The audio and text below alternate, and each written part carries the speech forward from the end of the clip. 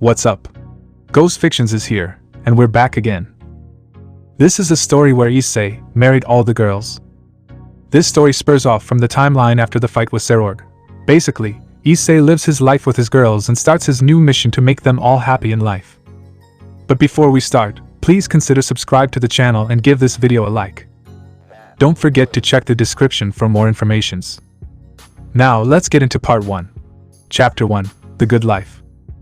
It had been a few days since the end of the school festival, and the entire Gremory family has been talking non-stop about the kiss. The news spread like wildfire, and the only people who weren't happy about that were the Red Dragon Emperor and the Ruined Princess. Akeno still had her mission to get Issei to cheat on Rias with her, even if she had to force him into her grips to do it. Asya was a little jealous but was happy for the most part. Issei had promised her that things wouldn't change simply because he was now with Rias. Rase was still a little cautious but had warmed up to him. Koneko was happy as long as she got to nap on Issei's lap when she wanted, although Rias had gotten a little stingier with her new boyfriend. Zenovia was still on her mission to get Issei's seed and create a child that had both the blood of a holy sword user and a dragon. Irina had the same mission as Zenovia, however it was all for heaven and not so much for her own goals of being intimate with her childhood friend. Kiba was still embarrassed that he had not been able to keep the girls out of the room. Issei had since told him it was fine, but that didn't really help. He needed a way to make it up to his best friend. And Gasper was just happy to see Rias and Issei happy together. Rias was more embarrassed now than she ever had been in her life. At the current moment, she was at her brother's manor for a party for the victory over Sairaorg in the last raiding game. Surzex of course knew of his sister's new relationship but decided to keep quiet for now. The party was loud, music was playing and everyone was having a good time, except for a certain young couple. Issei and Rias were being bombarded with questions left and right about the battle and the admission of love. So Issei, what made you decide to admit your feelings to Rias on the battlefield? A reporter asked. Well, Issei took a second and looked at his girlfriend. There was no guarantee that I was going to be able to tell her in the future. He then wrapped an arm around her and pulled her close. No time like the present, I guess. He then kissed the top of her head, making Rias blush. And you, Rias Gremory, what was your initial reaction to Mr. Hyodo's admission to you? The same reporter questioned. I was shocked at first, but in my heart I knew he meant it. I knew that he truly loved me and that my feelings were returned completely. Rias began to hide her face in Issei's black jacket to avoid further questions. MS, Gremory, one more. Please, no more questions right now. Rias and I would like to enjoy our evening. Perhaps we could do this another time. Issei stepped in. Sure thing, you two have a nice evening now. With that the reporter left. Thanks, Rias said in a small voice. Don't worry about it, I'll always protect you, whether it's a mythical god or a nosy reporter. He chuckled. Rias stood on her toes and kissed him on the cheek. Now come on, let's find the rest of the gang. The happy couple walked around the ballroom until they spotted Koneko and Gasper by the snack table. Gasper waved to them and Koneko stuffed her face with whatever sweet she had in her hand at the time. Issei, Rias, how's your night going? The timid vampire asked them. We're good, Gasper. I see that you and Koneko found the sweets table pretty easy. Yes, Gaspy and I have been here a while, the young cat devil piped up. Issei bent down and pat the girl's head, causing her to purr lightly. Well, try not to eat too much, you will end up being sick in the morning. Rias smiled as she looked at the two youngest members of her peerage. Together, Issei and Rias kept hunting for their friends. Eventually they spotted two holy sword users and the holy demon swordsman himself. Kiba, Zenovia, and Irina were seated at a table in the corner talking about the previous battle. Well, I think Kiba's idea to weaken Sairaorg was sheer brilliance. Irina smiled as she admired her once enemy's tactics. Yes, well, it was all for the end game. Kiba took a sip of his drink. And I couldn't have been more grateful once I figured it out. Thanks, Kiba, Issei said to the blonde devil.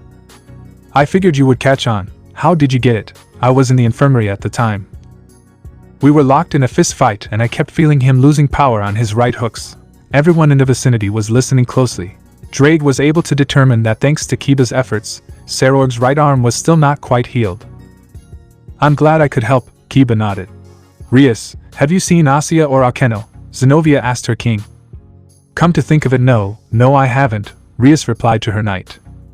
I'll go find them, Issei offered as he placed a light kiss on Rias' cheek and went off to find his friends. He walked around until he found a hallway off to the side. He thought a familiar voice came from down there. so he made his way down the hall to check it out. Rounding the corner, he found Asuya and Akeno. Asuya had managed to spill a cup of juice on her pure white dress, so now there was a stain on her chest. Normally Issei would have been ecstatic about being able to see through her dress. But he could see the frustration and embarrassment on her face and decided to help. "Hey Issei, I thought you were with Ria still," Akeno asked as she sensed Issei's presence. Asuya jumped and looked up at him. "Hi Issei. I'm sorry, I spilled my drink on my dress. Gosh, I'm such a klutz." She was really embarrassed about it. "It's no worries Asuya, here take this." Issei took off his jacket and handed it to the former sister. "This should cover it up nicely." "Oh wow, thanks Issei." Her eyes sparkled and her cheeks were a nice shade of pink. "Don't mention it. Now, how about we go back to the party?" Issei asked the duo. "Sure thing." Asuya gripped onto Issei's left arm and wrapped her arms around it. "Oh, I'm getting in on this too." Akeno followed suit and pulled Issei's arm in between her breasts as she too held onto him. Normally, Issei would have a river of blood coming out of his nose, but he had grown up in maturity to the point where this wasn't an issue anymore. "Shall we, ladies?" Issei smirked as he led his friends back into the main ballroom. He was turning over a new leaf. Of course, he always had a thing for Rias, and now he was finally with her. But that didn't mean he couldn't share some love for his other girls too.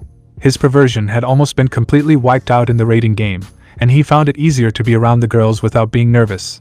This is the good life, Issei thought to himself as he entered the ballroom once again with one of his girls on each arm. Chapter 2, Home.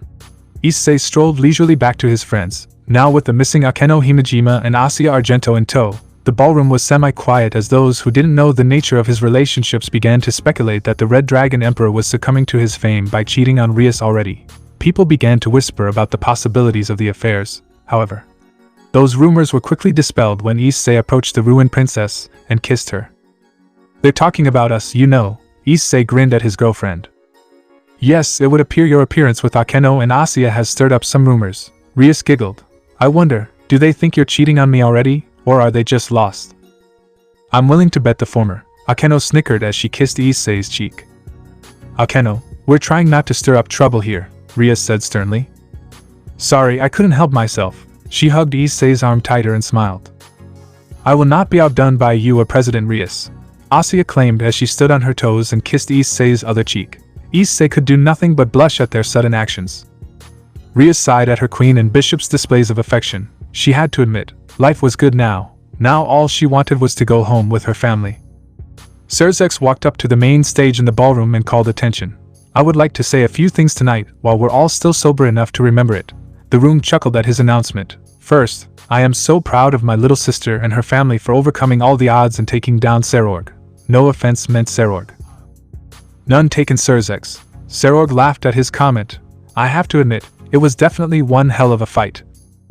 Second, I would like to personally embarrass my sister by congratulating her and the Red Dragon Emperor on their budding relationship." Sairaorg snickered as the audience applauded the couple.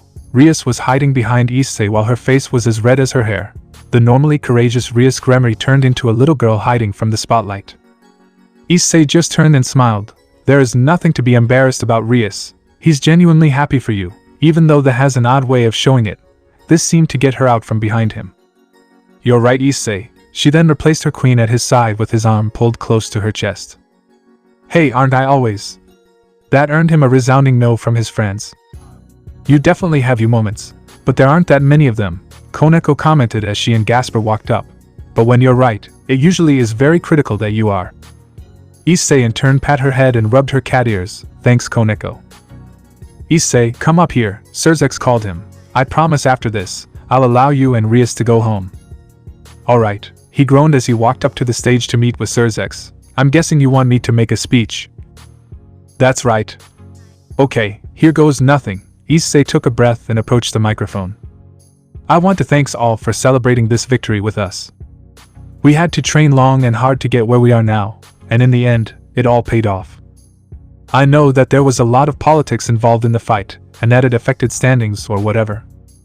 But I know that for my friends, and for Lord Sairaorg as well, it was all in great fun and a good challenge." He looked over to his friends and most importantly, Rias. "I'm so privileged to have all of these great people fighting beside me. The thing is, I owe everything I am and everything I have to my friends, but most of all, to Rias Gremory. She is the light in my life. She is literally the reason I'm alive. He paused and chuckled a bit. Rias, I've said it before, and I'll say it again. I love you. Issei, was all the ruined princess could say as she rushed the stage and the man she had fallen in love with. Everybody cheered and glasses clinked together to celebrate a job well done by the Gremory household. All the guests in the room drank till their hearts were content as well as ate their fill. As promised, Sairaorg allowed Rias and her family to return home. The group made their escape from the manor through the magic circle. Once they arrived, Issei was suddenly aware of a new presence. It was one he recognized and knew quite well. However, he could tell that this person meant no harm and was simply watching over them from afar. As he glanced around at his friends, only one of them seemed to pick up on this presence, but she stayed quiet. Issei decided to confront his comrade later and discuss the matter, but for now he was just happy to be home. As he walked in the door, he felt a pair of eyes on him again. The same presence had moved in closer, as if they wanted to come inside also. I wonder what she wants, Issei thought to himself as he closed the large doors behind him. The rest of the night went smoothly. He had taken a nice bath alone and was now getting ready for bed. As per usual, all the girls began to take their respective sleeping positions. Before he fell asleep, Issei realized there was a certain weight missing that usually was placed on his lap and stomach. Koneko isn't here, he thought aloud, gaining Rias' attention. Oh, I'm sure she'll be along shortly. Probably just grabbing a last snack before bed, Rias commented as she went to wrap an arm around him. Issei denied her the pleasure and sat up. No, it feels different than that. I'll go find her and see if she's okay. He leaned down and kissed her cheek. Don't wait up. He hopped off the bed without disturbing the other girls. You sense her presence too, partner, came the voice of Drake from his left hand. Yeah, Kuroka's here. Chapter 3, Someone Who Cares. Issei was troubled. He had searched the overwhelmingly large mansion for around 15 minutes and still could not find Koneko. Drake had already confirmed his suspicion that Koneko's older sister Kuroka had come and was watching them. So far, Issei had checked the kitchen, the training room, the bath, the living room, and even Koneko's bedroom. Even though she slept with him most nights, she still had her own room. As did all of the girls. Where could she be? Issei asked aloud, beginning to get frustrated. Is there anywhere she could be that would bring her comfort? Drake asked his partner. Usually this wouldn't concern him, but over time he had grown fond of the girls in Issei's life. Nothing, I see. Issei paused both in speech and motion. I know where she is. With that, he rushed to the elevator and hit the top button. Koneko was on the roof. The elevator door opened, and the upper terrace came into view. Of all the places Koneko could be, she was sitting on the ground by the railing overlooking the city. Issei quietly made his way over to the young girl and sat beside her. As if by instinct she leaned over on him. Took you long enough to find me, she said in her usual deadpan tone. Well, it took a minute to remember that cats like two places to feel safe. They like closed spaces where nothing can come behind them, and they like being high up. He wrapped an arm around her and pulled her onto his lap as they looked over the city. Why did you come up here anyway? Koneko asked as she looked up at him. Duh, to find you. You didn't come to bed when the rest of the girls did, so I got worried. He patted her head and stroked her fluffy white ears. I'm amazed you cared so much, came a voice from above them. Then again, the dragon loves his harem. Issei stood and put himself between the intruder and Koneko. I care about her more than you do, Kuroka. He left traces of venom in every word. Wait, Issei, she isn't here to fight, Koneko stated as she moved between the two. He'd already figured that part out. Yes, I know. He got out of his battle stance and looked up at older Nikomata. I apologize, Kuroka. Old habits die hard and that was incredibly rude. No harm done, Dragon Boy. Kuroka jumped down and walked up to her sister. Have you been taking good care of her? She seemed to be inspecting for anything wrong, poking and prodding her younger sister, much to Koneko's annoyance. Of course, she's part of my family. He smiled. Kuroka had only come to check up on Koneko. That's what I like to hear. The way she said it did not go unnoticed by her younger sister. What's wrong, Kuroka? You seem sad, Koneko questioned as she looked up at her older sister. That's the Shirin I know and love. Nothing gets past you. Kuroka choked out the last part as tears left her eyes. Kuroka, are you okay? Issei asked, stepping forward. He moved to place a hand on her shoulder, but his internal caution told him to refrain. It's Valley. He said that I've gotten too soft since I allowed Shirin to stay with you and Rias. She wiped her eyes with the sleeves of her kimono. So what? He kicked you out. Issei finished. Kuroka could only nod as her emotions took over. I'm sorry, big sis. Koneko hugged her sister's waist as she wanted to help her. Even though they had a rough past, they were still sisters in the end. "You're more than welcome to stay here, Kuroka. We definitely have the room," Issei offered. "I don't want to be a burden on you guys," the darker Nikomata said quietly.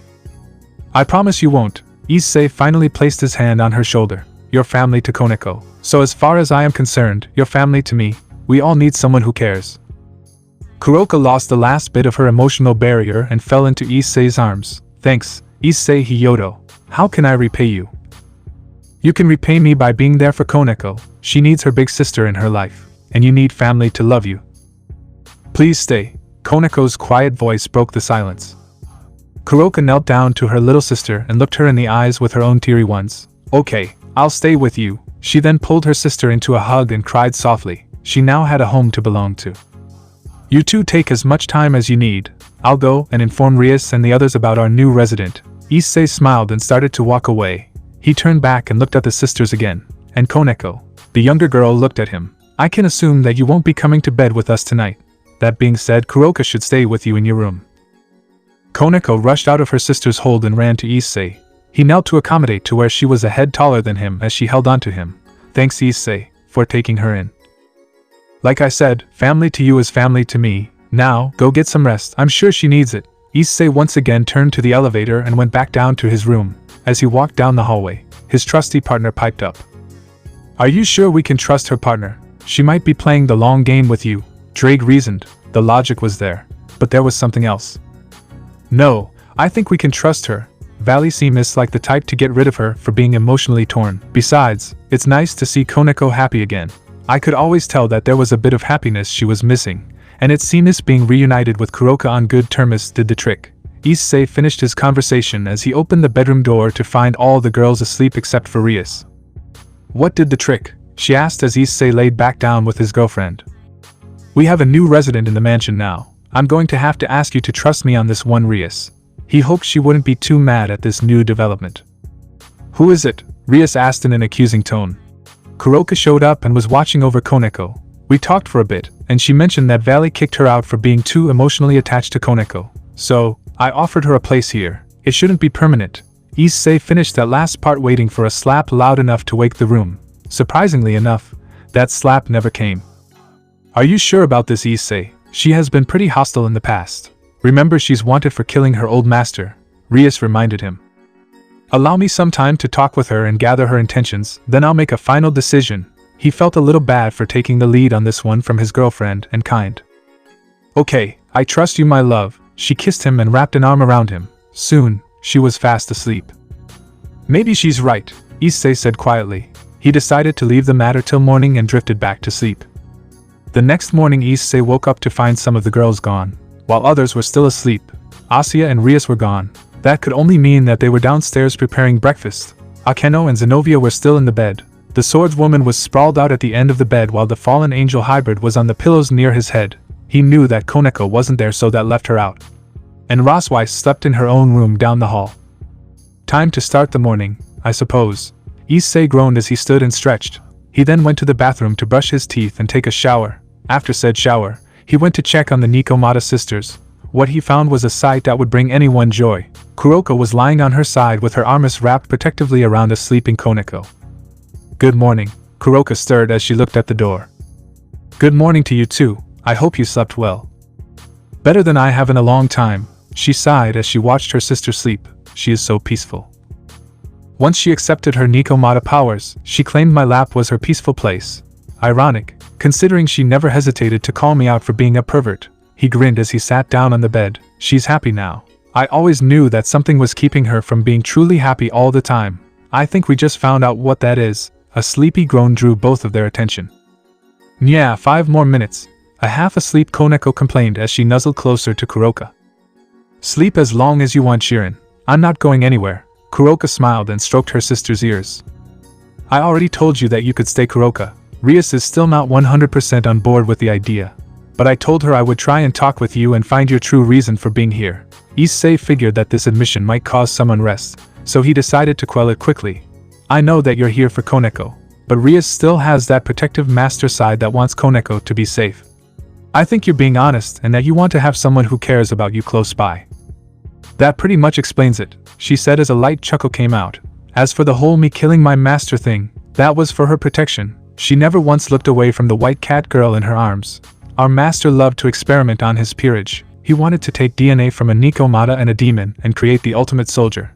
After my DNA proved fruitless, he went after her. I couldn't let that happen.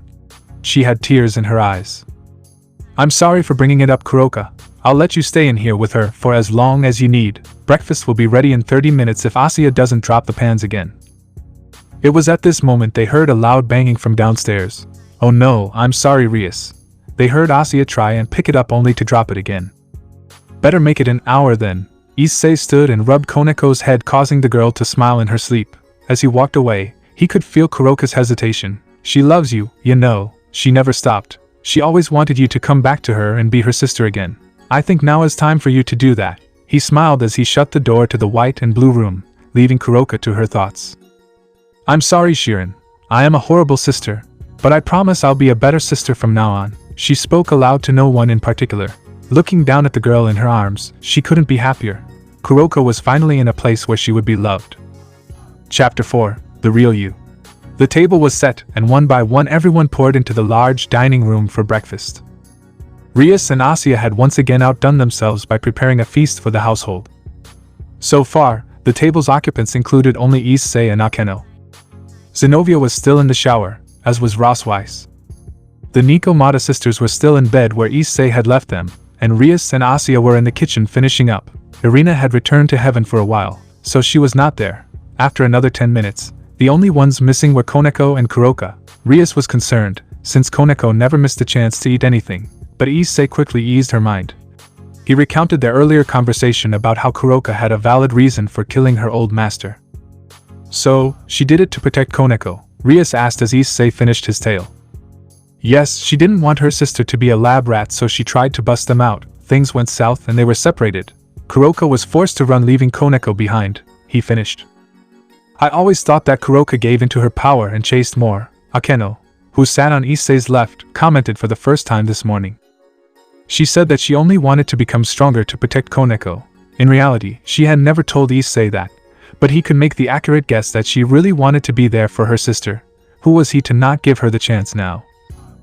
Well, all we can do is watch her and see what happens. Rias sighed as she placed the last large plate on the table. All that was missing was a certain white cat devil and a black cat devil. As if on cue, the two sisters walked in the room. Koneko was in her white nightgown that reached past her knees, and Kuroka was still wearing her black, red, and gold kimono. Issei felt obligated to get her out of those clothes to help her relax.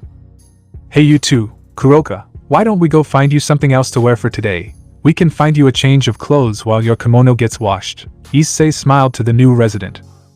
That would be very nice. Not really surprising coming from you either, Dragon Boy. Kuroka turned her head a little bit to hide her scarlet cheeks. This did not go unnoticed by Koneko. Akeno, do you mind letting Kuroka borrow some clothes for today? You two are about the same size. Issei asked the fallen angel hybrid on his left. In truth, she was closer to Ria's size, but it was better to ask Akeno. Sure, come on Kuroka, let's go find you something to wear. Akeno stood and went to take Kuroka upstairs before she was stopped by none other than Rias. Hold on Akeno, she can't just show up here and automatically be treated like family. Rias was not really angry, just extremely hesitant to accept Kuroka's change. Rias, can I speak to you in private a moment? Issei took Rias's hand and led her out of the room. Akeno, go ahead and take her upstairs please.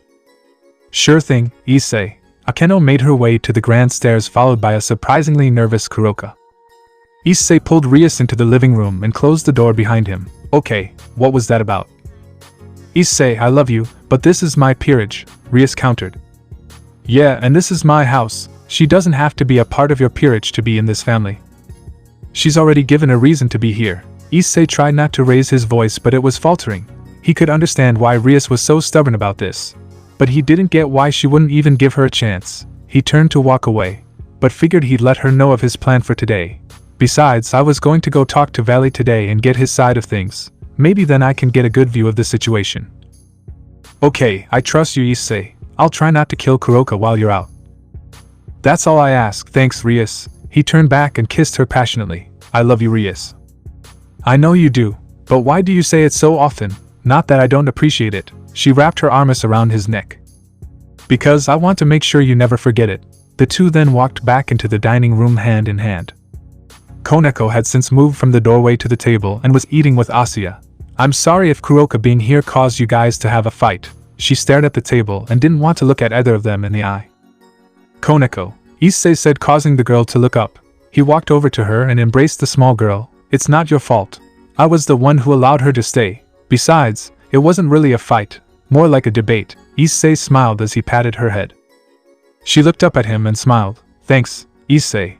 My family is now whole again. She pulled herself into his shirt and cried tears of joy.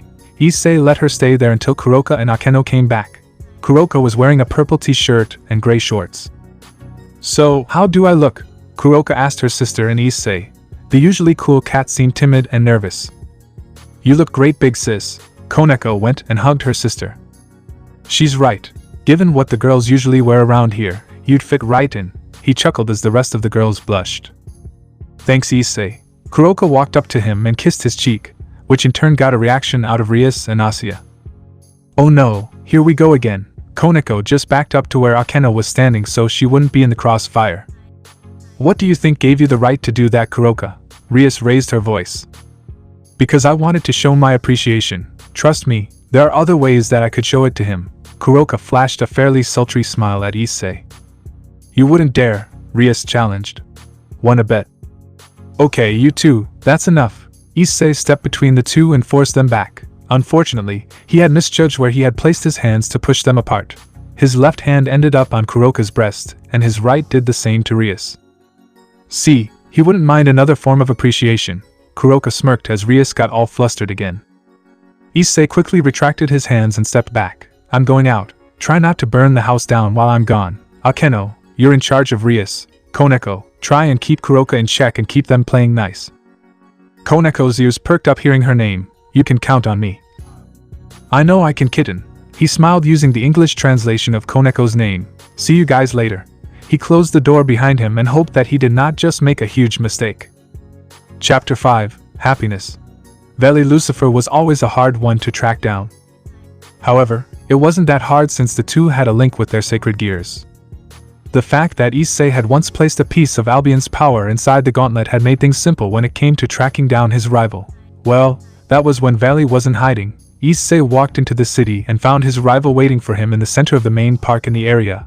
It was also the same park where Issei had met Asuya almost a year ago. Veli was lounging on a park bench, watching the ducks without much interest. Hello, Veli, Issei said as he walked up to the White Dragon Emperor. Issei Hyodo, what do I owe the pleasure? Veli said lazily as he kept his gaze on the ducks. Kuroka. What about her?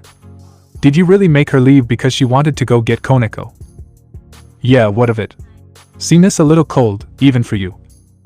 Valley sat up straighter and glanced at Issei for a second. You clearly don't know me that well, Hyodo. I want power. She claimed she wanted the same thing. Once I figured out her true intentions, I got rid of her. He seemed to now wonder why Issei had come to him about this. Why does it matter to you? She came to my house last night. She said that she only wanted to check up on Koneko. Rias had a bad feeling about her story, so I figured I would come to the source. Issei moved and sat next to the white-haired man. Well, there's your answer. Valley stood with his hand in his pocket. He started to walk away before he turned back. For what it's worth, I do hope she's happier there than she was with me. Even though she was emotionally torn, she was still a good asset, and a good friend. With that, Valley took his leave. I'm surprised he cared. Issei stayed where he was for the time being. He had decided that he would do something nice for Kuroka to make her feel at ease coming into a new home. But first he needed to call Rias. He pulled out his phone and hit the first contact in speed dial. After a few seconds the ruined princess answered. Hello, came Rias's voice over the phone. Hey Rias. I verified Kuroka's story. Valley indeed kicked her out because of her attachment to Koneko. It's strange though, he seemed to actually care about her. What do you mean? He said that he hoped she's happier with us than she was with him. That is interesting. Maybe he's telling the truth then. Rias looked around the room and saw Koneko cuddled up to Kuroka as they watched a movie. She definitely seemed happier. That's good. One last thing. I need you to send Koneko to me. Don't tell either of them why. But I'm getting Koneko to help me get Kuroka some clothes. Alright, I'll send her right away. I love you, Issei. Love you too, Rias. Issei hung up the phone and waited for Koneko to arrive. After a few minutes, a magic circle appeared in front of him, and the white Nikomata stood before him. "What did you need me for, Issei?" she asked as she walked over to him on the bench. He stood up and looked down at her. "I wanted to surprise our newest resident with some new clothes, and I figured you would like to help me." Really, she was very excited with the plan. "Thanks, Issei." She jumped up and wrapped her arms around his neck and planted a light kiss on his lips. When she dropped back down, her cheeks were flushed. What was that for? He wasn't mad or upset by it. She just caught him off guard. She couldn't answer. It was no secret that all the girls in the house had developed feelings for Issei. But Koneko was usually very emotionless and rarely showed her true feelings. She looked down at her pink shoes in shame. Issei knelt down and hugged her close. She was about a head taller than him at that height. "I get it, Koneko. You've been so used to not showing your emotions that it's not easy when someone asks you to explain them. I think I get the idea though. Asia, Akeno, Rias, and Zenobia all have their own way of telling me how they feel about me. I can wait until you find your way." He rubbed her little cat ears as she purred into his shoulder. After a few more minutes they got their shopping trip underway. "So, what kind of clothes do you think she'd like?" Issei asked Koneko as they walked through the mall together. "She always wore darker colors. It's just kinda her thing." Koneko was still trying to put together the pieces to explain her actions earlier, but she was happy to be alone with him. "Alright. I don't think she'd be interested in going to school like Rias or Akeno, so school uniformists are out of the question." "Yeah, she's smart already. She doesn't apply herself unless she needs to. So sleepwear first, then some stuff to go around town. As much as I like seeing her in her kimono, it's not really appropriate for public." Issei rubbed the back of his neck hoping Koneko didn't get jealous of his statements about her sister. Instead, she looked down sadly. "I know I don't have her body. I wish I did," she muttered the last part, but Issei heard her anyway. "Hey, you may not have her body, but you're stronger than almost anyone I know. That's why you're the most dependable rook." This got her to brighten back up a bit, even more so once Issei picked her up and put her on his shoulders. "There, now you're taller than her." He grinned. Then he heard something that he had never heard before. Koneko let out a girly giggle. She was quick to put her hands over her mouth in an attempt to suppress the noise, but it was too late. Issei just laughed with her and bounced along with her riding high. Koneko now knew why she did what she did earlier. She was truly falling for him too. The two made their way through the mall and went through most of the clothing stores, finding almost all the darker colored clothes they could. In the last store they went into, Koneko found a white jacket that had hollow cat ears in the top. It would be perfect for her to wear her ears out in public in the hoodie. The jacket also had a design of a cat face on the front, much like her black hair clip, and light blue paw prints littered around it. However, she had forgotten any money she had at home. Issei had been paying for all of Kuroka's stuff with the money he made from his TV show. "You want the jacket, don't you?" A voice came from behind her. She jumped a little bit and turned to find Issei. "Huh, oh yeah. I forgot my money at home." Issei moved beside her and took the hoodie off the rack and held it up. "Looks about your size." He then put it over his arm with all of the stuff for Kuroka and kept moving. "What are you doing?" she asked as she followed him towards the checkout counter. "Getting you a present, duh." He placed the jacket and all the other clothes on the counter and paid for them. When the cashier gave back the clothes after ringing them up, he handed the cat hoodie to Koneko. "There you go, kitten. Try it on, see how it feels." Koneko quickly pulled the hoodie on over her head and was elated that it was perfect for her size. She then moved a little to the right so Issei blocked the cashier's line of sight and perked up her cat ears in the hood. They also fit perfect. "Thanks, Issei." "It's no problem. I dragged you out here. Figured you should get a reward." He patted her head and they left for home. As they walked through the streets, the sun started to light the sky in a dark orange. Issei had all the bags over his shoulder and had his free hand on his phone at the moment. Koneko walked beside him, no bags and her hands in the hoodie's front pocket. She looked up at him while he wasn't looking at her, and she blushed brightly. She finally decided to make her move. "Issei?" she asked quietly. "Yes." He looked down and was able to read her face easily. The once emotionless cat devil was blushing, so he had an idea of what she wanted. He chuckled and placed his phone back in his pants pocket. He then reached his free hand out to Koneko. She stared at it, then him. He took her hand and interlocked his finger with hers as they walked through the darkening streets. They soon arrived back at home.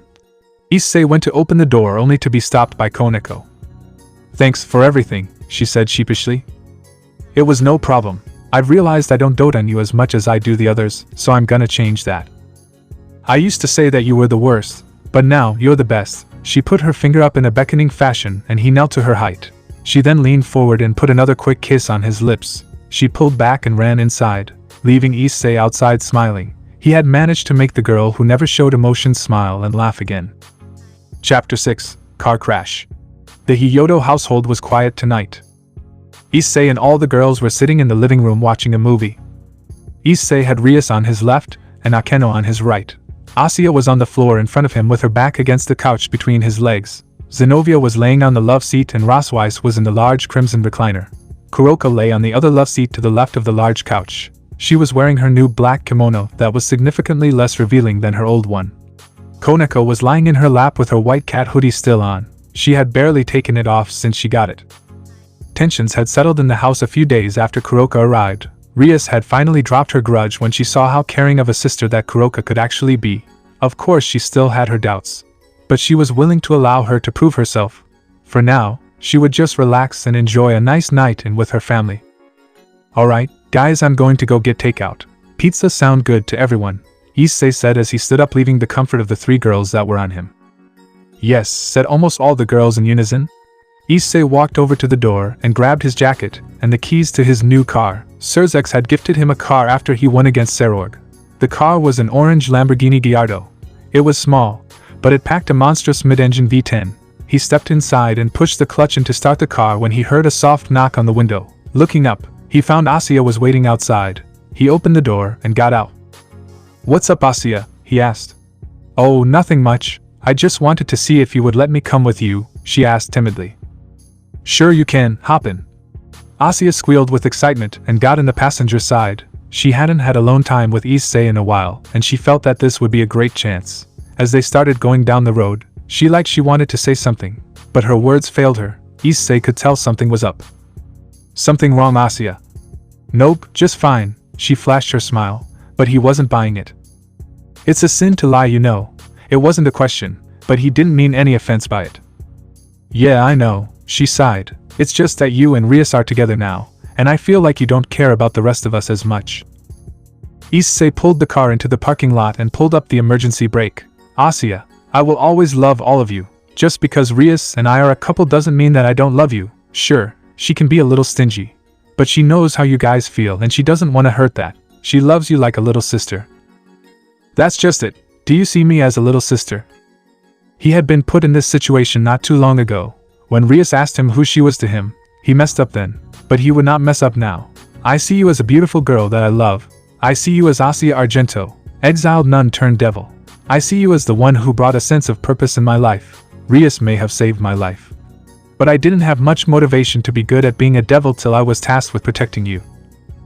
I don't want to be a little sister to you." She took a breath to try and calm herself. "I want to be with you like Rias is." This was nothing new. Asuya had always considered Rias and Akeno as rivals for his love. Issei wasn't quite sure what to say to help her feel better, so he decided that actions would speak louder and clearer than words. He gently turned her head to him as he leaned over the center console and put his lips on hers. They stayed like this till the lack of oxygen became a noticeable problem. When they broke apart, Asuya's eyes sparkled. She had her answer. "There's your answer. Now, come on, the others are getting hungry." Issei turned off the car and got out. Asuya was still in a state of shock. She knew Issei loved her, but now she knew in what way. Realizing she had fallen behind, Asuya jumped out of the car and grabbed a hold of his arm. "Thanks, Issei. Anytime." The two ordered the pizzas and had started their way back to the house. Fate had a cruel joke planned for the two teenagers that night. The light turned green and Issei started to ease the car across the intersection. All of a sudden, lights came from his left and were charging the passenger side door. In a burst of instinct, Issei pulled Asuya to him and tried his best to shield her. As the oncoming car made solid impact with the passenger door, Issei called out for his boosted gear. Hyodo household 30 minutes later. Where could he be? Rias asked aloud as she stared at the entrance to the room. Maybe Asuya convinced him to take a detour. Akeno giggled as the phone started to ring. Not funny, Akeno, Rias said as she stood to answer the phone. Hyodo household, Rias Gremory speaking. Hello MS. Gremory, this is the police. We have just transported one Issei Hyodo and Asuya Argento to the hospital. Their vehicle was struck in a hit and run. We found your name in his phone. A few seconds passed with no response. MS. Argento suffered a concussion and a broken arm, but I'm afraid Mr. Hiyoto is in critical condition." The officer got no response. After a minute everyone turned to where Rias was as they heard the phone hit the floor. She had tears in her eyes. "Rias, what's wrong?" Akeno asked as she stood to check on her friend. "Issei Ayaz," was all she could get out before she fainted. The rest of the girls went to Rias's side. Akeno picked up the phone. "Hello, this is Akeno Himejima." "Good evening, MS. Himejima. What happened to MS. Gremory?" the officer asked. "She fainted before she could tell us what was going on. Would you mind relaying to me, please?" "Sure thing. As I told MS. Gremory, MS. Argento and Mr. Hiyoto were struck in a hit and run. Their car is totaled, and they are en route to the hospital. MS. Argento suffered a concussion and a broken arm, while Mr. Hiyoto is in critical condition." Thanks, we will be there shortly." Akeno hung up the phone. "Issei and Asuya are at the hospital." "Why, what happened?" Zenobia asked as she helped lay Rias on the couch. "Someone ran into them and drove away. Asuya is okay, but Issei is in critical condition. We have to go now." She got her purse and the keys to the other car in the driveway. While Issei had chosen a sports car, they also had a larger BMW M5 sedan. Koneko and Kuroka followed her to the car, leaving Rosweiss and Zenobia to take care of Rias. "We need to get there fast, but if we showed up too soon that might cause suspicion that we don't need," Kuroka reasoned. "Yes, so we need to take the other car." Akeno started the car and the large twin-turbo V8 roared to life. "Hurry, Akeno, we need to go." Koneko was shaking. She had finally been able to admit her feelings to Issei. She wasn't ready to lose him. "Hold on." Akeno took off and drove as fast as she could to the hospital. She pulled up the phone and called Kiba. "Hey Akeno," Kiba answered. "Kiba, Issei and Asuya are in the hospital." "What?" "Someone hit them on purpose. I need you to go back to the house and protect Rias. She fainted so we let her rest." "Alright, Gasper, and I'll start that way now." "Thanks." She hung up and kept driving. She had to make sure that Issei was alright, for Rias' sake, and her own. With Kiba and Gasper entered the house with a magic circle. He saw Rias on the couch passed out, and Zenobia keeping an eye on her. "Kiba," Zenobia asked looking up. Akeno called and explained, "She wanted me and Gasper to come and protect Rias with you and Rosweiss." "Thanks." She went back to rubbing a cold cloth on her head. Rias was slowly coming to. "I hope Issei and Asuya are alright," Kiba said aloud to nobody in particular. "Oh, if I had my way, the dragon and the girl would both be a bloody mess in that crumpled tin can they were in." A looming black figure stood in the doorway. Kiba went to draw his sword to find nothing able to happen. What? By this time, Rias was sitting up. "You like that? It's an anti-magic barrier. As long as you're in it, you can't use your magic." However, the man reached in his pocket and pulled out a yellow amulet. "This little gem is still active." He waved it in front of them and started to chant, "You will forever forget the name Issei Hiyoto. All you know is that the Red Dragon Emperor is the enemy, and he must be eliminated at all costs." Chapter 7. Nothing's Fair in Love and War. Akeno, Koneko, and Kuroka all ran into the front office of the hospital and up the charge nurse. She was an older lady with gray curly hair. "We are here to see Asuya Argento and Issei Hiyoto," Akeno panted. After a few clicks on her computer, she looked up. "Yes, MS. Argento is in room 335, and Mr. Hiyoto is still in surgery," the nurse replied. "When will he be out?" Koneko peeked her head over the desk and looked up at the nurse. "I don't know, sweetheart. The report says he has a head wound, a few broken ribs, and shrapnel in his chest," the nurse said glumly. She could tell that all the girls cared for this man. "Thanks, ma'am." Akeno led the two to the elevator and to the third floor to find Asuya. The door opened up to a long gray hallway. The trio started their way down. 33, 34, 335, Kuroka called out. "She's in here." They knocked on the door and got a sleepy, "Come in," for a response. They opened the door to find Asuya in a hospital gown and her arm wrapped up in a sling. She looked cheery as always, but inside she was miserable. "Hey Asuya, how you feeling?" Akeno asked the blonde-headed girl. "Oh, I'm fine. The nice doctor said that Issei was able to save me. He told me that Issei managed to pull himself between me and the truck." A tear dropped from her eye. "He's always so brave." Koneko hopped up on the bed and sat next to Asuya. "Yeah, Dum-Dum is very brave." "Asuya, do you remember anything after the crash?" "No, I was knocked out and when I woke up, I was here." "Okay, Akeno, Can you call Rias and let her know that Asuya is okay? Sure. Akeno pulled out her phone and dialed Kiba in case Rias wasn't up yet. Hello? Hey Kiba, Asuya is okay, but Issei is still in surgery. Issei. The way he said it as a question struck her as odd. She stared ahead at nothing for a second. What do you mean, Issei is hurt? Once again, Kiba seemed confused. Issei. I don't know. Issei Hiyoto, your best friend, pawn of Rias Gremory, the Red Dragon Emperor. Akeno seemed confused. Why was Kiba acting like he didn't know who Issei was? Something seemed to snap as he answered her. Oh yes, sorry, we will be right there. He hung up instantly.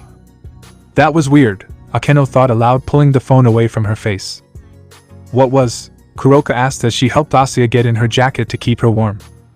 Kiba acted like he didn't know who Issei was. As soon as I mentioned the Red Dragon Emperor, he said that they would be right here. It's not like him to forget anything, much less about Issei. Wait, I've heard of that, Kuroka thought for a moment. No way. No way what? Asuya asked innocently. The Holy Dragon Annihilation Activists, a group of humans that know of the Holy Dragons and plan on destroying them. They attacked Valley a while back. We barely made it out alive. They must be coming after Issei. She was about to go sit with her sister, but didn't get the chance. We have to protect him. Koneko stood and ran out of the room. Koneko, come back, Akeno shouted after her. Kuroka, can you please stay here with Asuya? Sure. Thanks. Akeno raced out the door and followed Koneko. She found her outside of a set of double doors. He's in there. Koneko opened the door and found Issei on the table, his shirt discarded somewhere. Many lacerations crossed his chest and a few on his face. He was covered in dried blood. No one was in the room to tend to his wounds. Where is everyone else? The doctors, the nurses? Akeno asked as she placed a cloth over Issei's chest to wipe away some blood. A barrier has been placed around the building, came the voice of Drake from Issei's left hand. Drake, what's going on? How hurt is Issei?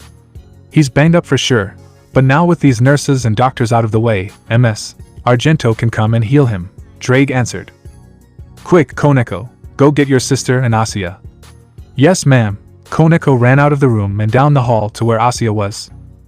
Drake, will he be okay? Akeno leaned over Issei's face. He had a deep scar that ran down his cheek parallel to his jawline. With Ms. Argento's help, he will be perfect. I'm afraid that scar on his face is permanent however. Drake paused a moment. Someone's here. You mean Koneko and Asuya? No, something else. The doors opened and Asuya was carried in on Kuroka's back. She placed her on the table next to Issei. Asuya, how long will it take to get him back up again? Akeno asked her gently. Not too long, 5 minutes, Asuya answered, a green light surrounding them. Let me help. Koneko put her ears up in her hoodie and her twin white tails came out. She then hopped up on Issei's lap and began her senjutsu healing.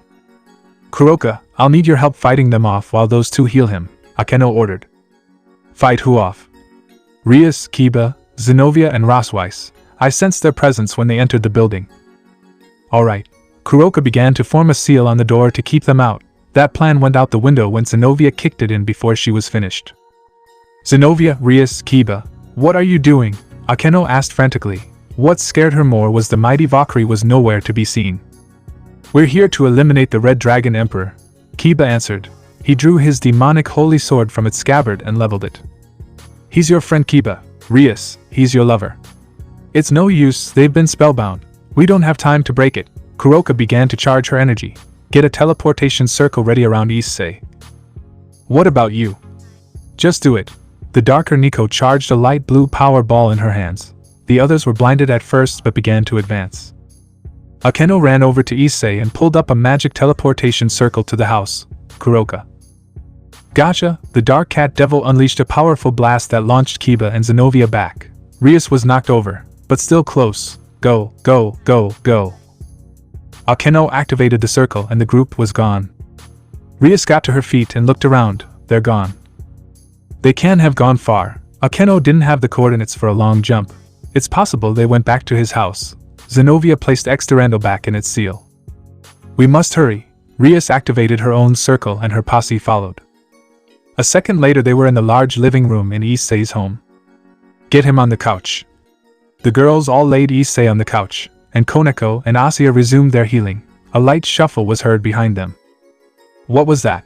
Kuroka asked, getting ready to fight again. She approached the closet and prepared to blast whoever was inside. When she opened the door, "Whoa, guys, it's me." Gasper came out of the closet with his paper bag on his head. Akeno rushed over and hugged the small vampire devil. "Oh, Gasper, are you hurt?" "Nope. They ignored me when you said Red Dragon Emperor." Gasper walked into the living room and saw Issei's condition. "Did they do this too?" "We think so." Gasper sat down on the couch next to Issei and looked down. "If I had been faster, I could have gotten everyone out in time, but I was only quick enough to get in the closet." "No, Gaspy, you were right to hide." Koneko looked up at him. "If you had stayed put, you would be just like them and we couldn't stop you." "Thanks, Koneko." After another 5 minutes, Issei began to wake up. "Ugh, where am I? Where's Asuya?" he asked in a panicked tone. "I'm right here and I'm alright thanks to you." Asuya smiled as she hugged him. "I assume the Gallardo is destroyed." Koneko sat up on his lap. "Yep. Man, I like that car too. Where's Rias?" "There's a lot we need to get you up to speed with, partner," Drake said from his hand. After a long tale of the wreck and the attack at the hospital, Issei was shaking with rage. "You can't kill me yourselves, so you use my friends to do it." He stood on wobbly legs and tried to walk. "Hold on, you don't have all of your strength back yet." Kuroka moved to catch him as he started to fall. "I have a place where we can go and be safe for a while." "Where?" Akeno asked. "There's an old house not too far from here. It's where I went after Valley turned me away." She looked down at the fresh memory. "It is easily defendable." "Well, let's get going." Akeno gathered everyone in the circle and they were off again. Chapter 8: Human Race. The dark room was lit by the red magic circle. Within seconds, Akeno, Koneko, Kuroka, Gasper, Asuya, and Issei all entered the older house. It seemed to have been abandoned for some time. As they walked around, Issei noticed Koneko go off into another room alone. He decided it was best to follow her. As he walked in the dark room, only moonlight was able to tell it was a bedroom. The low light also showed that Koneko's ears had fallen and her tails were still. "Koneko, are you alright?" Issei came up and placed a hand on her shoulder. "I haven't been here in years," she answered in a low voice. "You've been here before." "Yes, this was the house of my old master." Issei crouched down to her shoulder's level and stood there with her. After some time, Kuroka found them. "Should have figured she would find her way in here," she sighed. "Why did you bring us here, Kuroka? You know what happened." Issei stood back up and faced the older Nikomata. "Because this house is easy to defend and very out of the way." She walked in the room and sat next to Koneko, who had moved to the bed. "It will take them time to find us here." Akeno was soon also in the door. "I found some other beds and supplies here. We should fortify, while we can." "I'll help too." Issei went to stand but his legs failed him. It was a miracle he made it to the bedroom in the first place. But his love for Koneko had spurred him on. "Partner, they may have physically healed your body, but your strength is still too weak. You need to rest," Drake tried to convince his wielder. "He's right, you need to sleep," Akeno almost demanded. Issei stood in silence, defeated. He turned when he heard a yawn behind him. Koneko was starting to fall asleep sitting up. Kuroka was the first to make a plan. "Akeno, I know some places where we can find stuff to barricade with. We can set traps around the property as well. While we do that, Asuya and Shirin can sleep in here with Issei." "Sounds like a plan." Akeno turned and told Asuya and Gasper the plan. Issei walked over to the bed and laid down. It wasn't long before Koneko got settled on his lap. Asuya came in not much later. The trio were all soon asleep in the dusty old bed. 3 hours later. Issei awoke a few hours later feeling something moving on him. He looked down and saw Koneko shaking and shifting erratically. She was whimpering. "Koneko." Issei tried to get her attention without waking Asuya. It turned to be all for naught when Koneko sat up and screamed. It wasn't like her to be afraid of anything really, so this had to be very bad.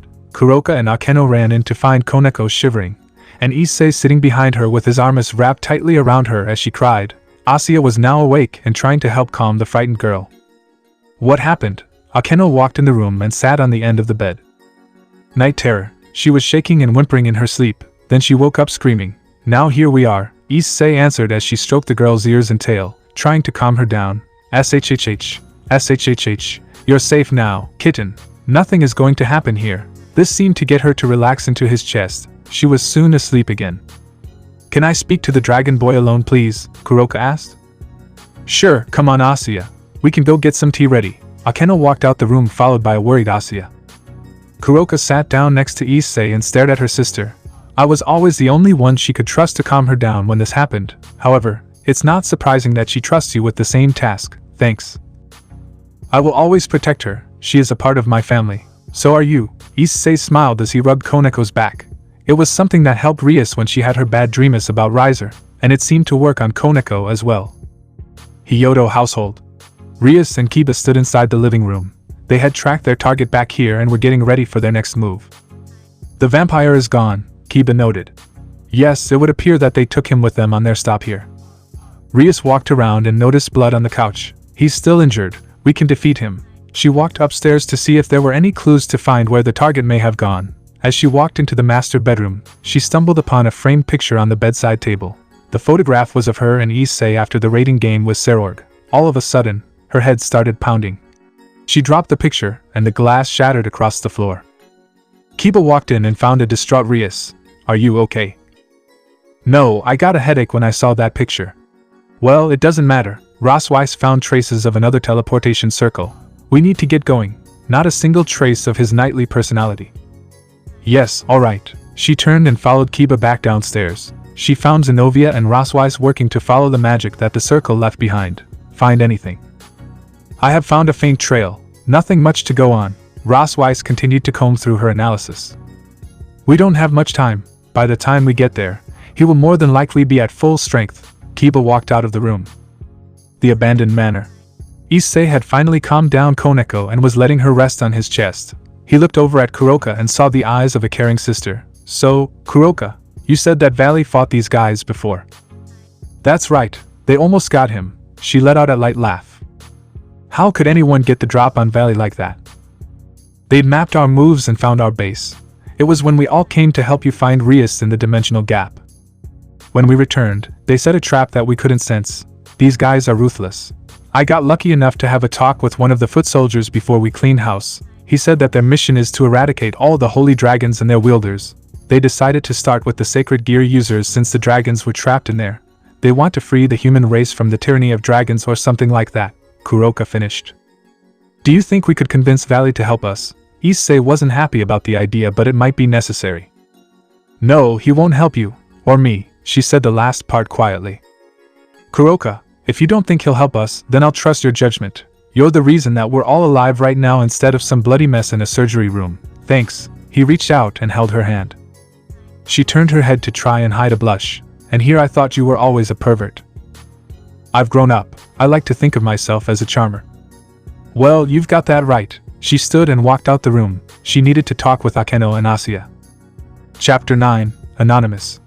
Everyone was preparing for the impending attack by Rias and their friends. Kuroka was setting traps in hallways and doorways. Akeno was working on forming a barrier around the main rooms. Issei, having regained his strength, was standing guard as a sentry outside. Asuya and Koneko were working on defenses inside the house. Issei couldn't believe this was happening. 2 weeks ago, he and Rias were still trying to figure each other out. Now, he would possibly have to fight her. Of course, he had done this before, but he didn't remember. Something on your mind? Drake asked from Issei's hand. Yeah, I feel like I have battled Rias before, not like sparring, but actually fought her. Issei stared up at the night sky and was thinking. Drake let out a sigh. Well, I guess now is as good of a time as any. For what? You have dueled her before. What? This was not something he remembered doing. When did that happen? Remember when Loki forced Rias into the gap, and you went after her? After everyone was sucked out of the field, you two continued to fight full throttle. I remember everyone being sucked out the gap. After that it's all a blank. You and MS. Gremory fought until you could barely move. That was when you first declared your love for her.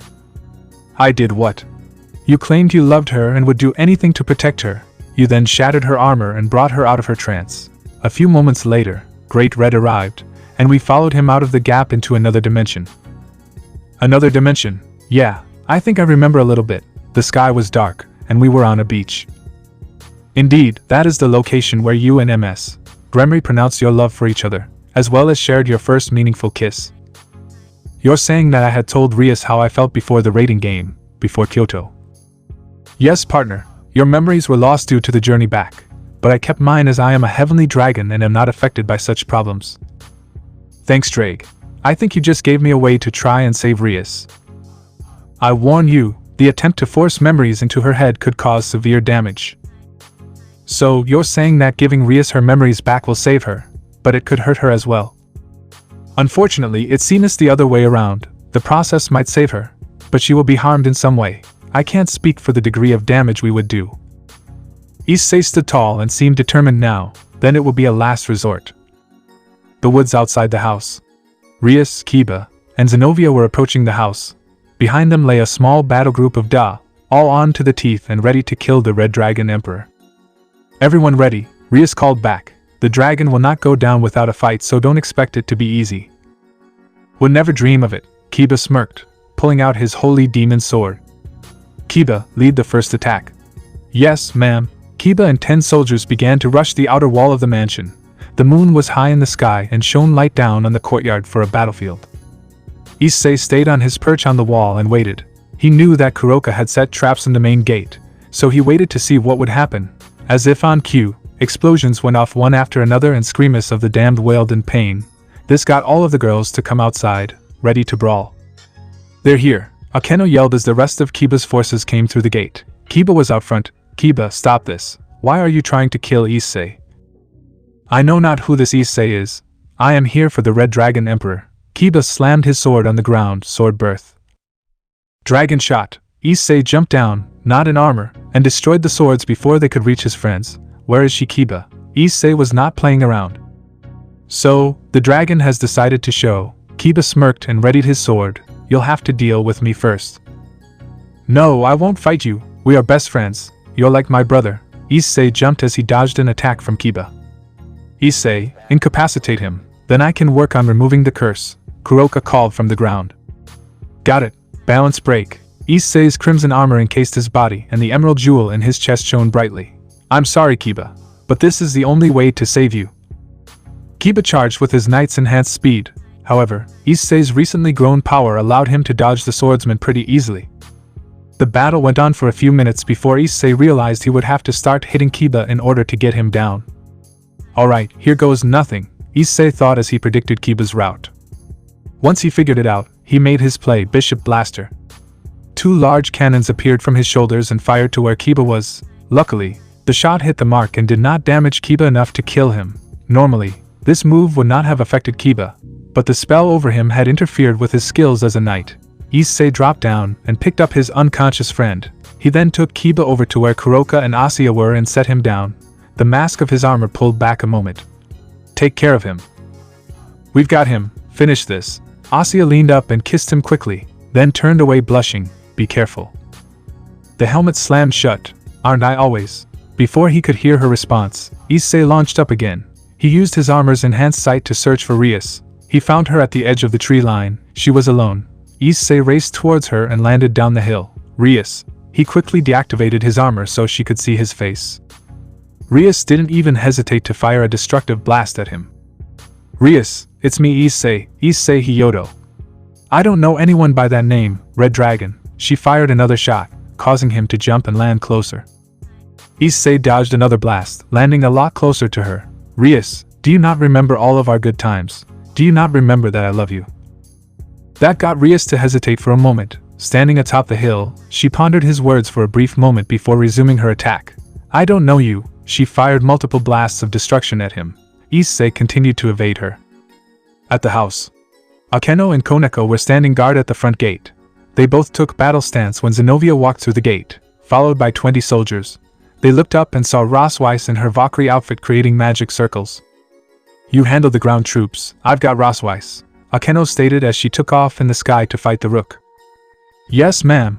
Koneko strapped on her sparring gloves and pulled down the hood on her jacket. She had yet to take the jacket off. It reminded her of Issei and made her feel safe when she wore it.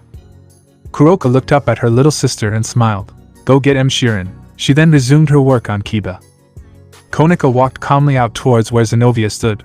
Her ears were out, and her 2 tails swished together. She didn't want to hurt her friend, but she needed to stop her to get her help. Koneko, why are you against us? Zenobia called. Because Issei has been there for me through it all. You, Kiba, Rias and Rosweiss are the ones that are in the wrong. Can't you see? He will destroy everything if you help him escape us. She pulled Durandal out of its seal. If he succumbs to his power, then we will be there to bring him back to us. We need you all to help us if that day does come. Please, Zenovia, come home." Koneko pulled up her deuce and was ready to fight.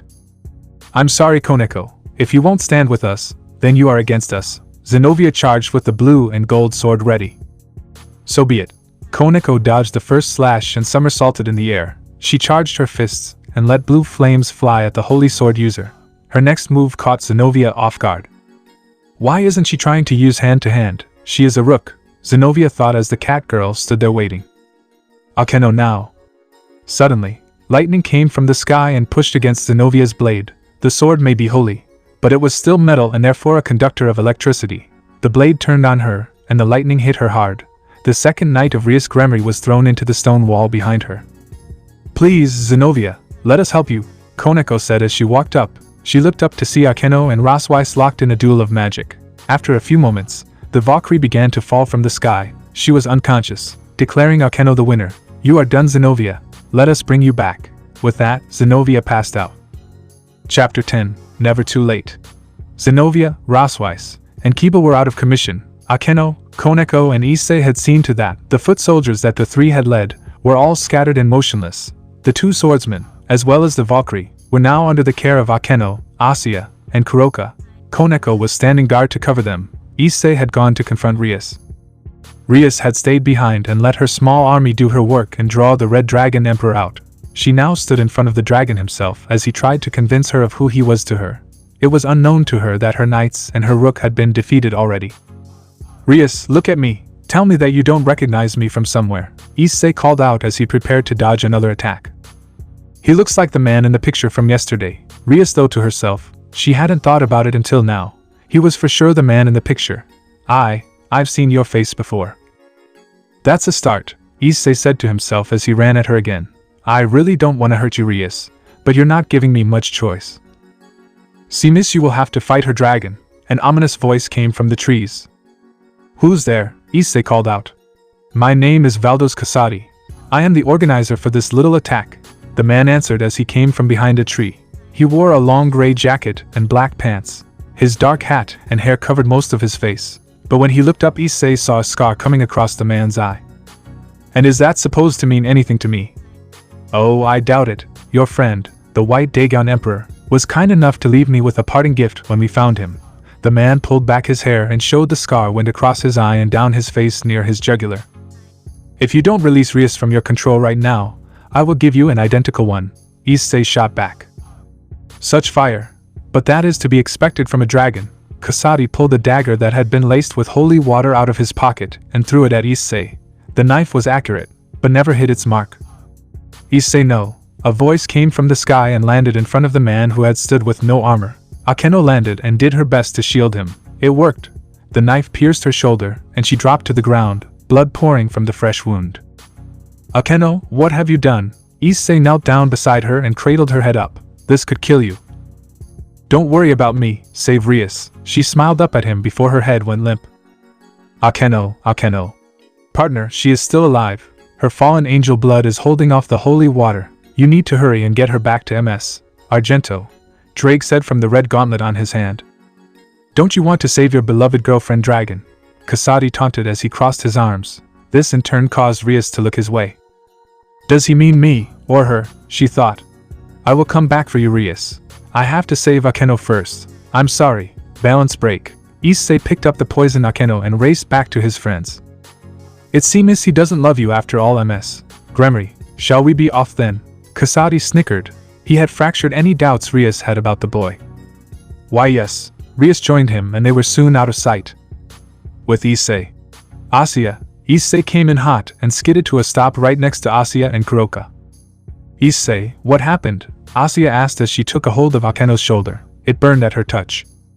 "Their leader, Valdos Kasadi, he tried to poison me with a dagger laced in holy water. Akeno took the hit before I could stop her." Issei looked down at the fallen angel and sighed. "Why are you so stubborn?" "It's because she loves you, dum-dum," Koneko commented as she sat on a barrel. "She didn't want to see you hurt, even if it meant herself getting hurt." A tear fell from her eye. She knew that she would have done the same.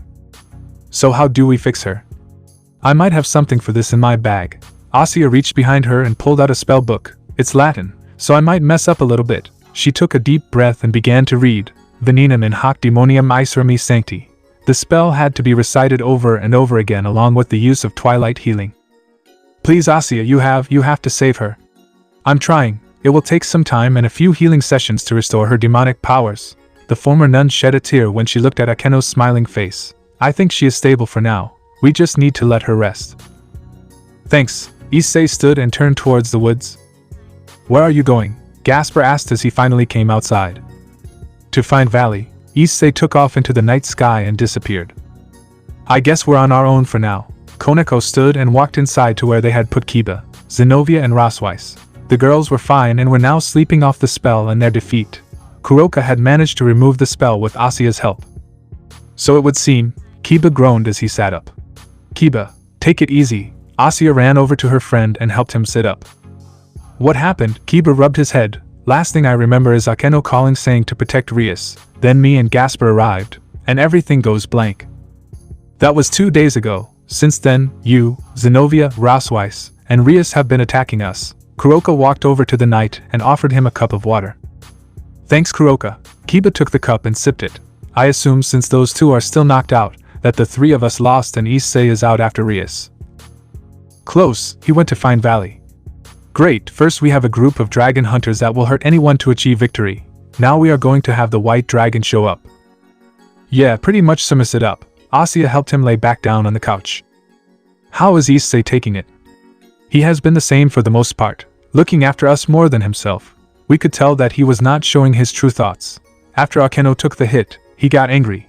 Asuya's smile faltered a bit at the flash memory of his face. What do you mean took the hit? Kiba sat up and glanced at the unconscious Akeno. She took a knife that was laced with holy water that was meant for Issei. Asuya dropped her head. She hadn't been able to heal her friend, and it frustrated her. Kiba placed a hand on her shoulder. It's not your fault. Holy water is hard to remove from a devil. It's a miracle that she is still breathing. Kuroka, being the pessimist in the room, spoke up. What if it is too late to save her? The poison must have spread by now. Kuroka. Koneko snapped at her sister. Asuya walked over to Akeno and sat next to Gasper. No, she can't go. It's not too late. It's never too late. Chapter 11. Fallen Angel. Akeno Himejima was still injured after her brave action to save Issei from a knife coated in holy water. Asuya had since been trying to flush the poison out of her system, but it was proving to be a difficult task. Kuroka had been right in suggesting that the poison would have spread throughout her bloodstream, so Asuya had been working almost non-stop to get it out. Kiba and Koneko were standing guard at the front entrance to the courtyard. Zenobia and Rosweiss were out back getting wood for the fireplace.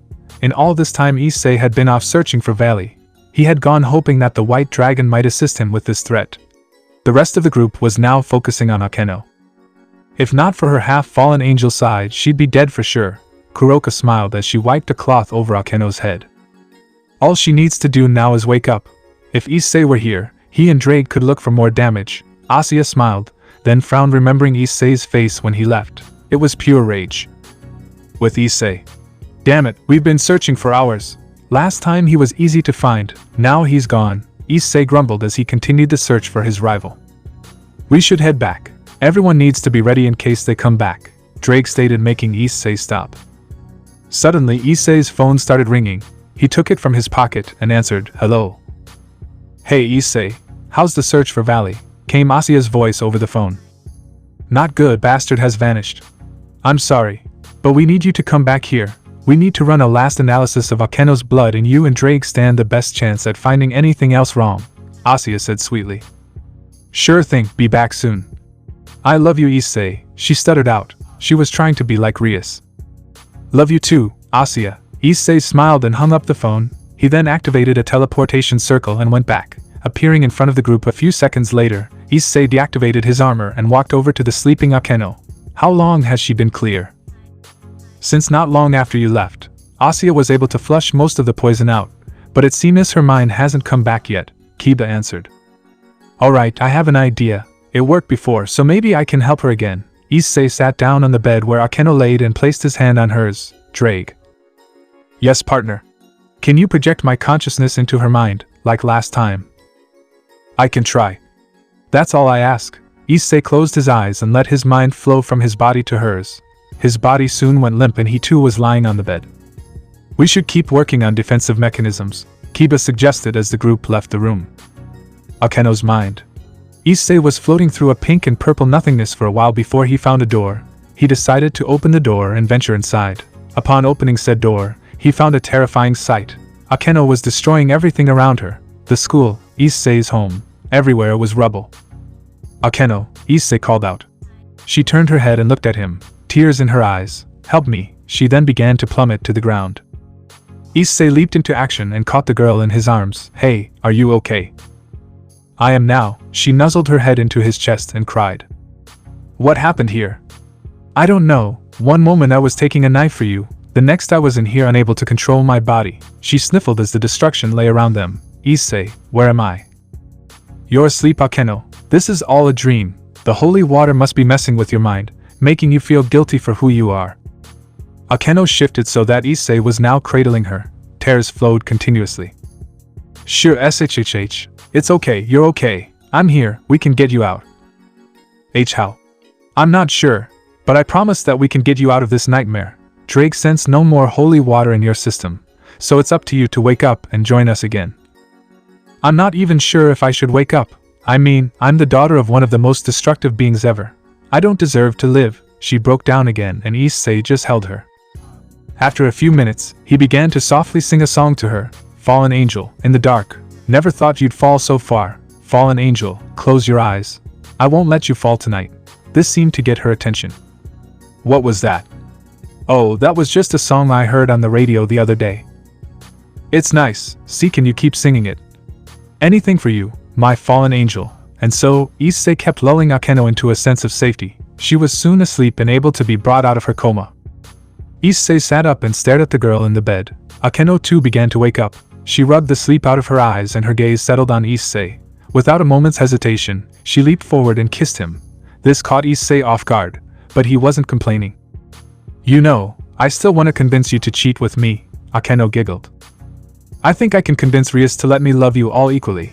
Issei leaned back in and kissed her again, only to be interrupted by Asuya and Koneko. Ah, Issei, me too, me too. Asuya ran and jumped onto Issei. He looked up and saw Koneko standing shyly in the door. You joining in, kitten? That got her attention, and she too was on him in seconds. He's my Issei. Akeno laughed as she pulled Asuya off. No, he's mine. Asuya fought back. Koneko just sat on his lap and watched the squabble in front of them. And here I thought you were the cat. Issei smiled and pat her head. Listen, I love all of you. Just be patient, you'll all get a turn. Promise, Asuya pouted. Promise. Issei, you have a visitor. Kuroka came in and found her sister sitting on Issei's lap. All she could do was smile. Sure, I will be right there. He stood and set Koneko down on the bed. Excuse me, ladies. Issei walked out to the courtyard and found the one he had been searching for the last few hours. Hello, Valley. Hiyoto. I heard you were looking for me, Valley said nonchalantly. Yeah, the Da are after me. We could use your help. I don't really have a good reason to.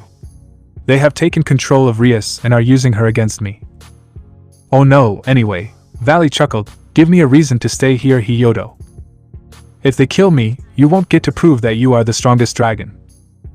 That got Valley's attention. The thought of losing his rival was annoying and compelled him to at least think about helping. Okay, so I decide to help you. What's the plan? We don't know. You were the one to face them in the past. How did you win? Easy, Juggernaut Drive. Why use that on humans? They wouldn't go down with anything else. Valley began to walk away. As much as I would love to help you, I don't really want to. Valley, a voice came from inside. Kuroka came storming out. Ah, Kuroka, nice to see you again. Valley smiled as he turned to face her. To what do we owe the honor?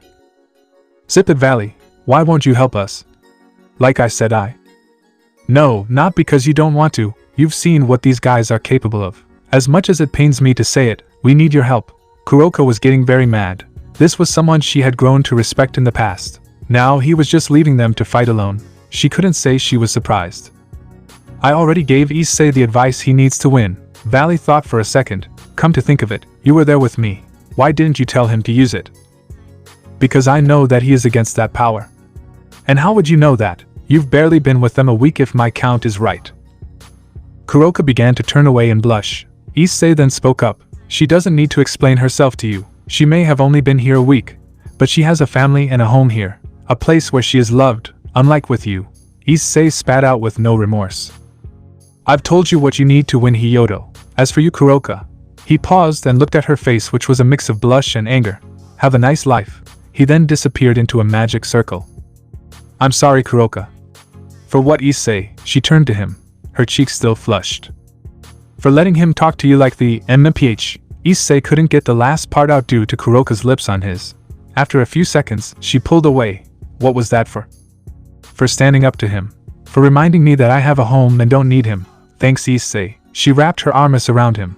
Her tail swished as she purred into his shoulder. You're welcome, Kuroka. Come on, let's go make sure that Akeno and Asuya haven't killed each other. What the two came to walk in on was not at all unexpected. It would appear that sometime during the conversation with Valley, Zenobia had joined into the cat fight. Ironically, Koneko had kept herself out of it. They found Roswise standing in the door in shame. So, how long have they been at this? Issei asked the tall white-headed woman. Not too long. Zenobia came looking for you and found them fighting. She joined in once she realized it was about you. Roswise sighed. Those girls sure were a handful. Should I go break it up? Issei chuckled. Probably. Alright. Issei walked in and instantly regretted when all of them jumped him. All the girls, including Koneko, were all over him and pushing him to the bed. Well, that didn't work. Kuroka laughed as she walked back into the kitchen. She was beginning to see what all the other girls saw in him. Who knows, maybe I'll end up with him too. Chapter 12. Unbreakable Heart. Rias Gremory was working on her next strategy to take down the Red Dragon Emperor. She had been working tirelessly since her last battle with him at the old manor. Valdos had spoken carelessly in saying that she was the Red Dragon's girlfriend. Afterwards, there was no discussion on the topic, and both went their separate ways. Rias was back in Issei's home.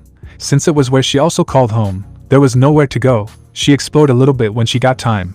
In her search, she found numerous photographs of herself and the man in the crimson armor that she had been trying to defeat.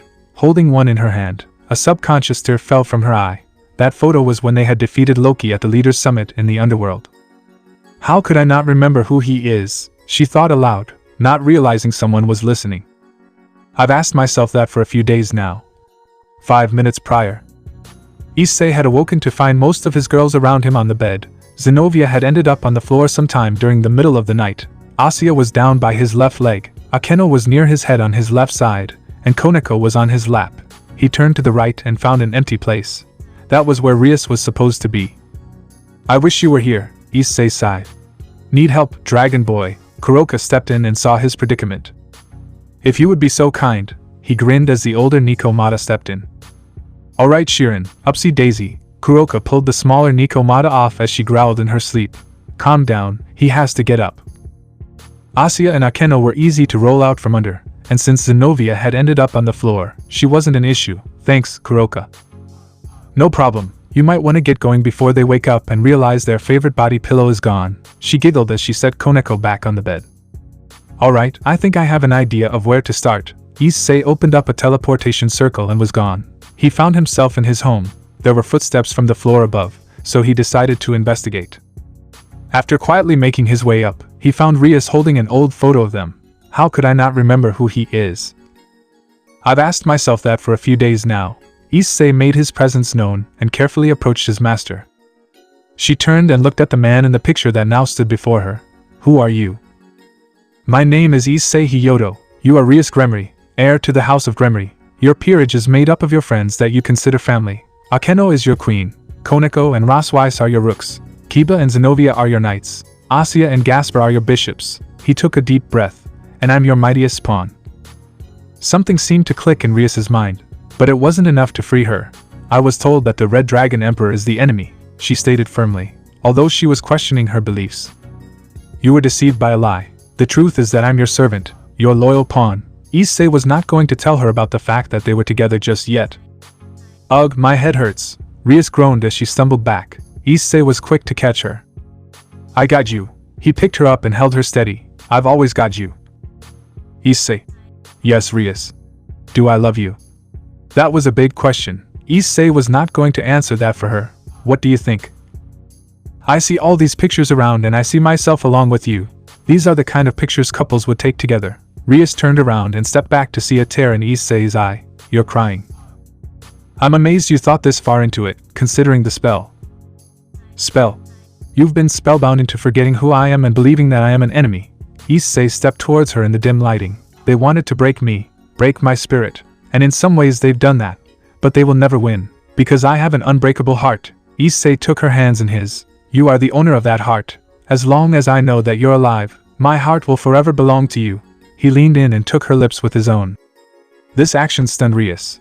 After a few moments she accepted the kiss. This is right. This is right. Issei is mine forever, and I'm his. She pulled back and stared in his eyes. The crimson aura returned in full. Issei. Her voice was shaky. Yes, my love. She then jumped into his arms and held him close. I'm sorry. I'm so sorry. She wept on his shirt, her memory returning in full. You have nothing to be sorry about, Rias. I'm just happy you're back. He held her and let her cry for a while. Well done, Red Dragon Emperor. A voice came from behind him. Valdos. Yes, it is me. Valdos laughed as he approached the two. Stay back, Rias shouted as her aura charged. Oh, I don't think so. I am here to finish my mission. I will kill you, Holy Dragon. A scraping sound came from the dim hallway as the man dragged his knife along the wall. Bring it on then. Another voice from down the hall made itself known. Valley. So, the white dragon has come to help the red one. Interesting considering you two are enemies. Valdos laughed arrogantly. Rivals, not enemies. Issei corrected as he stood in front of Rias. Oh, I'm sorry. Last time I saw the two great dragons fight, my family died. Valdos dropped his smile and stared down the duo. My mother and father were lucky enough to be caught in the first blast from you, Red Dragon. My sister and I escaped the carnage only for it to follow us. A building dropped on us, and she pushed me out of the way. I held her hand as she suffered, knowing I couldn't save her. I'm sorry about that, truly I am, but we're not responsible for what our ancestors have done. Issei stepped up. Valley activated his balance breaker, and his armor went white. Issei followed suit with his own crimson. Together then, Issei asked his rival. Sure, why not? Valley chuckled and the two rushed Valdos. You can't defeat me, dragons. I have come close to killing you both in the past. Let's come out with a different result. Valdos activated his fabricated sacred gear as well. His hands were then covered in gauntlets that could produce knives, all covered in holy water. Steer clear of those blades. They are coated in holy water. Valley rushed and put his armored knee into Valdos's stomach. Yeah, he used one and nearly killed Akeno. Issei threw an elbow into the back of his head. The two were so in sync that it turned from a fight to a one-sided beatdown. Meanwhile, Rias stood back and watched. The large hallway was lit with armor clashing and a mix of red and white lights. She heard what Issei said and was enraged. She now remembered seeing her friend being taken down by said knife. This set her off. Her once calm crimson aura began to rage, catching the attention of one Issei Hyodo. You used me. You hurt my friends. You forced me to attack the one I love most. Rias brought up her hands to fire a destructive blast. Now you will understand the true meaning of the lowest level of hell. Rias, stand back. We can handle him, Issei shouted. Hate to break it to you, princess, but if you unleash that, this entire building is coming down with us in it, Valley added. I can't let him get away with all he's done. Rias prepared to fire again.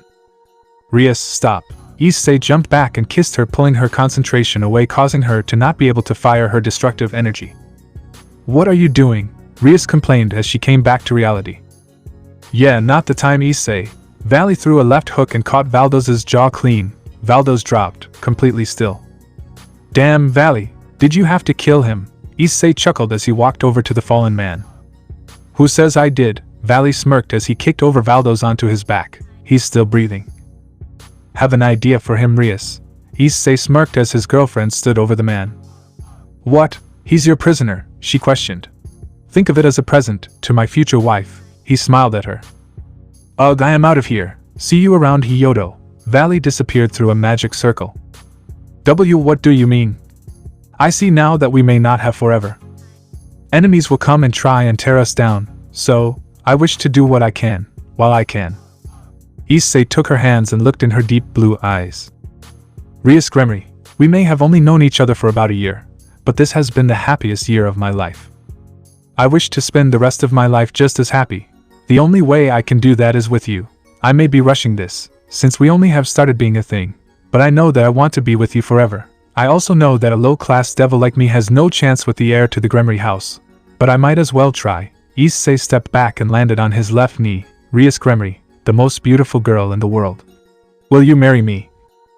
Rias was shocked. This was not what she had expected to come out of these events. She had just days ago tried to kill him, now he was proposing to her. Her mind raced back through her memories. The training camp before the fight with Riser, when he said he liked her for her and not her name. She remembered the day he fought for her till he couldn't move against the Phoenix heir, her wedding party that he crashed to get her out of there, the bravery he showed and the sacrifice he made to do so. She thought back to when Loki attacked and how she felt after Fenrir had gotten him in his teeth. The blood and the wish of just a little more time with him. Clearly, she is going through her memories with you. Shall we remind her of what happened after your duel? Drake suggested.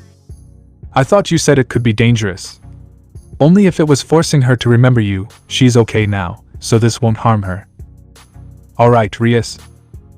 The redhead was brought out of her thoughts as she looked at him. We want to return something to you, a memory forgotten. Issei reached his hand out and held her cheek. The memories of the duel came back, their fight, how she didn't want to hurt him, but she had no control. She remembered floating through several dimensions in his embrace.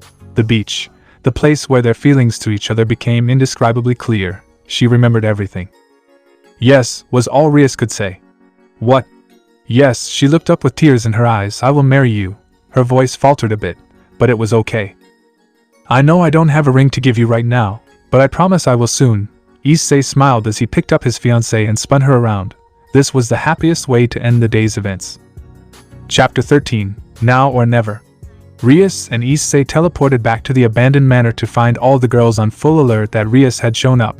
Issei came out from behind her and showed them that she was normal again. He sat on the couch with Rias and then went on to tell the tale of their fight with Valdos. They did not mention the engagement yet, it was a surprise. So, what did you end up doing with Valdos? Kiba asked as he stood by the window. Surzex came and escorted our new guest to the eternal flames of hell. Rias giggled happily. Is there anything else you're not telling us? Akeno grinned. She had an idea what was going on. I don't know what you mean, Akeno. Rias shook her head, but still held her dreamy smile. Okay, keep your secrets. She knew that her best friend was hiding something, and judging by her attempts to hide it, it was important.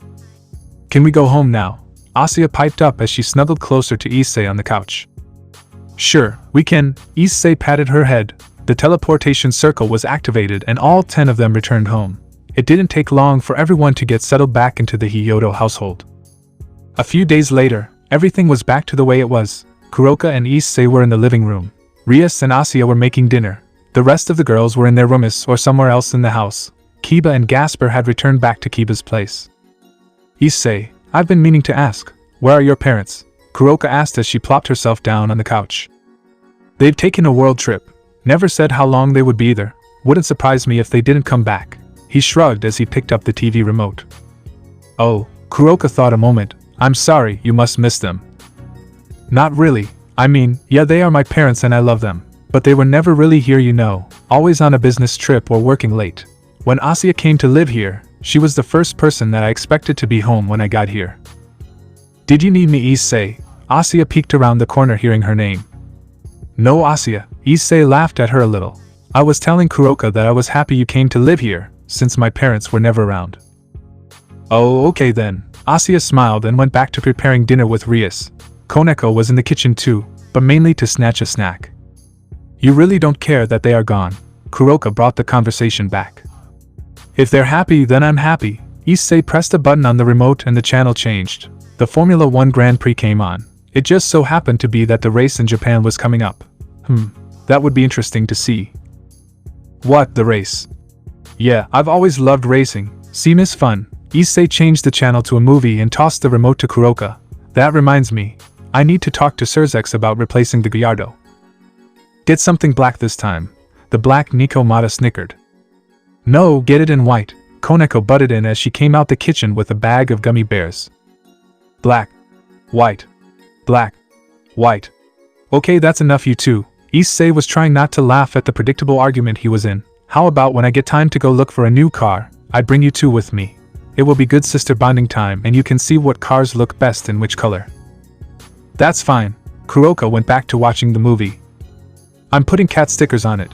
Koneko laughed as Issei bopped her head softly. No stickers, kitten.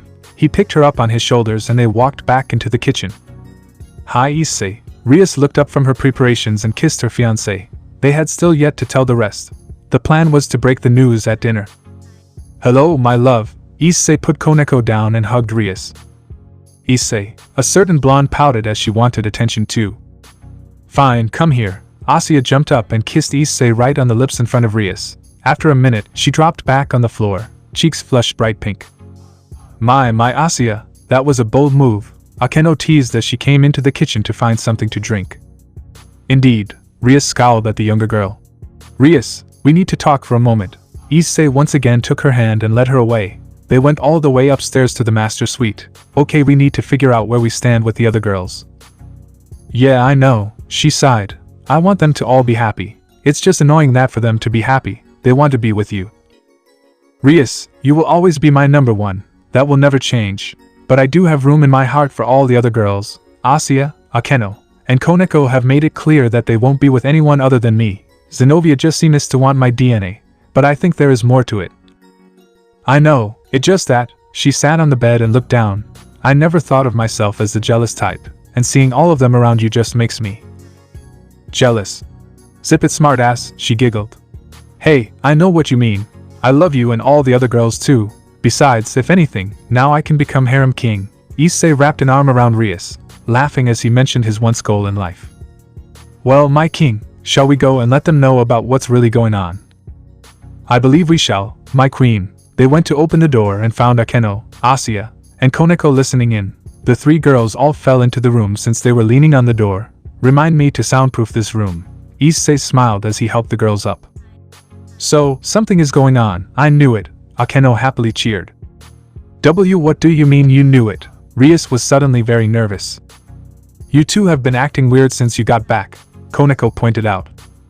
Could it be that the king and the pawn have done the deed? Akeno's suggestion stirred up more trouble than anticipated. What? Asya charged Issei and jumped on him again. I don't want to be left out. You're not being left out, Asya. Besides, we didn't do it, Rias pouted as Issei was knocked to the floor. I'm not. No, Asya, you're just as important to me as Rias, Akeno, Koneko, Zenobia, and all the others. Issei patted her head. Oh, I'm sorry, I've made a fool of myself. Asya wiped her eyes, feeling embarrassed. There is nothing to be sorry about. Issei pulled the blonde into a hug and that caused all the others in the room to join in. He was squeezed tight by arms from all directions. Okay, enough of all that. Let's go eat, shall we? Right. The group headed back down to find Zenobia and Kuroka talking in the dining room and Ross Weiss reading over papers. Rias and Asya retrieved the dishes from the kitchen, and everyone got seated. After a few minutes, the doorbell rang and Issei went to answer it. I was wondering when you guys would show up. Issei smiled at his friends. Come in. We are glad to be here, but why call us over tonight? Kiba asked as Gasper walked past him to go eat. Yeah, is there something important going on? Irina asked as she set her bag down in the hall. Yeah, you could say that. I will be announcing something later and I wanted you guys here. Issei led the two back into the dining room. Almost everyone was here. So, Irina, how's heaven? Oh, you know, smiting here, paperwork there, the usual stuff. She shrugged. How's everything here? I heard about what happened to you guys. I'm sorry that I wasn't able to help. It's okay, Irina, there was a Chan. The doorbell rang again. Oh, that must be the last of our guests for this evening. Rias stood and walked out to greet the rest. Brother, Grafia, Milikas, how are you? We're good, Rias. Thanks, Serzex replied as he hugged his little sister. Our mother and father coming. They will be here momentarily. As he said that, a red circle opened in the living room and Xiaticus and Venelana appeared. Mother, father, I'm glad you could make it. Rias hugged her parents and led them back into the dining room. A place was set, and it was almost time to make the announcement that had been rumored. One last time the doorbell rang. I think I know who that is. Issei stood and greeted the final guest to the family gathering. He opened the door to find none other than Ravel Phoenix standing there. Welcome, Ravel. Good evening, Lord Issei, Ravel said sweetly, her cheeks slightly flushed. You don't have to call me that, you know. Issei works just fine. Issei took Ravel's pink coat and placed it on the rack. Okay, Issei. He led her into the dining room, and she caught an instant glare from Koneko. Koneko, play nice, she's our guest tonight. The Nico eased her stare and returned to her food. got it. After another hour of eating, introductions, and small talk, Issei stood at the head of the table. Can I have everyone's attention? The room fell silent and everyone had their eyes on the hosts. First, I would like to thank each and every one of you for coming tonight. Some of you were busy and I appreciate you coming anyway. Second, he took Rias's hand and had her stand with him. We have an announcement to make. Everyone was silent instead of making silly guesses. We're getting married, Rias all but squealed out. Applause erupted throughout the room and everyone was congratulating them. Sairaorg eventually found his way over to Issei. Can I speak with you a minute, son? He smiled. Sure. The two made their way into the living room and shut the door.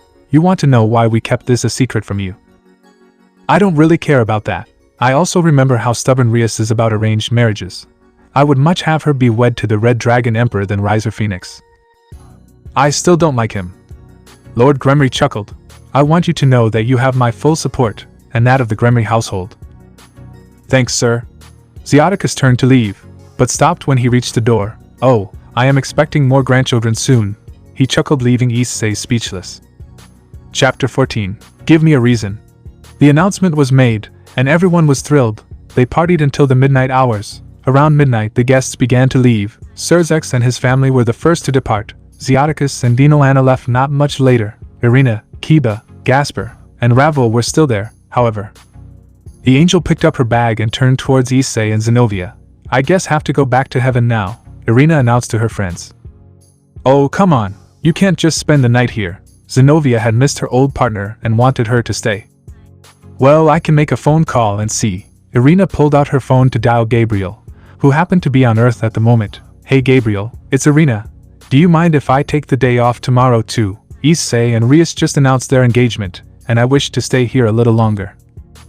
I don't mind. Give them my congratulations, won't you? Gabriel's voice came over the phone. Thanks, Gabriel. Bye-bye. She hung up the little pink phone. I guess that's gonna be news for everyone now. Issei smiled as he stretched his arm around Rias. The fact that everyone was soon gonna know was annoying, but it was okay. Oh, I'm sorry. I just kind of set off a chain reaction, didn't I? Irina was really bummed now. She had just let out a huge announcement to pretty much all of heaven, and she was sure that her friends would not be happy with her. Issei walked up to her. It's not a problem. Knowing Lord Sairaorg, everyone was bound to find out sooner or later. Really? Really? Irina jumped up and hugged Issei tight. After a few seconds she dropped down. I'm sorry, Issei. I don't know what came over me. I'm used to it. Asya tends to surprise me the most though. He chuckled. The girls around here can be a handful. Hey, almost every girl in the room said at once. Hee, yeah, well tonight I'm here too. Indeed. Kiba and Gasper stood from the couch. We're going home, guys. Issei, Rias, congratulations again. Thanks, Kiba. You guys be safe going home. Rias hugged her knight and bishop. We will, Gasper added as the two walked out the door. Now we're down to one guest. Issei turned and looked at Ravel, who began to blush. Yeah, when are you going home, bird brain? Koneko said, catching a glare from both Issei and Ravel. I will not be disrespected by some lowly cat devil. Ravel shot back as she stood from her seat. Lowly cat devil, huh? Kuroka stood. Keep in mind that there are two of us and one of you, little birdie.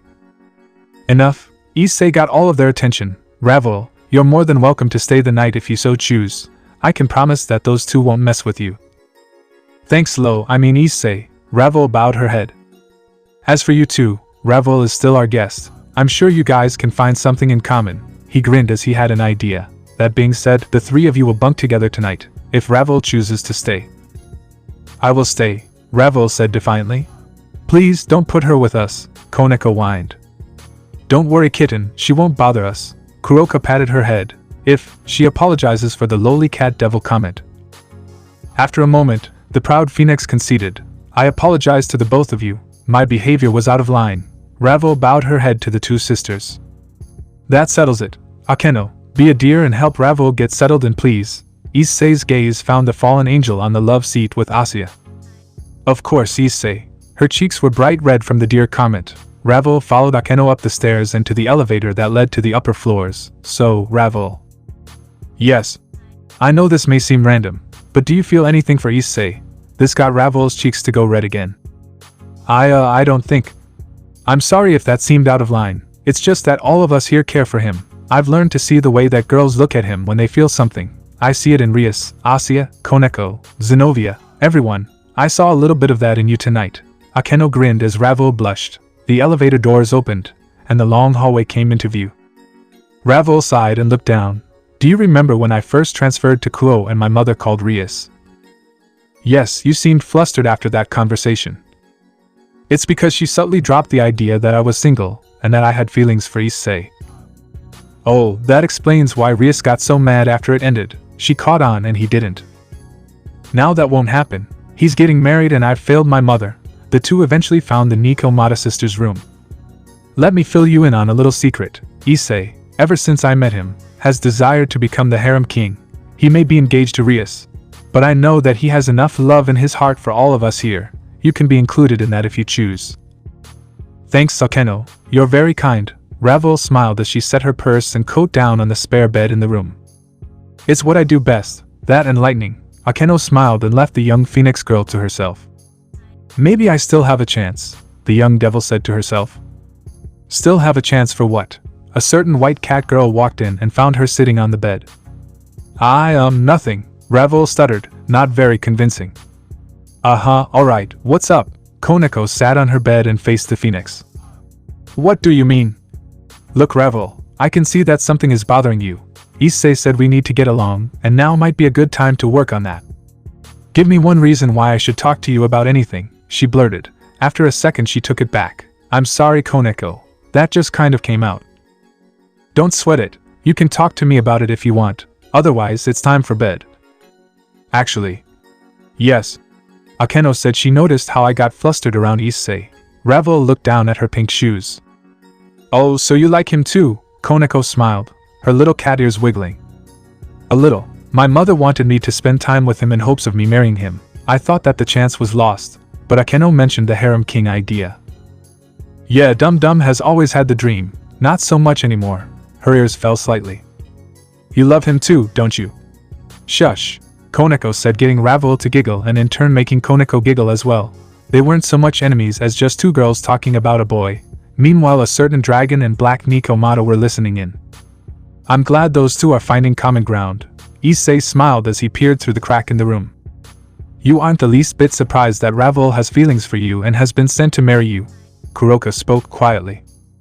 Not really. The way her mother talked when we last spoke kind of clued me in. Anyway, it's time for bed. We have school tomorrow. Issei knocked on the door, making both girls go quiet. He entered and saw both faces go pink. Alright, you two. Time for bed. You have school tomorrow. Yes, Lord, Issei. Ravel took off her shoes and placed them by the bed. Oh, you too, Shirin. Kuroka stepped in. Fine. Koneko dropped her own shoes and started stripping to change clothes. This caught Ravel's attention. What are you doing? There's a boy in here. She was in shock that the cat girl seemed so cool with Issei in the room as she changed.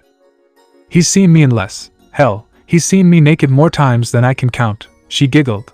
There was a new rivalry in the house and Koneko wanted an early lead. Oh, was all Ravel could come up with to say. Her cheeks were bright red. Normally she would try and outmatch her opponent, but her pride as a phoenix kept her from doing so. And that is my cue to leave. Good night to the three of. Now I must go find my fiancé. Issei turned to walk out the door. Save some lovin' for me. This caused both Ravel and Kuroka to look at Koneko in disbelief. This girl never showed emotion. Now she was acting like a normal teenager. Alright, I will. Now go to bed. Issei shut the door and walked down the hall. This is going to be interesting. Chapter 15. One Too Many. The next month was graduation for Kuo Academy's third-year students. This meant Akeno and Rias were graduating high school and could go on to college if they chose to. The celebration was supposed to be huge. Sairaorg had a big party planned for the two girls and was scheduled to be at Issei's house. Currently, the last day of school for the semester was coming to an end and Issei had gotten a call to keep the two girls occupied for a while longer. As he walked out back to the old school building, he ran into Koneko and Asia. Both girls were giddy and ready for the party. Hey, what's up guys? Issei asked the two. We're just excited for tonight. Asia smiled back. Yeah, there's gonna be a lot of snacks too. Koneko's mind was already racing. It was strange that considering how much she ate sweets and sugar that her body was so small. Yeah, Sairaorg told me to keep those two away for a while. Issei thought for a moment. I have an idea. Maybe I can take them shopping for a new car. Those two have worked hard enough and earned it. I thought you were gonna take me and Kuroka, Koneko pouted. This one won't be for me, but for the two of them to share going back and forth to college. Oh. I wonder what they'll pick, Asuya asked as she started walking to the gate. Come on Koneko, let's go help Lord Surzex and Mrs. Grafia get set up. Coming. And like that, Issei was alone again. Guess I get to go find the fallen angel and the ruined princess. What about the fallen angel and ruined princess? A certain redhead called to him. Oh, nothing, Rias. Just wondering where you two were. Issei rubbed the back of his neck. It wasn't a lie, but not the whole truth. So, how'd your last day of high school go? Our teachers didn't really make us do anything. We just kind of hung out the whole time. Akeno smiled. How was your day? Long and boring. Well, not really boring. Asuya, Zenobia, and Irina keep me entertained. That came out really wrong. And what do you mean by entertained? Rias was not really accusing him, just intimidating him. Nothing out of the normal. Just them telling stories of the church and ideas for what they want to do after school. He was hoping Rias wouldn't get the wrong idea. Okay. Ready to go home? Akeno asked the couple as they made their way to the gate. Actually, I had a present for the both of you. Issei stepped in front. What could that be, my darling? Rias's eyes lit up at the idea. Keep in mind that this item will be shared between the two of you. Okay, that's not really a clue, Akeno giggled. Follow me and we will go find your gift. Issei led the two girls through the streets. Since it was a nice spring day, the wind blew and the pink leaves fell from the trees. Everything was beautiful. They walked past all kinds of shops on their way to the final destination, and he caught them both eyeing him curiously. Eventually made their way to an exotic car dealer. You're gonna buy us a car. Rias was amazed at how much Issei was willing to go for her. That's the idea. I wanted to surprise my wife to be and her best friend. You guys can share the car going back and forth to college. Wait, who says I won't become your wife one day too? Akeno smiled as she kissed Issei's cheek. Her arm is wrapped around his left arm. Akeno, Rias was not too happy about the idea. She then remembered what Issei said, that she would always be his number one. She sighed, maybe one day. Issei quickly tried to defuse the situation. Alright, enough chit-chat. Let's go look. The two girls led Issei through the car lot. The inventory was huge. Many of the cars were pastel colors, others were shades of gray. Do we want a saloon or a coupe? Rias asked her friend. I think a saloon that has a sport look to it would be nice. Akeno replied. For two girls, it was probably better that they have a larger car of some sort. Yeah, sports cars are more Issei's thing. Rias looked at her fiancé to see him looking at a dark green Aston Martin. And he's off looking for something on his own. Here, Rias. Akeno called Rias over and they spotted the perfect car. Hey Issei, come here. He looked up from the green race car. Okay. Issei made his way over and found the two girls standing next to a Porsche Panamera Sport Turismo. So, this is it. Yep, Rias looked inside. It has plenty of room and is all white leather. I love the dark purple color. Akeno was looking in the back seat. We could have some fun back here, couldn't we, Issei? She giggled. Rias just rolled her eyes. Okay, so you two seem to have made up your mind. Issei walked away to find a salesman. Akeno, what has gotten into you? Rias turned to her best friend. The fallen angel smirked cheekily. Whatever do you mean? You keep making lewd faces towards Issei and suggesting things. Rias was trying not to get jealous, but she couldn't help it. Oh, come on Rias. It's all in fun. You know that I love him too. Akeno tried to convince her best friend, but it wasn't working too well. Yes, I am well aware of how you feel. But please, restrain yourself a little bit. Maybe once Issei and I are married, I can lend him to you for a night. She squirmed at that thought and Akeno lit up like a Christmas tree. Really? Akeno jumped and hugged Rias. Thanks. I know it's not hard to say something like that. Well, I know he loves all of you. Indeed, I do. Issei surprised the two. Issei, how much of that did you hear? Rias was blushing brightly. Oh, not much. Just that you might lend me to Akeno for a night. That made Rias' face as dark as her hair. The salesman is getting the keys to them now. Them, Akeno was confused. The Gallardo got wrecked, so I decided I would buy a replacement. Issei pointed at the British Racing green Aston Martin V12 Vantage. That. Wow, Issei, it's beautiful. Rias was amazed at how clean the car looked. It wasn't brand new, but it was still a head-turner. Wait, you promised Kuroka and Koneko that they would get to pick the color. They can pick the next one. I'm sure I'll add more fine additions to my collection. The salesman came with both sets of keys and left the group to their own conversation. Load up. It's getting late, and the others are probably wondering where we are. Issei opened the door to his new car and the girls got into theirs. Issei led and the girls followed. After about a 15-minute drive, the two new cars pulled into the driveway next to the blue M5 that still sat there. It seemed that the BMW was now the average family car. Issei parked the car in the garage and the girls left theirs in the front circle. They got out and were amazed by it. Issei, this thing is so cool, Rias almost shouted as she got out. Yeah, this car has so many fun little features, Akeno added. That's what you get with high-end cars. Issei laughed, and they all went inside. Surprise! The entire room lit up and everyone was waiting for the two graduates. Sairaorg, of course, standing in the front. Welcome home, guys. So how did my future brother-in-law keep you busy? Sairaorg asked the girls. He bought us a car. Akeno leaned over and kissed Issei's cheek. He did now. That doesn't surprise me at all. I like cars, what can I say? Issei grinned and wrapped an arm around Rias and Akeno. Did you pick up something else too? I heard two cars pull in, the Demon Lord asked. Yeah, I got a new Aston Martin.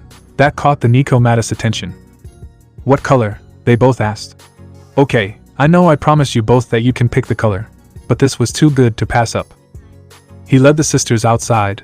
Everyone else followed, intrigued by the new cars. British Racing Green, Aston Martin V12 Vantage, black and white two-toned interior with a rare 6-speed. Issei grinned. He was proud of his new purchase. The girls then showed of their new Porsche, purple gloss finish, white leather seats, and all the little fun gadgets for a car of that class. Everyone was soon partying and Sairaorg brought out the alcohol. It didn't take much to convince a certain red-headed girl to drink a little bit. Akeno decided that she would keep up and drink as well.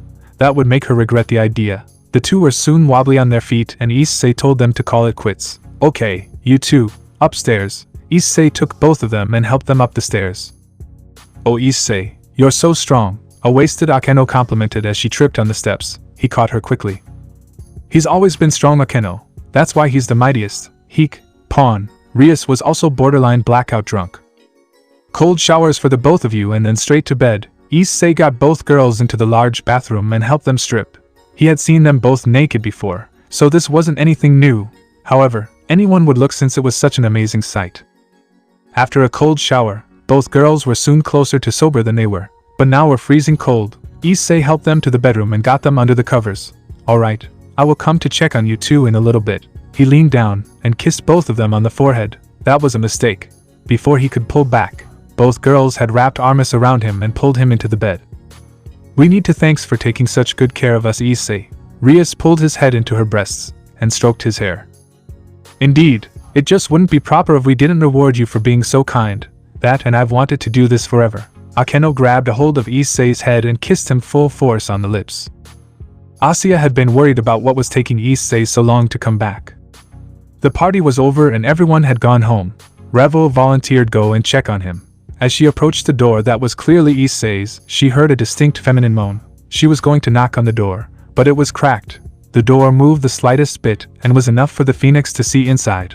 What she saw was both incredible and scarring. She found Issei and Rias going all out with Akeno kissing Issei like her life depended on it. Revo quickly and quietly shut the door and left. As she came downstairs, she ran into Kuroka who saw her red face. What happened Revo? Catch them in the act. It was meant to be a joke, but when Revo nodded her head, Kuroka's face turned red also. She soon made it known to all the girls that Issei's room was off limits tonight. Her reasoning was that Rias and Akeno were resting and did not need to be disturbed. The girls soon split up and went their separate ways. Kuroka had slipped close to Issei's room so she could hear for herself. Her cat senses caught both the sound and smell of sex from a mile away. She made her way to the door and placed a sound barrier around the room so her lie would hold. Then she went back to her room. Asuya, Zenobia, and Irina returned to the room that the three shared. Rosweiss went to her own room. Revo also went to her room. Issei had recently designated her own room. She quickly shut the door and removed her clothes. The idea of Issei doing things like that kept the young phoenix occupied for quite some time. Chapter 16, Bitter Taste. The next morning, Issei awoke to a certain fallen angel hybrid bolting up and racing to the bathroom. The unmistakable sound of retching came from within. He decided it would be best to go comfort her. As the young man walked through the door, he found Akeno leaning over the toilet. Kneeling at her side, he rubbed her back and pulled her hair out of her face. "You okay?" Issei asked as she leaned down again. No, Akeno wasn't her cheery self. She was miserable. "Issei, I'm sorry about last night. I was drunk and got carried away." "It's not your fault. Besides, what guy would pass up the chance to have two beautiful women in bed at the same time?" Issei grinned. Akeno was able to sit back up and leaned into his chest. She groaned in pain as her head started to pound. A few seconds later another set of footsteps ran into the room. Rias had woken up with the same issue. Rias, like Akeno, had alcohol poisoning and her body was working to be rid of it. Issei did the same treatment he did with Akeno for Rias. He held her hair and rubbed her back. Akeno was now lying on the cold tile floor with her head in his lap as he helped his fiancée. Rias was soon able to take a breath and relax a bit. "Thanks, Issei," Rias muttered, her strength gone. "I will always be here for you, Rias." He looked down to his lap. "You too, Akeno." Both girls were now leaning on him trying to rest from their sickness. "Alright, up you two. Brush your teeth and I will get a cold bath started." The two girls reluctantly got up and did as they were told. Issei left the room and walked down the hall to fetch fresh towels. On his journey he ran into Asya. He could only hope she had no idea about the previous night. "Good morning, Asya." Issei snuck up behind the former nun and wrapped his arms around her. She jumped a bit, startled at his presence. "Oh, good morning, Issei. How are Akeno and Rias feeling?" "Just a bit of alcohol poisoning. Nothing out of the ordinary for drinking that much, I suppose. They are getting ready for a cold bath right now, so I'm here to get towels for them." "You're so kind." Asya thought for a moment. "Would you take care of me if I was in the same condition?" "Of course. I will always take care of you. However, I don't think you would go that far." He planted a kiss on her head and held her close for a minute. Here." Asya pointed to her lips. "Greedy, aren't we?" Issei obliged and kissed her on the lips. Afterwards he left the giddy Asya and returned to the two that needed him right now. As he walked into the bathroom he found both Rias and Akeno completely naked. Not that he hadn't seen that exact same sight less than 12 hours earlier. He started to blush at the recent memory. It had indeed been a wild night. "Issei, I'm cold," Akeno whined. For someone who was generally happy all the time, seeing her sad and miserable was very painful. I know. Unfortunately it's about to get a lot colder." He wrapped Akeno in his arms and kissed her head. "There, that should warm you for a little while." Rias had her arms crossed over her chest. She was shivering too. "Don't think I have forgotten about you, my love." He held her for a moment and kissed her head. Afterwards the two girls got in the freezing cold bath. Issei turned the water off and stood up. "Alright, I am going to go get Asya's help in curing your hangover. I will return shortly." He was soon out the door and approaching the elevator. Once he reached the ground floor, he found Asya and Ravel in the kitchen. Both girls were singing along to the radio as they prepared breakfast. "Good morning, Issei." Ravel turned around with a blush on her cheeks. Issei caught on quick. The phoenix knew something happened. "And to you, Lady Ravel," he teased as he bowed. "I do not need to be teased in such a manner." Her old brat personality coming back for a moment. "Sorry, it was too good." Issei walked up and hugged Asya. She quickly reversed his grip and kissed his lips. After a moment she pulled back and saw Ravel's bright red face. "Sorry, Ravel. I forgot you were here for a minute." Asya quickly went back to what she was doing, but Issei kept teasing the youngest blonde. "What's with that look? Could it be that you want the same treatment?" Issei was getting under her skin and he knew just how to stay there. "Most certainly not," Ravel shouted back at him. "Suit yourself." He turned back to Asya. "Hey Asya, can you make some tea for our hungover royalty upstairs?" "Sure, anything special you want in it to help them." "An aspirin to help ease the headache. Just crush it up and mix it in." "Won't that taste bitter?" "Consider it teaching them a lesson for drinking so much." Issei turned and made his way back to his room. He reached the bathroom to hear the two girls arguing again. 5 minutes earlier, Akeno and Rias were soaking in the cold water. Rias tried to summon some heat from within her body, but when she tried it just hurt her head. Akeno found it funny. "Serves you right to be just as miserable as me," she chided as she watched her king struggle. "Like you haven't tried," Rias shot back. "Lightning wouldn't help in this situation." "I know," Rias thought for a moment, her head clearing up the previous night. "You seemed to let a few bolts out last night." Akeno's face went as dark as Rias' hair. That was an accident. "Oh, come on, you love the idea of sparking things up." Akeno's memory came back in full. "Holy hell, I slept with Issei." She smiled wider than anyone could imagine. "We slept with Issei," Rias reminded her. She wasn't as jealous, but a nagging thought was in her mind. Wait, who was with him at the end? Akeno got the idea. She wanted to know who Issei finished with. That would be you. What if I get pregnant? She was freaking out. This could cause a scandal and throughout the whole underworld. It was highly unlikely she would turn out pregnant due to low birth rates in devils, but it wasn't impossible. Isn't that a good thing? Your mother was talking about children last night anyway. We aren't married yet, Akeno. So what? We're devils, Rias. Nothing we do is going to be morally right. A new voice entered the room. What's morally right? The two girls looked up and saw Issei standing above them. He had a grin on his face that meant he heard everything. Issei, we were just, Rias stuttered. We were talking about whether or not you got her pregnant last night. Akeno smiled shamelessly. She instantly got a glare from Rias. That does sound like an interesting topic to discuss. He pulled up a chair and sat next to the bath. So what do you think, Rias? Are we going to be parents? I don't know. I want to be, but I wanted us to be married first. Rias looked down in shame. Issei reached down and gently pulled her chin up. No use worrying about it now. If it's done, it's done. Nothing we can do. If you are pregnant, then I will be with you every step of the way. Me too, Akeno joined in. Well, I guess that makes me 3. They all turned and found Asuya, standing there with a tray of tea. She had the biggest blush on her face. Rias was worried about how much the ex-nun had heard. Asuya, how much of that did you hear? Issei asked as he helped her set down the tray. He then distributed the drinks. Oh, I heard the part about Rias might be pregnant. Asuya blushed. Zenobia and Kiria had taught her where babies come from a long time ago, so that means... Yes, they did the deed, Asuya. I was there too, from what I remember. We did it as well. Akeno smiled and sipped her cup, then instantly spat it out. It's bitter. I told Asuya to crush up an aspirin and mix it in. Issei chuckled as he watched Akeno keep sipping the warm drink to heat up her body. Rias did the same. I want to do it too, Asuya said quietly. Everyone's eyes turned to her in shock.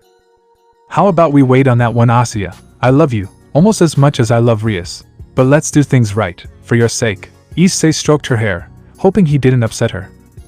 Okay then, she smiled. Was she disappointed? Yes, but she understood his idea. He knew how close she held the church's beliefs, and that meant waiting till after. Wait a minute, that means... Yeah, I know. This is my promise to you and all the other girls who are willing. In due time, I promise to marry all of you and be a husband worth loving. Issei held her hand. But of course, I will marry Rias first, since after all, I made her a similar promise. Chapter 17. Life starts now. It had been about a week since Issei had made his promise to the girls of his house. Since then, all of them had been informed about said promise. Now almost all the girls were excited by the idea. Irina had become a full-time resident. Ravel had stayed longer than anticipated, so she decided to also move in. Rias was still fretting over the possible pregnancy, although Issei told her he loved the idea. At the moment, Issei was in the underworld discussing things with Surzex about the show and how that would work. The two were mid-conversation when Issei got a phone call. It was Rias. I'm sorry, Surzex. He opened the phone. Hey Rias, what's up? Issei, I'm pregnant. Alright, I will be home as soon as possible. I love you, he said calmly, trying to not let Surzex in just yet. I love you too, she hung up. Issei almost dropped his phone. Surzex noticed his expression. I take it something has either gone really wrong, or something really good has happened. The current demon lord snickered. He had an idea about what it was about. Putting 2 and 2 together was not hard. Yes, sir. Do you remember the other night and Rias and Akeno got really drunk? I'm gonna take a long shot and say that my sister is pregnant now. He took a sip of his cup. Yes, sir. Issei looked down in shame. I'm sorry about that. I promised to be there with her through it all. I expect nothing less. Although it really is amazing she's pregnant after the first try. Don't worry about any scandal to come from this. Your engagement is probably the biggest piece of news in the underworld. Hell, Grafia and I had conceived Milikas before we were even engaged.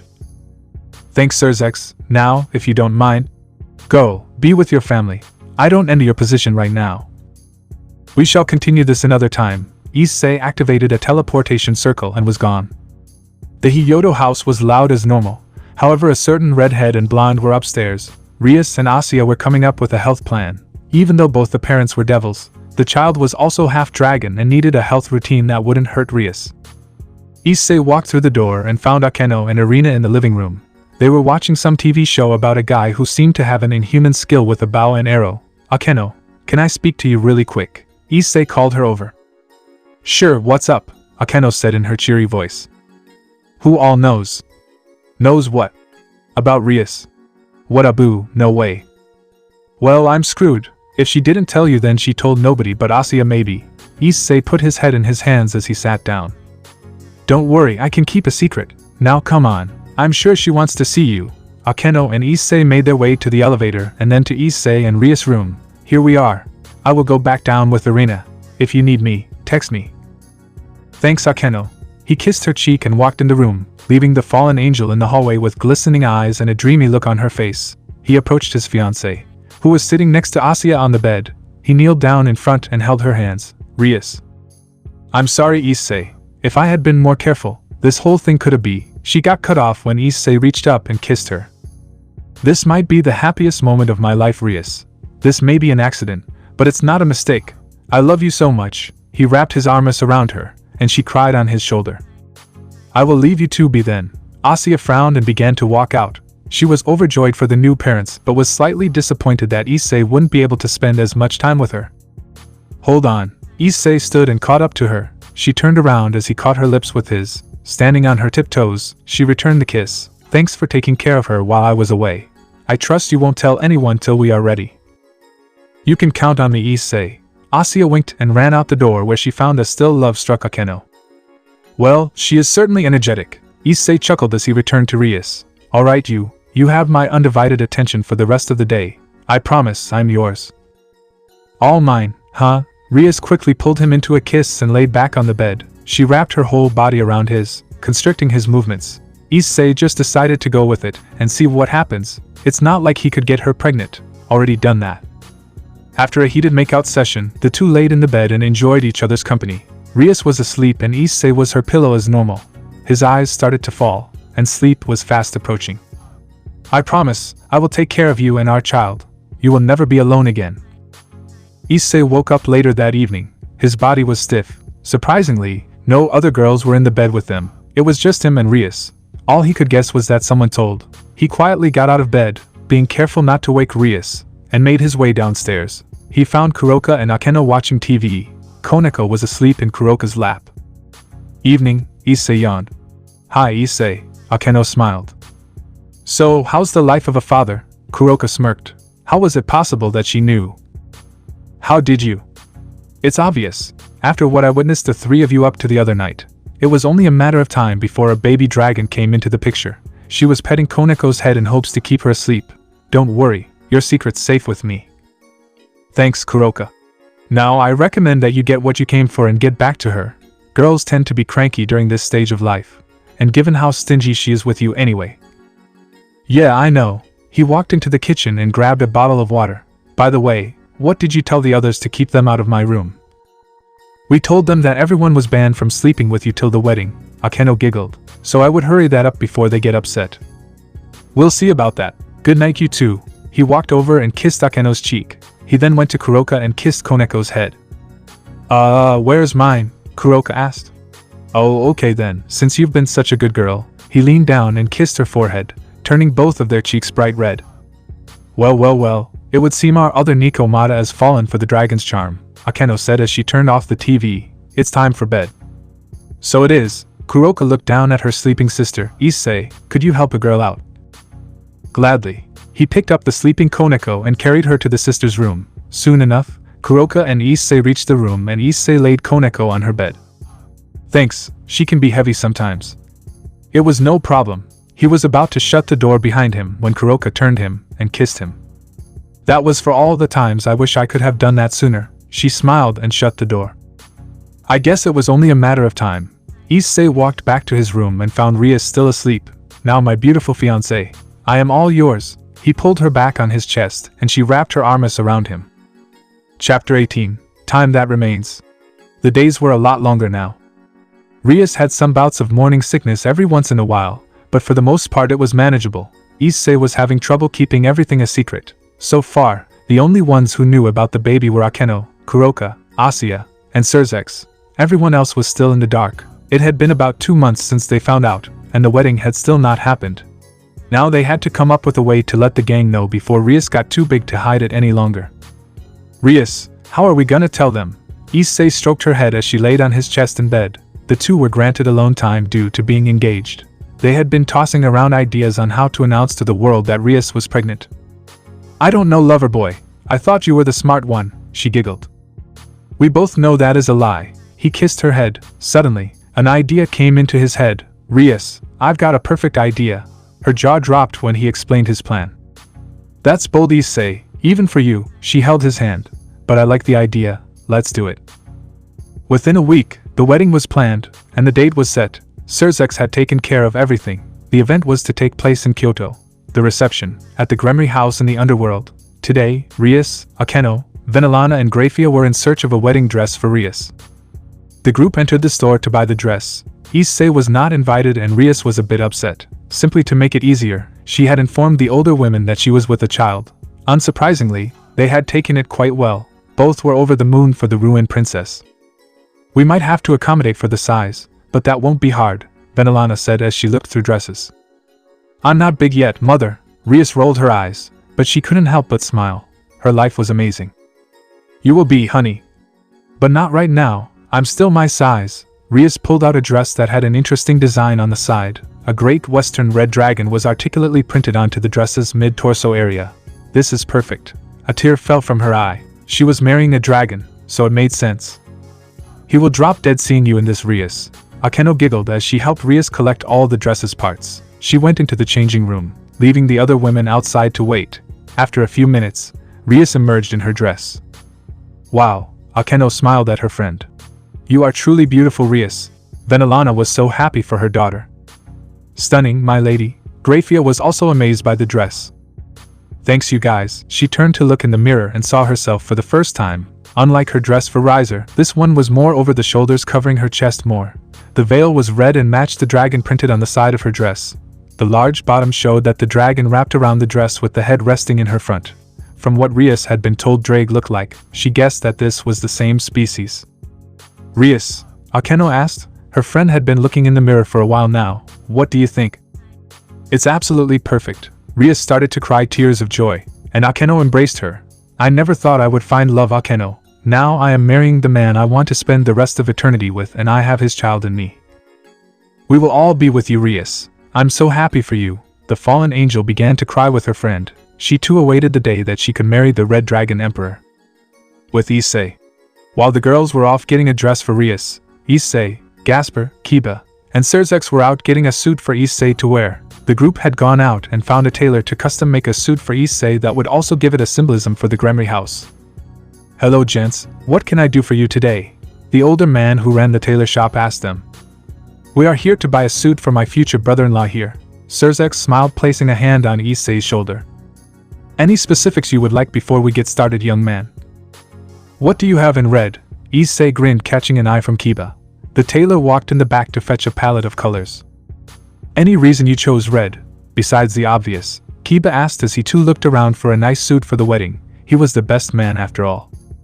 Yeah, red is the reason I know who Rias is. Her hair looked like my blood the day that Rainier killed me. It's the reason that I am where I am today. Issei grinned as he picked out the shade of red that he wanted. Won't red stand out a little? Gasper asked as he looked for tuxes. Normally he would have worn his school dress, but he wanted to try a suit and see if he liked the feel. Think about who I am marrying, Gasper. Red hair, red suit. Everything is gonna stand out. The realization finally hit him. Wow, I'm gonna marry Rias. He became lightheaded and almost dropped if not for Kiba's lightning-fast reflexes. Whoa, buddy, I got you. Kiba helped his friend up and over to a chair. You okay? Yeah, it just hit me. A year ago, I was a simple pawn in the service of Rias Gremry. My only goal was to be the harem king. Now, I am marrying the woman of my dreams, and I am surrounded by the best family a guy could ask for. Yes, you have come a long way. Sairaorg approached the younger man. The tailor is ready to get started now. Alright, I will be out in a little while. Issei stood and walked into the back and got measured. About 15 minutes later, Issei walked out in a bright red silk suit. Underneath, he had on a black vest and a white dress shirt. The blazer was bright red, almost the shade of Rias's hair. The pants matched the shirt, and he wore a pair of jet black shoes. You look amazing, Issei, Gasper shouted as he saw Issei's suit. You are very, very red. Kiba chuckled at the man he saw as a brother. Well, if you were going for her hair color, you nailed it. Sairaorg stood and prepared to pay the tailor for his work in time. Thanks, sir, keep the change.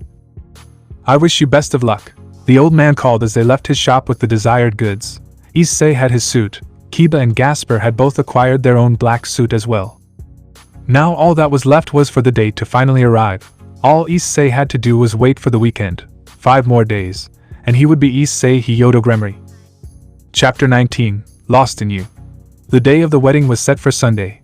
It was set for around midday in the Kyoto Botanical Gardens, under the cherry blossom trees. Everything was perfect. Neither the bride nor groom had seen each other's apparel for the event, so either knew what to expect. The guest list had been set and everything was ready. The day before the wedding was a little more hectic. 2 of the girls were fighting over who would be Ria's maid of honor. Their dresses had also yet to be picked out, last-minute planning in that. You think it would be easy to decide who would stand next to Rias on her big day. You would be wrong. Rias couldn't decide. Akeno was the obvious choice since they had been friends forever. However, Asuya was adamant about being a big part. Sona Citri was another logical choice, but she decided to stay out of this. Come on you two, can't we settle this? Rias asked the 2 girls. Only if little Asuya backs down, Akeno giggled. Never, I want to be a part of this too, Asuya whined. What in the hell is going on in here? Issei stepped in to find all 3 locked in a debate. Akeno and Asuya both want to be the maid of honor and I can't choose. Rias sat down and put her head in her hands. Damn hormones are messing me all up, she said as she started to cry. We'll fix this. You just go take a nice relaxing bath. I will join you shortly. He kissed his fiancée, and she left the room. Alright, what will it take to fix this? I want to be a part of your wedding, Issei. Asuya grabbed his hand. I know you do, Asuya. That being said, I think Akeno should be her maid of honor. This caused Asuya to pout. Think about it like this. Who will you have as your maid of honor when you get married? Probably Rias. She is like the big sister I never had. Asuya was still frowning. Okay, so how about this? Akeno is Rias's maid of honor tomorrow. When you get married, let Rias be your maid of honor. Then when Akeno gets married, you can be hers. Issei hoped this settled the matter. Fine, but you have to promise me that I will get married before Akeno. Hey, Akeno cried out as she felt offended by that. Everyone's time will come one day. We will see when that day comes. He patted Asuya's head. I have a way you can make it better, Asuya said quietly. And what would that be? Issei caught on quick. No, Asuya, you are pure and I'm not taking that away yet. Come on, you did it with Rias and Akeno. Yes, and you see what came out of it. If we are going to do it, then I want you to be married as per the Bible's customs. Okay, Asuya was pouting again. Issei leaned down to where she sat and kissed her passionately. There, did that help you? Yes. Good, you are too cute to not be smiling. Issei looked up at Akeno. As for you, he decided to play into her favorite thing. I might just have to punish you when this is all over for fighting. Oh no, what does the big bad dragon have in store for this oh so fragile fallen angel? Akeno caught onto his game but was too turned on not to go along. I don't know, but I know all your weak points now, so it will be lots of fun. He kissed her hard and she moaned at the action. Now, I must go join my soon-to-be wife. He left the 2 to their own. Next morning. The day of the wedding came fast. Rias woke up to find herself alone in bed. It wasn't like Issei to leave her alone. A minute later, he walked in carrying a tray of food. What's all this? Rias asked. Breakfast in bed, dummy. I figured that it would be a nice start to the best day of our lives. He looked down at her stomach. Well, another day will come to match it soon. I don't want to be fat, she pouted. You won't be fat. What you hold within is proof of how much I love you. No matter what you look like, how big you get, I will always think you are the most beautiful person in the world. He kissed her tenderly. Come on, we have a wedding to do. That got her right up and moving.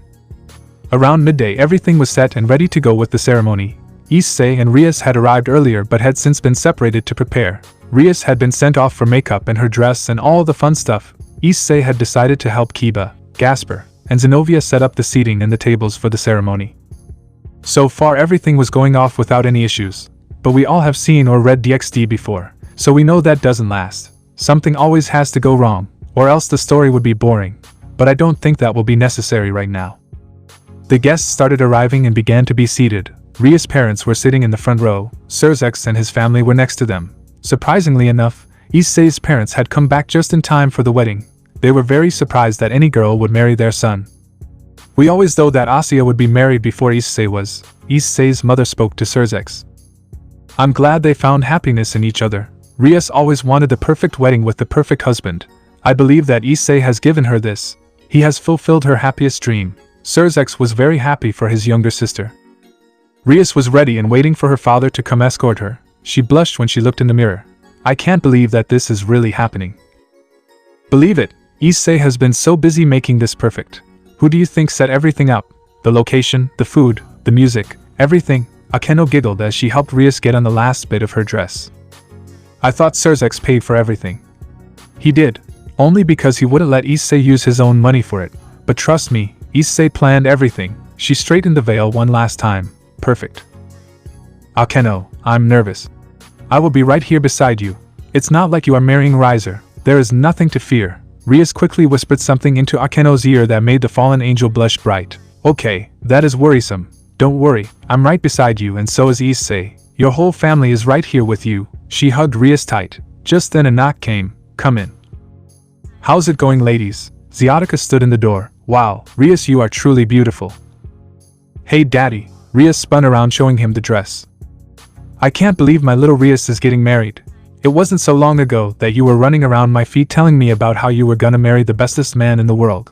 I think it's safe to say that you've accomplished that goal. He wiped a tear from his eyes. Oh daddy, you're making me cry too. Akeno handed her a tissue. Let's get this show on the road, shall we? Zyodika took his daughter's hand and began to lead her to her future. 5 minutes ago with Issei. Holy hell man, you really do talk a lot when you're nervous, Kiba chuckled. Shut up Kiba. Issei pulled at his collar. He was really nervous. This was big news everywhere. He looked around and took a glance at who all was there. In the front row on his left were Kuroka, Irina, Zenobia, Rosweiss, Gasper, Ravel, and even Azazel. There were also 2 empty seats near the edge of the row. On his right, his parents sat beside Ria's family. Why is he here? Kiba asked. Who? He took another look in the direction Kiba was facing to see the White Dragon Emperor standing off to the side, valley. Yeah, want me to take care of it? Kiba asked his brother. No, let's ignore him for now. I will speak to him after. The man who was to perform the ceremony was soon standing next to Issei. Are you ready, sir? Ready as I will ever be. The wedding music began and down the aisle came 2 people. Those 2 were Koneko and Asya. Both were dressed in red dresses and held baskets full of red flowers. It was easy to guess the theme of this ceremony. Issei couldn't help but smile at the 2 girls as they made their way to the forefront and sat down on next to Kuroka. Soon enough, Rias and Zyodika started their way down. Every eye was on the dress that the ruined princess had picked out for this occasion. The magnificent red dragon that wrapped around her dress was the talk of the crowd. The father and daughter duo reached the front, and he gave her hand to Issei. I trust you to always take care of my daughter. I always have. He looked in Rias' eyes. I always will. Then I leave her to you. Zyodika went and sat next to his wife and son. The priest had been given special instructions to not mention that either was a devil since there were humans in the crowd. Archangel Michael had also given the 2 acceptance to be married in the eyes of God without being harmed. The older man soon began his long speech. Dearly beloved, friends and family, we are gathered here to celebrate the union of Rias Gremory and Issei Hyodo. Normally, I would move straight into the vows, but it would appear that the happy couple have written their own vows. He stepped down from his pedestal. You may proceed. Issei cleared his throat and began. Rias Gremory, I have been lost in you since I met you at school almost a year ago. There were times that I wasn't sure if you loved me. Now I see that you are just as hopelessly in love with me as I am with you. The audience laughed at his comment. I promise that I will always stand by your side through the battles we face here and far. I will be by your side, both of you. The audience was confused. Except for those who knew. Issei Hyodo, the man that stole my heart. You saved me from the shell of my family name. You saw me for who I am and the girl inside. I can't say it enough times. I love you, Issei. I also promise to be there alongside you. She took a hold of his hands, for the good of our child. She smiled brightly at the fact she could finally say it out loud. Everyone was soon elated to hear that Rias was pregnant. The priest had to return and quiet them down. Please be quiet, my friends. We are almost done here. He smiled. Now who has the rings? Asya stood and walked up to the 2. Here, one for Rias, and one for Oops. She tripped only to be caught by Issei. Thanks, she blushed. Thanks, Asya. His smile was enough to calm her nerves. "You can go back now." She did as she was told and skipped back to her seat, only to be nudged by Koneko, who also smiled. "Thanks. Should anyone here object to this union, speak up." No voices were heard as Ria's death glare would silence any who dared speak up.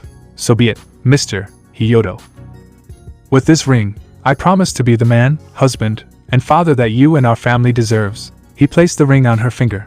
The bright green emerald shone in the sun that cast its rays through the pink leaves of the trees above. Rias held the other ring close. She then kissed it before placing it on his hand. "With this ring, I promise to be the woman, wife, and mother that you and our family deserves. Mr. Hiyoto, you may now kiss the bride."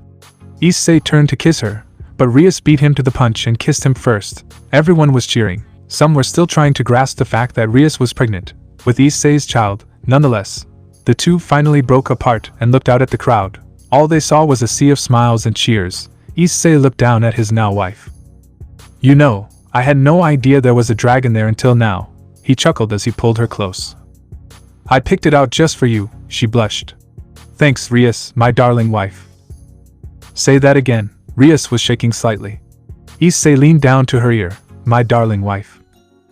Rias couldn't contain herself any longer. She jumped up and grabbed a hold of Issei in a hug and kissed him hard. It had took Kiba and Akeno to pull them apart.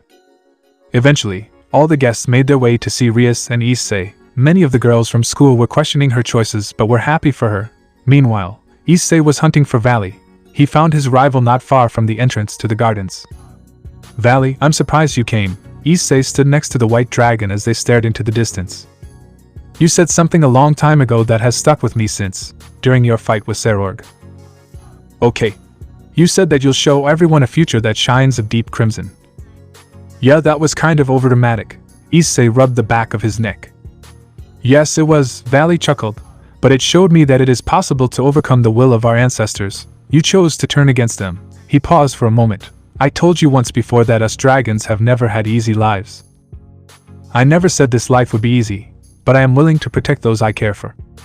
"You're right. I've been thinking, all I ever chase is power, to be the strongest, to defeat you, but I see now that there is more to life than what we are born with. It's what you do with your life that defines who you are."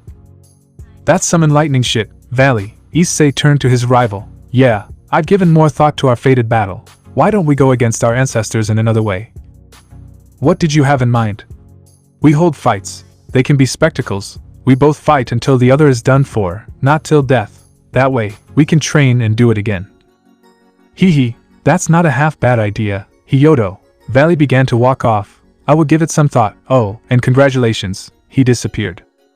Ria soon was by her husband's side. "What did Grumpy want?" "We were just settling some differences. I think I changed our power-hungry friend." "Well, now, my husband, it is time to go to the reception." Rias grabbed his arm and stared off with him as the sun set. Chapter 20, The Mountain. The wedding was done and of course, like most newlyweds, they decided to leave for their honeymoon. Sairaorg had granted the two devils a leave from doing packs for the time being and sent them off. The resort they ended up at was a large mountain hotel in northern Italy. Snow covered the ground, and the air was freezing. From the minute they got there, Issei couldn't decide whether he loved or hated this place. "Come on, Issei. This place is beautiful." Rias snuggled closer to him on the large bed in their room. Sairaorg had paid for the top room in the resort just for them. "I know that much, it's just too cold. Dragons don't like the cold." Issei pulled Rias closer. "Well, allow me to keep you warm." She was soon asleep on his chest as he read his phone. Sairaorg had also been kind enough to start a car dealership that Issei could own and manage after he graduated. He was reading over possible inventory selections when Rias started shifting. To feel her moving in the middle of the night wasn't anything unusual, but this was too much. One glance down showed a pained look on her face. She was having a nightmare. "Rias," no response. "Rias," he called. "No, Riser, I won't marry you," she said in her sleep. Thinking fast, Issei wrapped Rias up closer to him and kissed her head. He only hoped that his presence would bring her out of her night terror. A minute late, she shot up, breathing hard. Rias studied her surroundings for a moment before her eyes caught her husband. Hey, you're okay." Issei pulled her down to him. She started to cry. "You're safe, Riser's not here." He said that this was all a dream and that I've been stuck with him since the raiding game." She sobbed into his shoulder. Sure, he's not here. This is not a dream." Issei kissed her tenderly. Even if it was, I would never want to wake up. He held her until she stopped crying. I have a thought that can make your dreams better. What? Think of our child. Ria started to drift back to sleep as Issei spoke of the future. Our child will be the perfect blend of the two of us. They will have my hair, and your eyes. We can go to the park where I met Asuya. We can visit all the wonderful spots in Kyoto. She was soon asleep, dreaming of her life in the future. Ria's dream. Rias woke up like any other morning. She was in bed with her husband surrounded by most of the other girls in the house. Looking around, her eyes settled on a crib in the corner near the bed. A small coo could be heard from the inside. She rolled off of the bed to investigate the noise. Peering inside, a small baby girl stared back up at her. The child's eyes were an ocean blue, and her hair was dark brown. She had a blend of Issei's face and Ria's own face. The little girl smiled up at her mother. She's perfect, the dream version of Issei said standing behind her. Yes, Ria's voice faltered a little bit. She is the most precious thing in the world. Maybe one day, we will have more. Issei, that's not fair. How do you mean? The other girls want this life too. It wouldn't be fair to deny them this. I know that you are capable of loving all of us equally. Rias couldn't take her eyes off of the creation in front of her. You will always be my number one. Dream. Issei wrapped his arms around her and kissed her neck. The two stood and swayed together looking down on the child that they created together. Dream over. The ruined princess started to slowly wake up from her sleep. Issei was nowhere to be found and the clock read 2210 p.m. Her eyes began to adjust to low lighting and she could see out the large glass window. The sun had set and the snow was now shining like little crystals from the moon's light. A small squeak came from the bathroom. Rias instantly turned her head to see what the noise was. As she did, the only person who she expected to be in there walked out. Issei's form moved through the dark. Once he moved closer to her, she was able to see the outline of his abs from all of the training he had done for her, from all the battles, and the fact he had a dragon living in him. He was cut. If any other girl saw him like this, Rias would have to fight them away. I was wondering where you went. She rubbed her eyes and smiled up at him. Only to take a warm shower. I would have asked you to join me, but you seemed to be happy with your dream. He snickered, showing that he knew something that she didn't. I didn't talk in my sleep, did I? I'm afraid so. He chuckled as he laid down next to her. You kept saying she's beautiful and she's precious. I would ask what it was about, but I think I already know. Issei, she was absolutely adorable. She moved up and rested her head on her husband's bare chest. From your description, she sounds like a mix of us. Issei held her close and rubbed the small of her back. She let out an involuntary moan. You like that, don't you? Rias nodded slowly, her hair tickling him. So, do you think this means that we are having a baby girl? She looked down at her slightly larger stomach. I hope so. And no, she can't join your harem, Issei, she giggled. He instantly threw his hands up. I would never dream of it. Good. A sudden movement came from Ria's midsection. She gasped, realizing what it was. Issei feel. She pulled his hand to her belly and waited. A small kick hit square on Issei's palm. Wow, she's strong. He moved his hand around and when he stopped, the baby kicked his hand. She likes knowing you're here, so do I. Rias was soon asleep, the baby having drained her energy from kicking. The next morning was a nice day. The sun shone brightly and there was not a cloud in the sky. Issei, like usual, was up first. Since Rias was growing a baby, her energy was zapped. Issei smirked as an idea popped into his head. He picked up his sleeping wife and brought her into the bathroom. Then, he proceeded to strip her and start a warm bath. The tub was large enough for both of them, so that's exactly what he was going to do. Once the water had reached the desired temperature, he carefully picked Rias up and set her in the tub. She groaned a bit at the change in temperature. Somehow, through all of this, she remained asleep. Issei stepped in after undressing himself and sat her up against him as he leaned on the side of the large marble basin. He then took a soft cloth and lathered it in soap. He carefully moved it over his wife and cleaned her body. The sensation of the cloth passing over her sensitive parts caused Rias to eventually wake up. Morning, Sleeping Beauty. Issei kissed the top of her head. What are you doing? It wasn't that she didn't enjoy what he was doing, she was curious. I'm giving you a bath. I figured that one day I will have to bathe our child, so I might as well practice. That and you needed your rest. Having a baby form inside you has to be tough work. He kept up his ministrations and moved his other hand down to her sweet spot. You naughty boy, she moaned but did nothing to stop him, instead, opening her legs to give him better access. I'm the naughty one, I'm just bathing you, my lovely wife, he grinned. Say it again, she moaned as Issei kept stimulating her. My lovely wife. That sent Rias over the edge. Good thing that they were already in water, or whatever they would have been on would be completely soaked. Issei, she laid comfortably against him. Yes. Thanks. For what?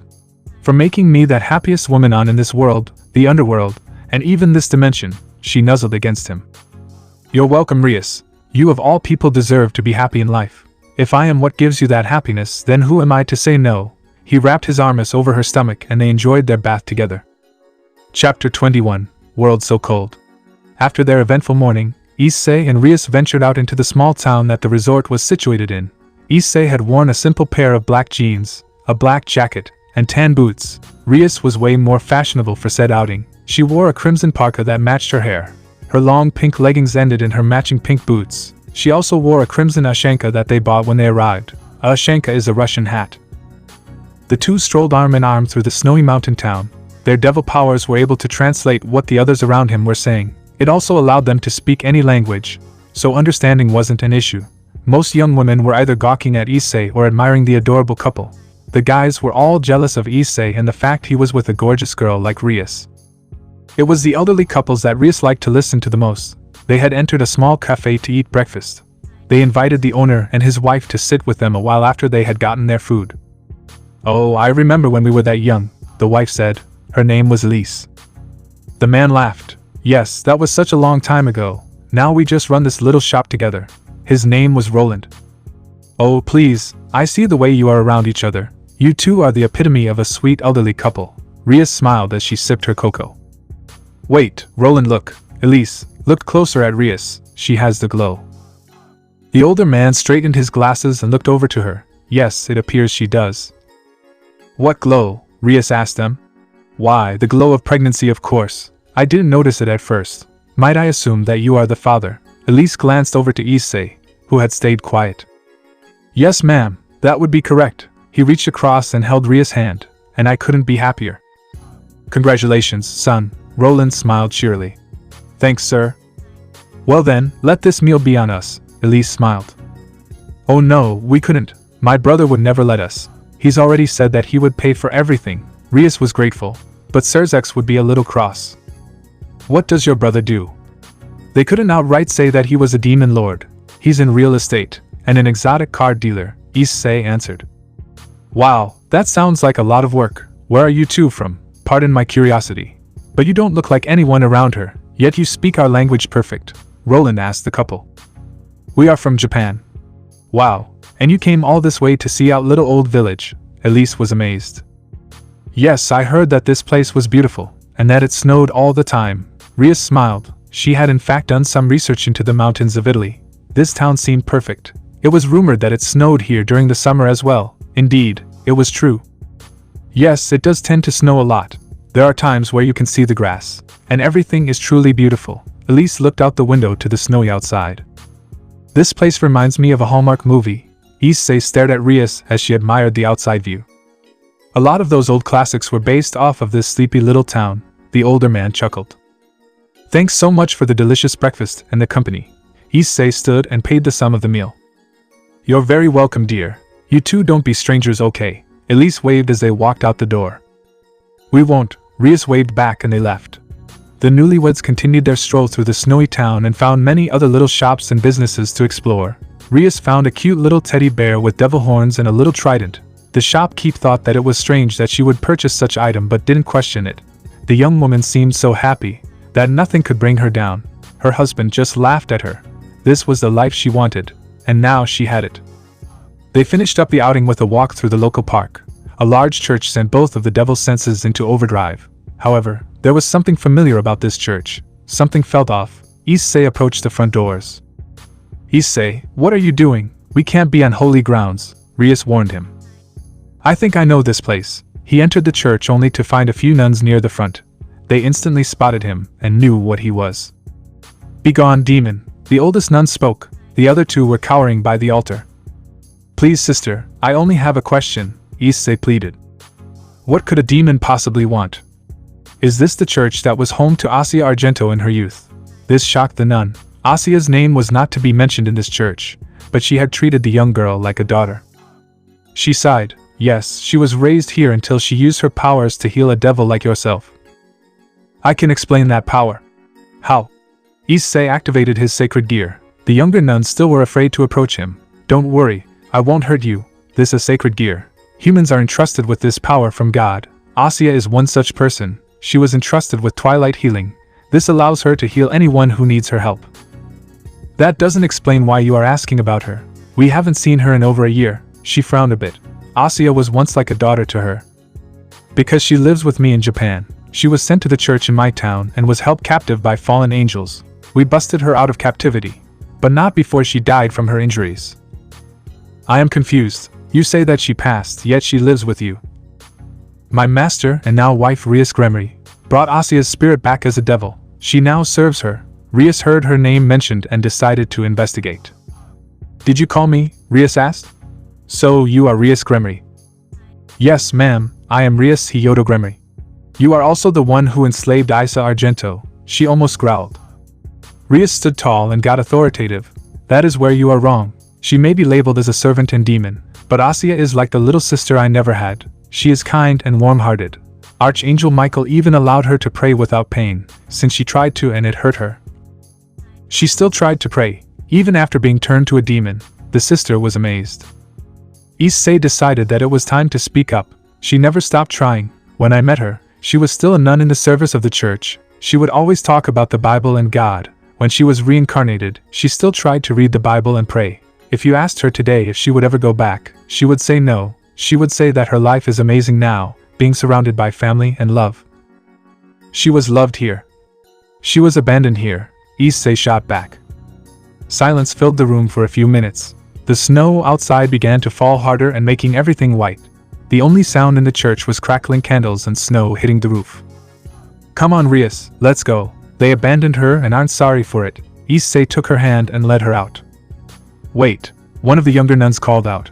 I remember Asia like a little sister too. She only wanted to help others and now, she's become a devil. She seemed to just be summing up the conversation. Is she happy? Rias turned and looked back at the younger sister. She is very happy with us. Rias and Issei moved out the door and started along the trail. Did you know that this was Asia's church, Issei? I had no idea. It just felt familiar. I could still sense her presence here, if that makes sense. I think it does. The two made their way into the resort and back upstairs. Soon they were on the bed and getting ready to go to sleep. This world really is cold. Well, yeah, it's up in the mountains so it's gonna be cold. Issei chuckled. He knew what she meant but tried to lighten the mood. You know what I meant. Rias looked down to his chest. Poor Asia. It looked like a nice home. It's still hard to believe they just kicked her out. It's like Michael said, anything that threatens the system's integrity needs to be removed. He rubbed her back gently, and she pulled herself closer. Let's not worry about this now. Let's focus on this. He took his free hand, laced it in hers and set it on her little baby bump. She was close to 4 months pregnant, and she had grown a bump in her stomach. Not to the point where others would dare call her fat, but enough to tell she was pregnant. Only 5 more months, and they would have their own child. Chapter 22, Over and Over. Life had become very routine for Issei and Rias. It had been over a month since they returned from the mountain resort, and this brought Rias into her 6th month. She was now fairly large in the middle and needed help up and down the stairs. Of course, Issei was more than happy to help. All the other girls were very helpful in assisting with Rias' needs. Most would say that it was to get on her good side so they could be with Issei in the future. Today was the first time Rias and Issei would get a look at their child. They had been to the underworld for checkups and such, but now the child was grown enough to tell features. The two had packed a bag and were currently sitting in the waiting room to be seen. Rias was reading a parenting magazine, and Issei was reading the newest issue of Car and Driver. Issei, I'm nervous. She set down the book and looked over to her husband. About what? We've been here before. He looked up from his own book. Yes, but we've never been able to see our baby before. Now we can. And you're afraid of? I told you I thought it was a girl. She looked to the ground. He instinctively pulled her to him and comforted her. I don't care whether it's a boy or a girl. They will be our baby, and we will love them unconditionally. He kissed her head. I know, but what if there is a complication? What if the baby is deformed? What if? She got cut off when Issei kissed her. We're devils, Rias. From what your brother told me, our DNA doesn't even have those possibilities.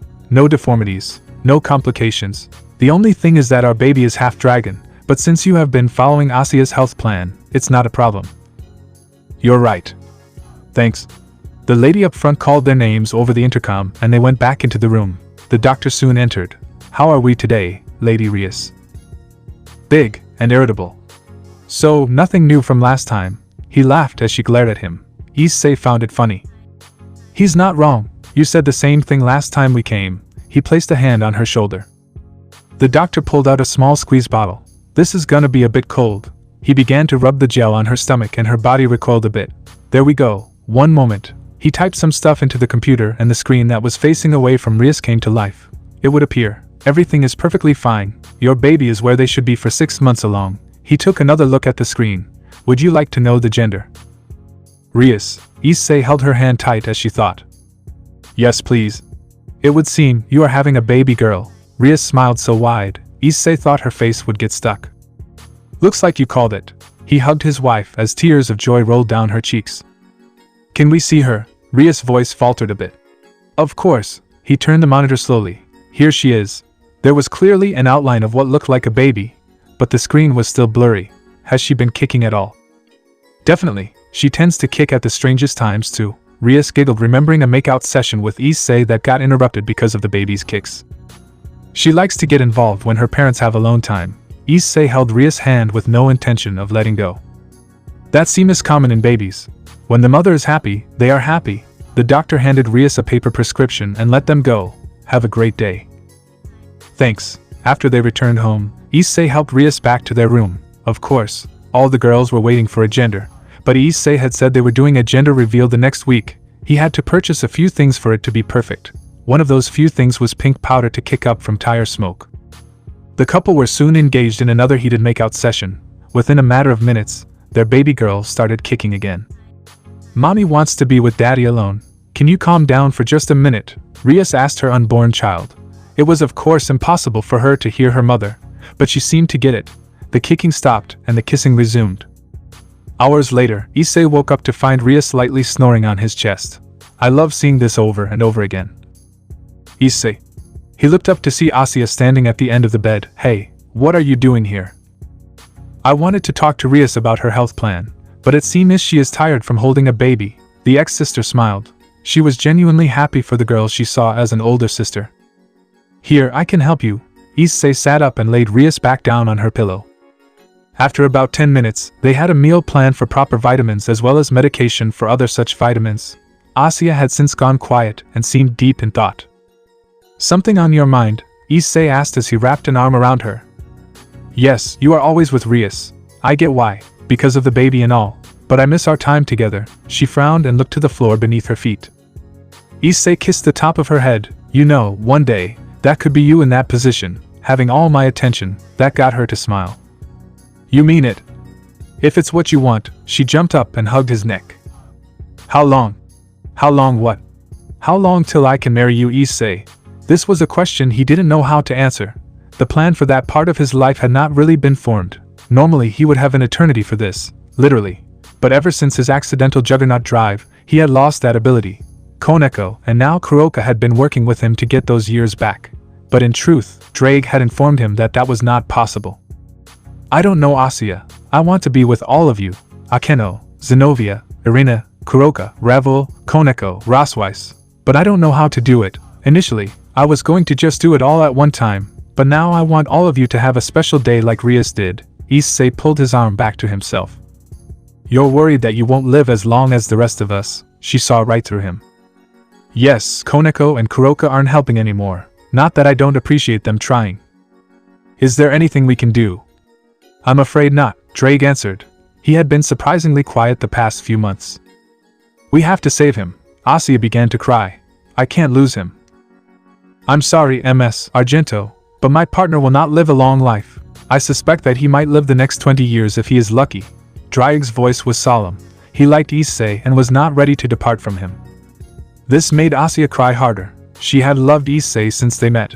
Now she had to come to terms with the fact that Issei would not live long enough to see his child or children grow up. They wouldn't be able to spend their lives together. Don't worry, Asia. I will make it work. He once again wrapped the blonde girl in an embrace and let her cry. Chapter 23, Riot.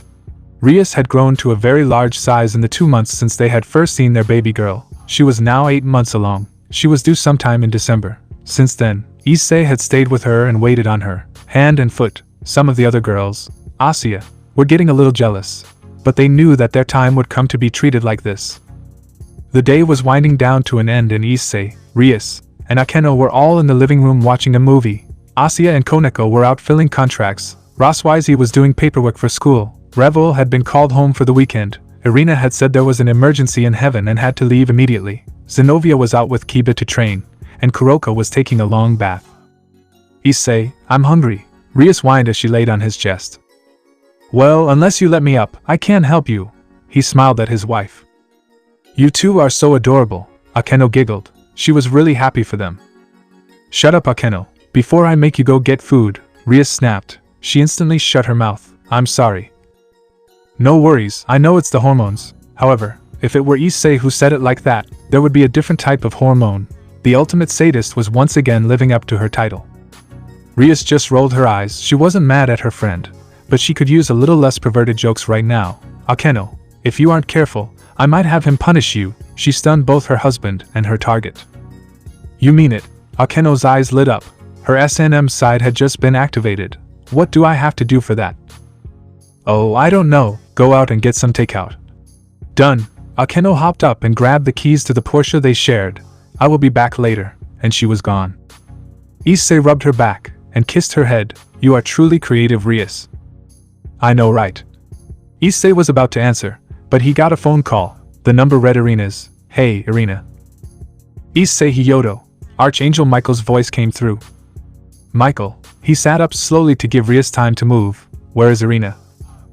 We need your help. The Cows Brigade has started a riot in heaven. Irina was on the front line to fight them off. Michael, is Irina okay? Issei was now standing. Rias looked at him worried. She is injured. In time, she will be alright. A high-class devil was able to get past her sword. I'm on my way. Issei hung up and started to dial another number. Asya picked up, and Koneko was able to hear. Asya, I need to go to heaven to help Lord Michael fight off the Cows Brigade. I need you and the others to stay here with Rias. Oh my, is Irina alright? Her voice came back over the line. She's wounded but alive. Issei threw on his black jacket. Better call Zenobia too, let her know what's up. Okay, be careful, Issei. I love you. He could tell Asya's voice was shaken. I love you too, dum-dum. Don't die yet, I still haven't got my kittens, Koneko smiled. I love both of you too. He hung up and found his wife looking up at him from the couch. Why do you have to leave me? She wasn't mad, just sad. He knelt down in front of her. I will be back before you know it, my love. He kissed her and was gone. Heaven. Issei appeared out of the teleportation circle. The normally gold and marble structures were broken and in flames. The clouds that sat under the buildings were stained red. As he looked around, he could tell that he had come to Heaven 5. The gates behind him were blown apart, showing that the enemy had come from a lower level, most likely, level 3. Before him lay bodies of devils, angels, humans, and other creatures. A second later, another circle opened up. Zenobia stepped out. She was in her black battle gear. Issei, what happened here? Michael said that the Cows Brigade attacked. It's likely they came from level 3 since it connects to Purgatory. Where is Irina? I know she would be on the front lines. Issei's face fell. She got wounded. Michael is taking care of her. Zenobia gritted her teeth. How did this happen? Soon a voice called out to them. Red Dragon Emperor, Zenobia Corda, I have been sent to bring you to Michael. An angel approached them. If you will stand still for a moment.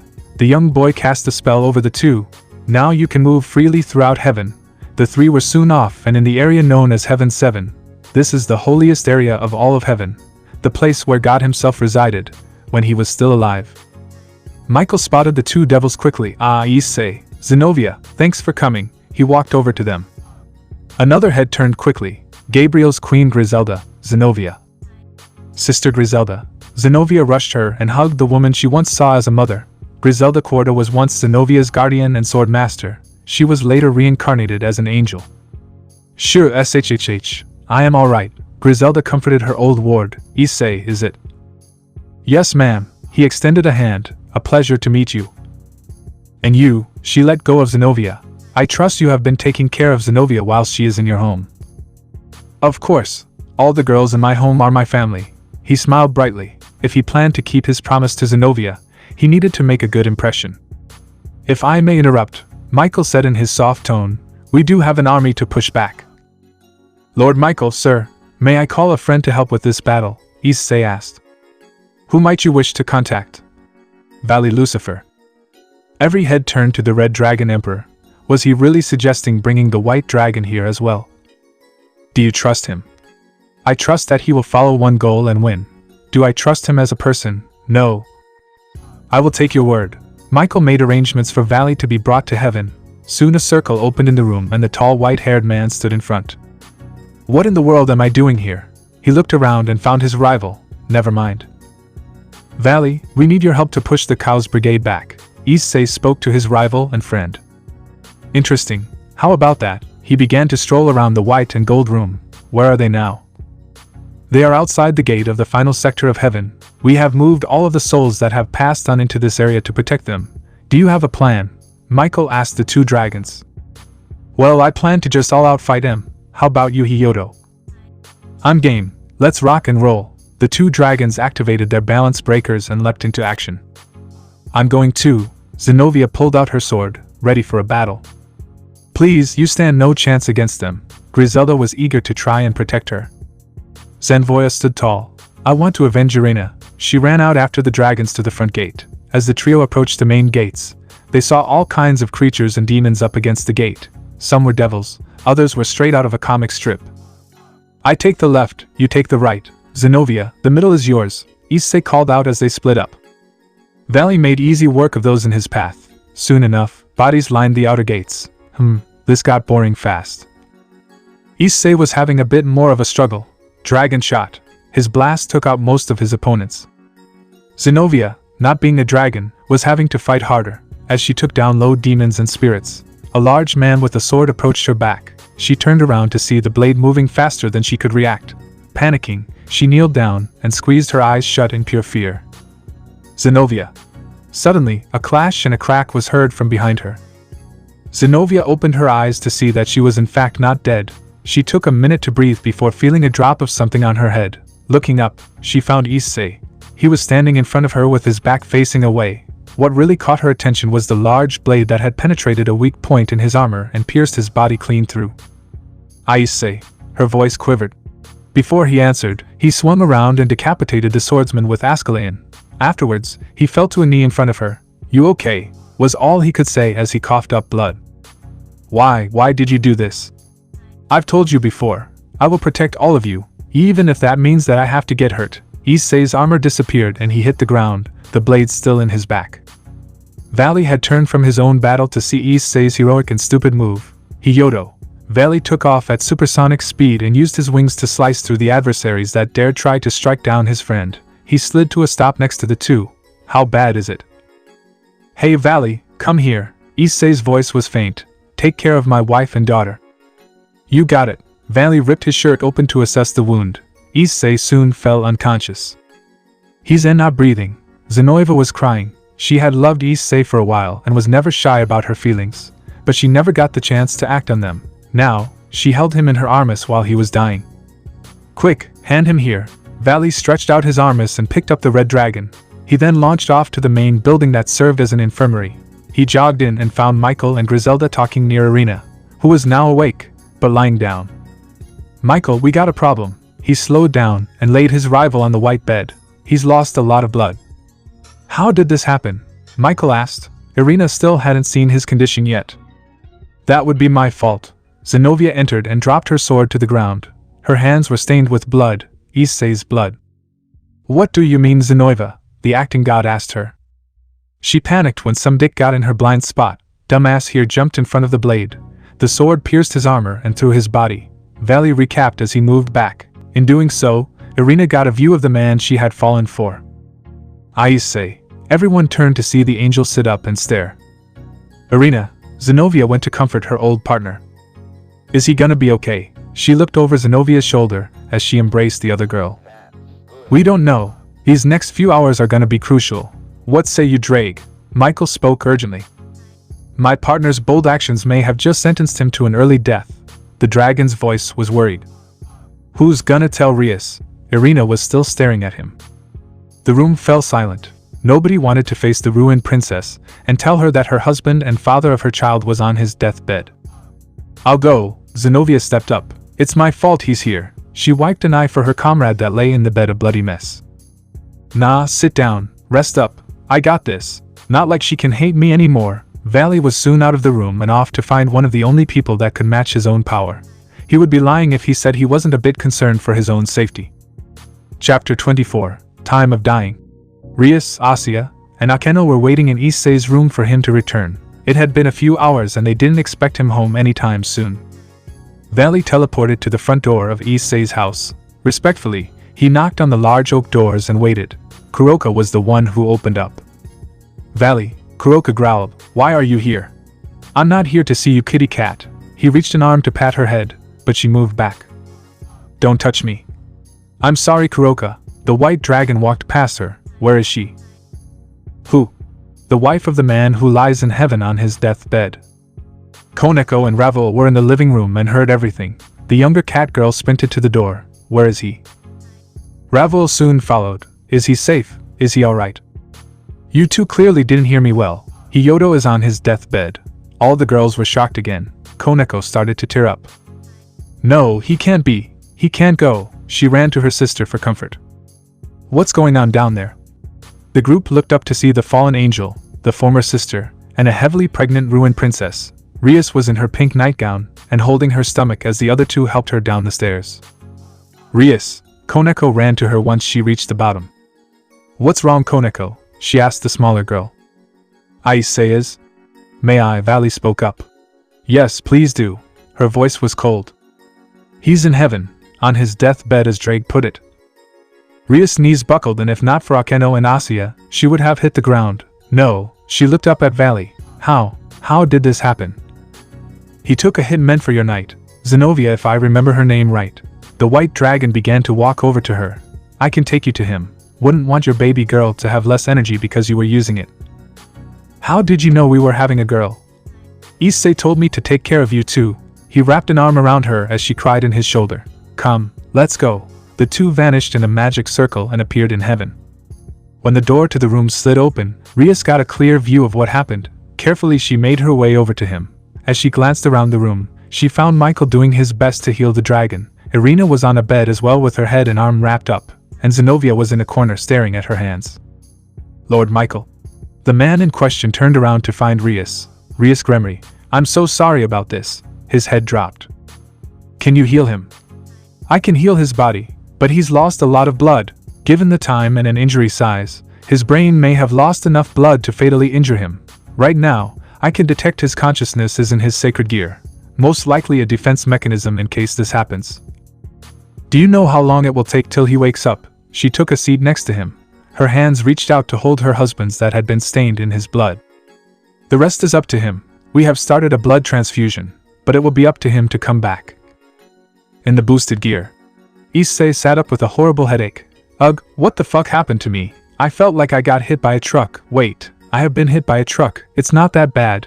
He looked around and saw the faces of red dragons past. Oh great, you guys again. Yes, young dragon, one of the hooded figures said. You are dying. In order to survive, you must activate the Juggernaut drive. Didn't I tell you old bastards last time? I'm not doing that. I'll find my own way out of here. He began to look around. A crimson door appeared on his right. I wonder what that is. Issei opened the door to find a view of his family. Everyone was at home except for Irina and Zenobia, which he knew were with him. He found Akeno sitting on the stairs holding a crying Asia. Ravel, Koneko, and Kuroko were in the living room. Everywhere he looked, he could not find Rias. He tried asking. Hey Akeno, do you know where Rias is? He got no response. Hello. It would appear they cannot hear you. A female voice came from behind him. And you are?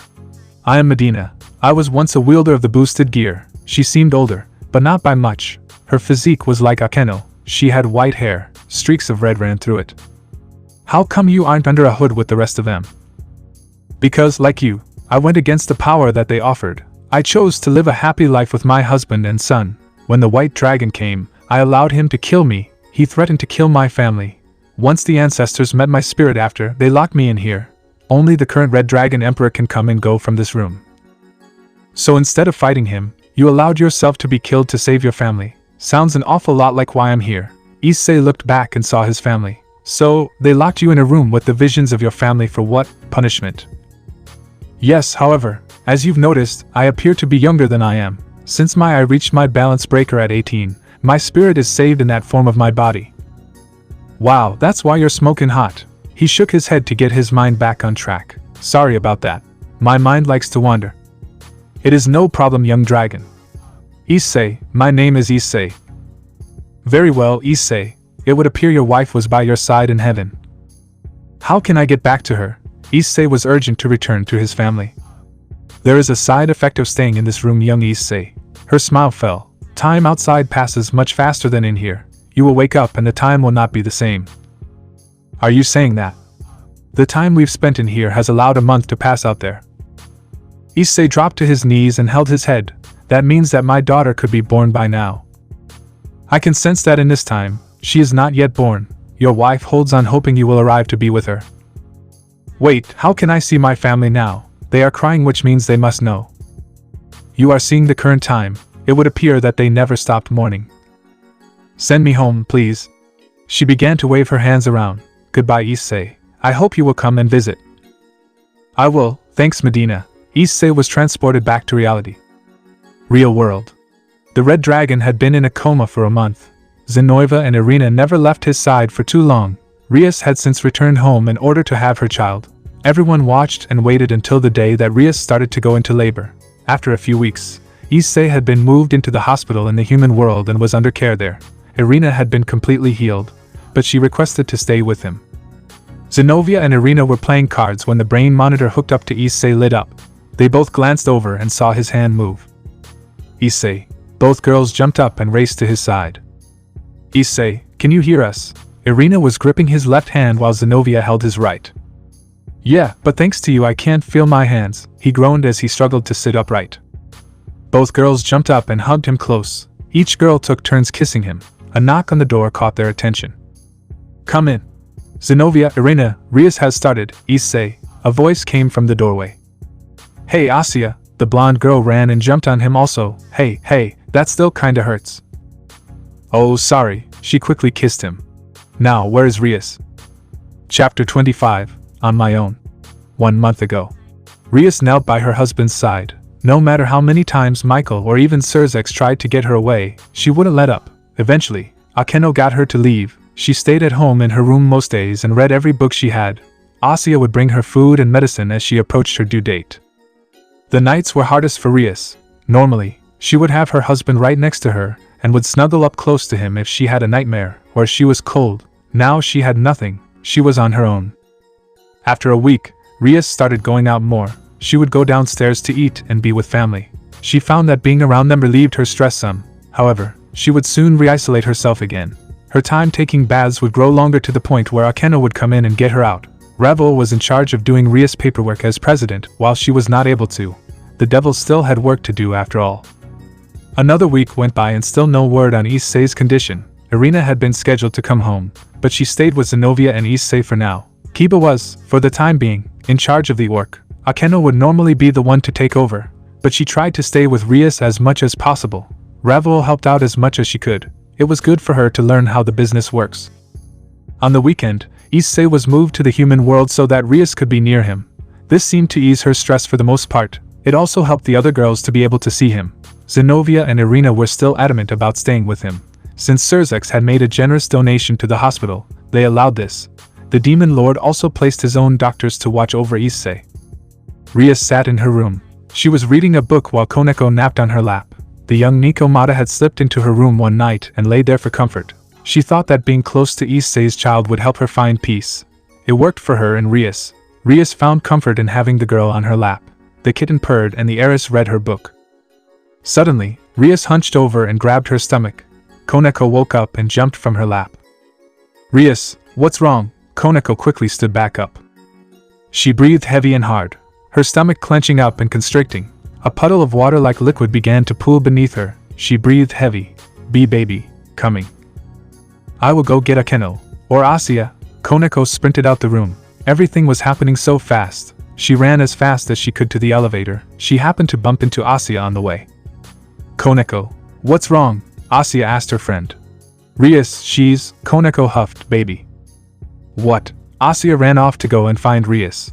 Koneko continued her mission to warn the others. Asuya continued her way to Rias' room and found the ruined princess sitting on the bed holding her stomach. Rias, are you okay? Yes, Asuya. I think she wants to come out now, Rias smiled. Alright, I will go and get Akeno. Asuya got up to leave. Stay, I need your help with the pain. I also need help getting downstairs. Rias went to stand and almost fell over. Asuya caught her as best she could. Everything was happening so fast, either could really keep it together. The two worked their way to the elevator at the end of the hall and found Akeno, Kuroka, and Koneko waiting. I'm gonna take this as the baby dragon is coming sooner than we anticipated. Kuroka giggled as she moved to help Asuya. Yeah, she wants to see her mommy and daddy. Rias smiled. She may have been in a lot of pain, but she was never happier. Didn't I tell you? We are having a baby girl. By the looks of it, we're having her soon. Her voice faltered as another contraction hit.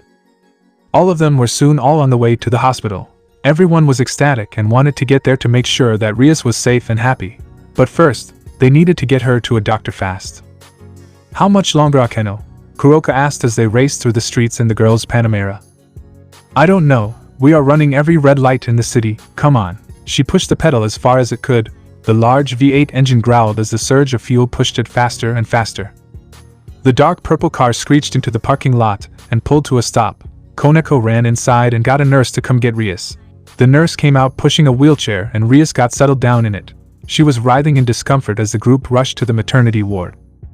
Doctors got in place, and the girls were told to wait outside in the waiting room. Luckily there was one right outside the door. However, Asuya and Akeno were adamant about being in there. The doctor kept refusing.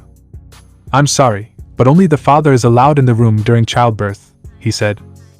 Asuya dropped a tear. Please, she needs someone with her in this trial.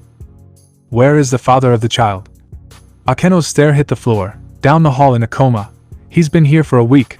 Her thoughts went to Irina and Zenobia who had stayed with him. Asuya, can you go get Irina and Zenobia? She mumbled. Yes, right away. Asuya took off down the hall and went around the corner to find her friends. I gotta find his room. She eventually found her way to the room and knocked on the door. Come in, both girls answered. Asuya opened the door slowly. Zenobia, Irina, Rias has started, Issei. Hey Asuya, Issei flashed his grin.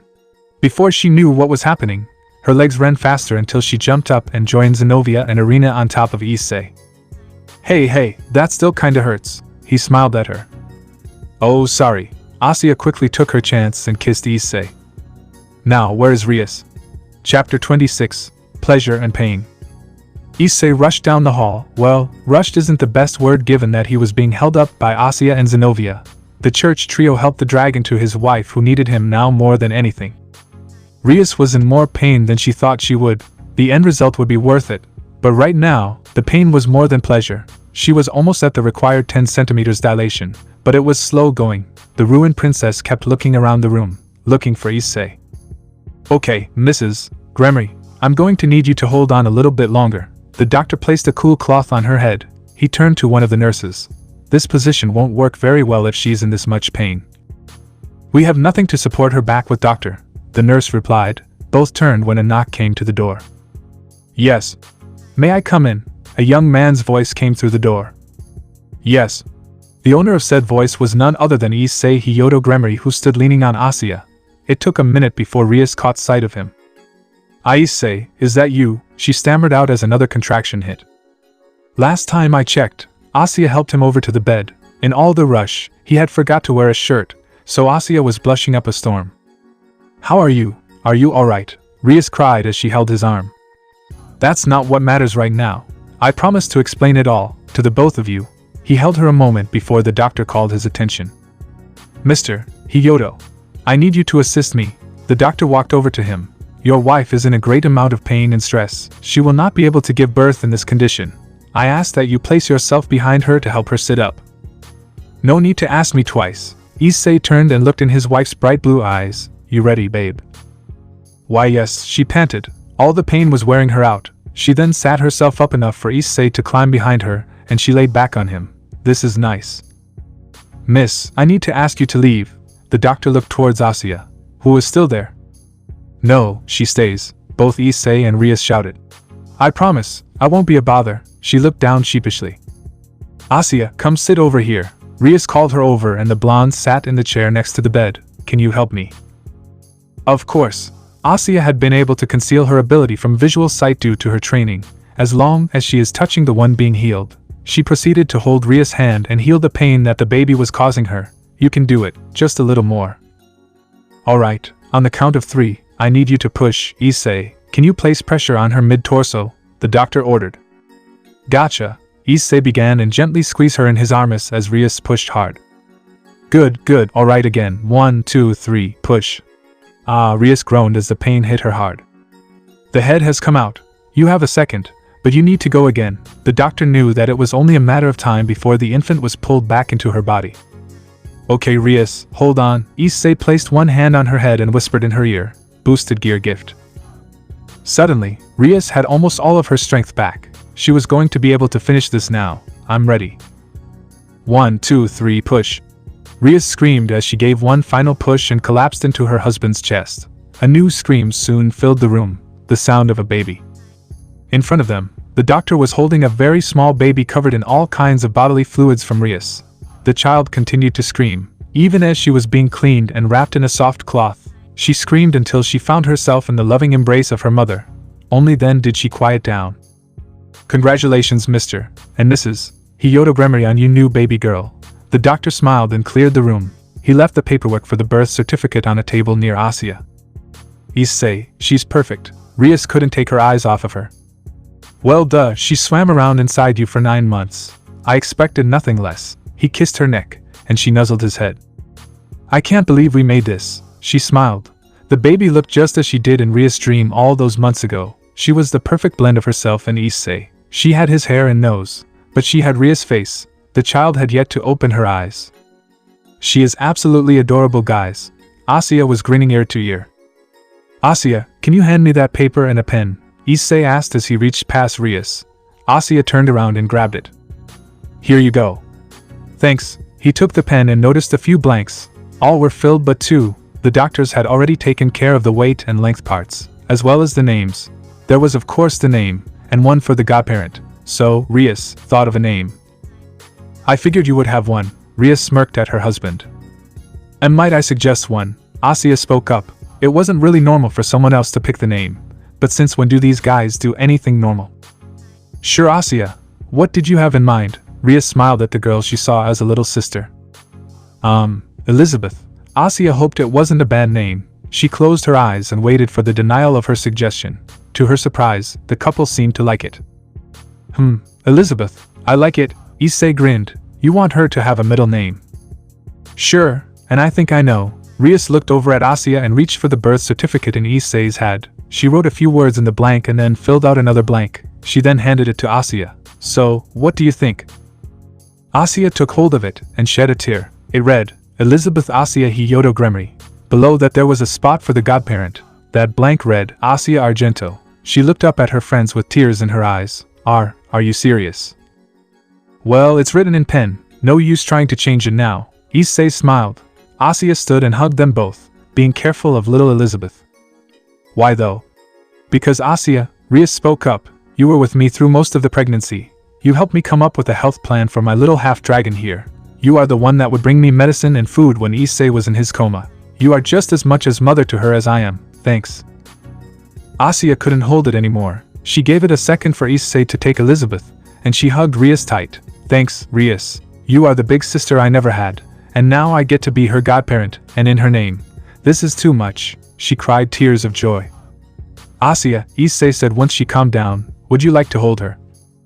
Yes, please. She took a hold of the squishy baby and smiled down at her. She is absolutely adorable. The baby's face twitched, and her eyes fluttered open. Elizabeth opened her eyes and looked up to see Asya. The newborn stared up in wonder at who this person was. Normally, a baby would be uncomfortable in the arms of one they did not know. However, she seemed perfectly happy with Asya. Usually, a newborn is happiest around voices they know. Since Rias was her mother, Elizabeth recognized it. Same thing with Issei. Asya was around so much that she had gotten used to her voice. Rias, she has your eyes. Asya began to weep again, craving for the day that she would hold her own baby in her arms. She handed Elizabeth back to Rias and let them be alone for a while. Are you sure that was the best decision? Issei asked his wife. What do you mean? Naming her after Asya and then making her Elizabeth's godparent. Issei scooted closer. Not that I don't agree with you. I was just wondering if it was a little much. Like I said, she is as much as of a mother to her as I am. I'm also sure that she will play a prominent part in her life now that she's born. Rias looked down and smiled at her baby. Hey little Elizabeth, I am your mommy. And this is your daddy. We love you so very much. They were left be for a while and they enjoyed their time together. Finally as a family. Chapter 27. Waking the Demon. Life was once again easy in the Hyodo household. Well, as easy as having a newborn around can be. Most of the girls had once again started sleeping in Issei's room. But Kuroka and Rosweiss were quickly sick of Elizabeth crying and the new smells from that side of the room. Revel usually stayed in her room, and Irina stayed in the church trio's room. Elizabeth was adored by the entire family. The child had begun to sprout dark brown hair like her father and had ocean blue eyes like her mother. The baby girl tended to be happiest around her parents, but was not afraid of the other girls being around her. The only other person that brought the newborn comfort when her parents weren't around was Asya. Naturally, Asya's caring nature in previous life as a sister of the church had helped her work with the Elizabeth when the baby's parents could not. Whenever Rias and Issei were out at the club, or at school, Asya would stay and watch over the little one. Of course that was only when she herself didn't have school. If that was the case, then Rias would try and stay around. Worst case scenario. Akeno and Kuroka were to watch over the little devil. Currently Issei was at school and Rias was talking to her brother in the underworld, so Asya had watch over Elizabeth. The infant in question was not happy. Oh come on Ellie, mommy and daddy will be home soon. Can you be a good girl for Aunt Asya? She picked up the crying infant from her bed and held her close. It didn't take long for Asya to figure out the problem.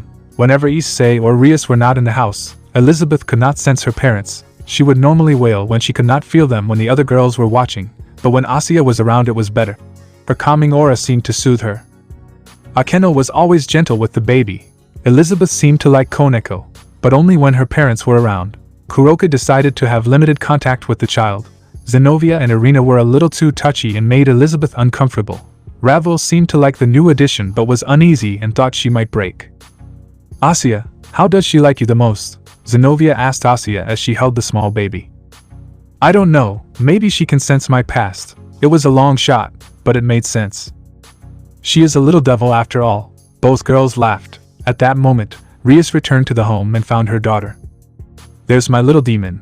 Rias carefully received the baby from Asya and held her close. Oh, mommy missed you Ellie. Ellie had quickly become the infant's nickname. The child cooed when she sensed her mother's presence. Here is her bottle Rias. Asya handed the new mother the child's bottle. Do you know when Issei will be home? Rias asked her. No, I don't know. He normally gets home around 5. It was about 4:45. Okay, do you mind going to find Akeno? I have something I wish to discuss with her in private. Yes ma'am. Asya made her way down the hall to where Akeno's room was. She opened the door and found Akeno reading a book. Hey Akeno, what are you reading? Akeno quickly shut the book and covered its title. And nothing, she stammered and stood. Okay, Rias wants to see you. Asya smiled. She was curious about the book but decided not to press the issue. Alright. Akeno proceeded to walk and find Rias. She knocked on the door and waited. Rias opened up the large white door, the handle in one hand and her baby in the other. Hello Akeno, thanks for coming. Of course, she shut the door behind her. What was it you needed me for? Oh, just some girl time. Rias sat down and rocked Elizabeth in her arms.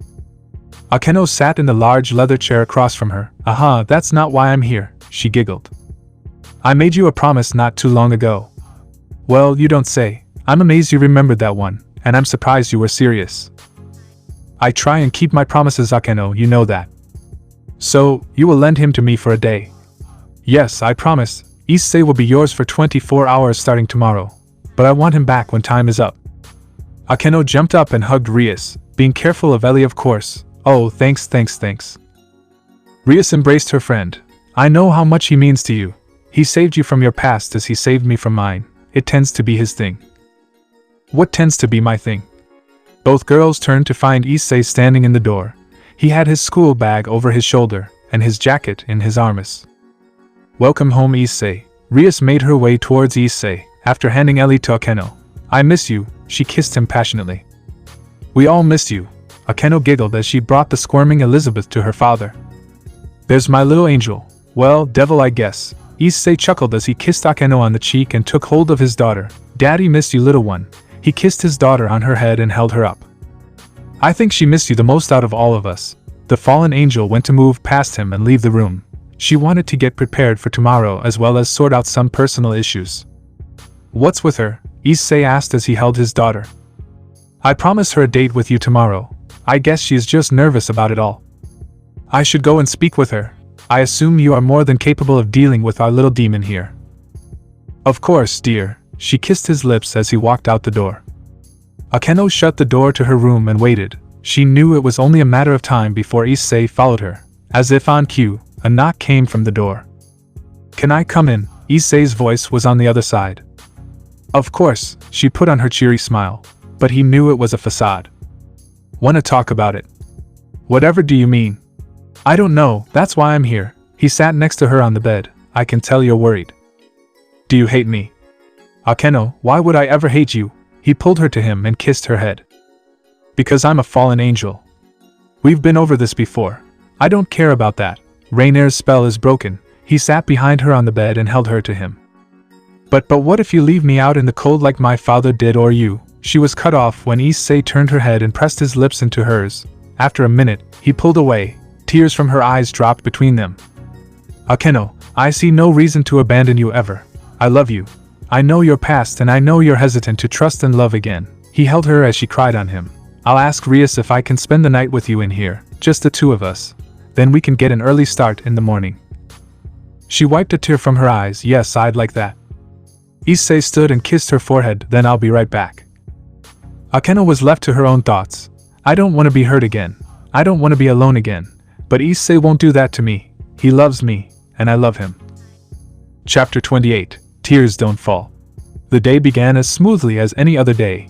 Issei opened his eyes and found himself unable to see through a tuft of black hair. It was only then that he remembered where he was. He had spent the night with Akeno.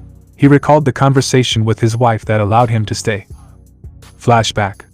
Absolutely not. Rias continued breastfeeding their daughter, distracting Issei the slightest bit.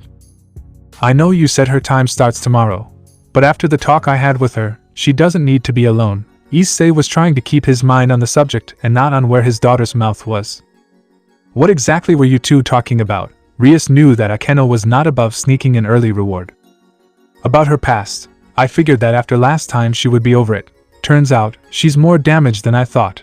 He sat next to her and smiled. It'll only be for tonight, I promise. She sighed, conceding.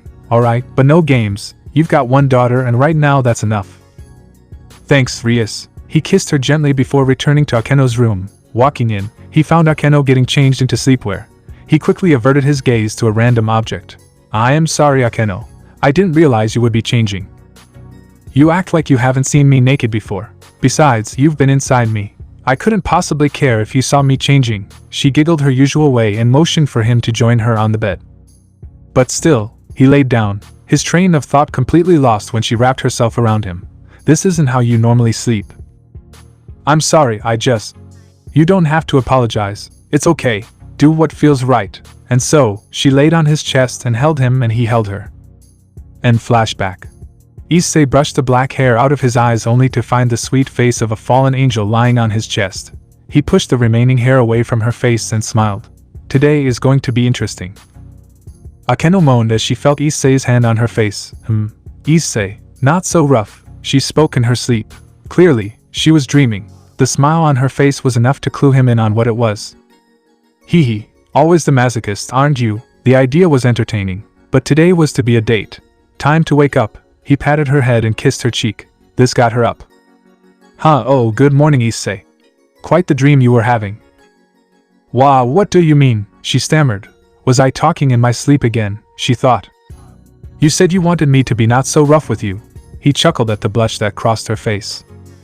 I did. That was embarrassing. So, is that what you wanted to spend our day doing? He leaned in close to her left ear. You want me to get rough and punish the naughty fallen angel. His smirk told everything. She let out moan as Issei was playing into her S&M side. Before she got too carried away, she stopped herself. No, I want to spend the day out and doing little things. She was able to stand up and move to the bathroom. She turned back to him before she shut the door. I just want to spend a normal day together, just a boy and a girl. Her small smile was enough to tell her story. She wanted to be alone with him and act like a normal teenage couple. Okay, get dressed and meet me at the door, he called so she could hear him through the door. Meanwhile, Akeno was sitting on her bathroom floor leaning against the door. Her head was swimming with thoughts on today. She thought back to her first date with Issei, the day where he saw her darkest side and her past. It was also the day where she claimed that she didn't want to be alone anymore. Issei stepped out of his room and was ready to go.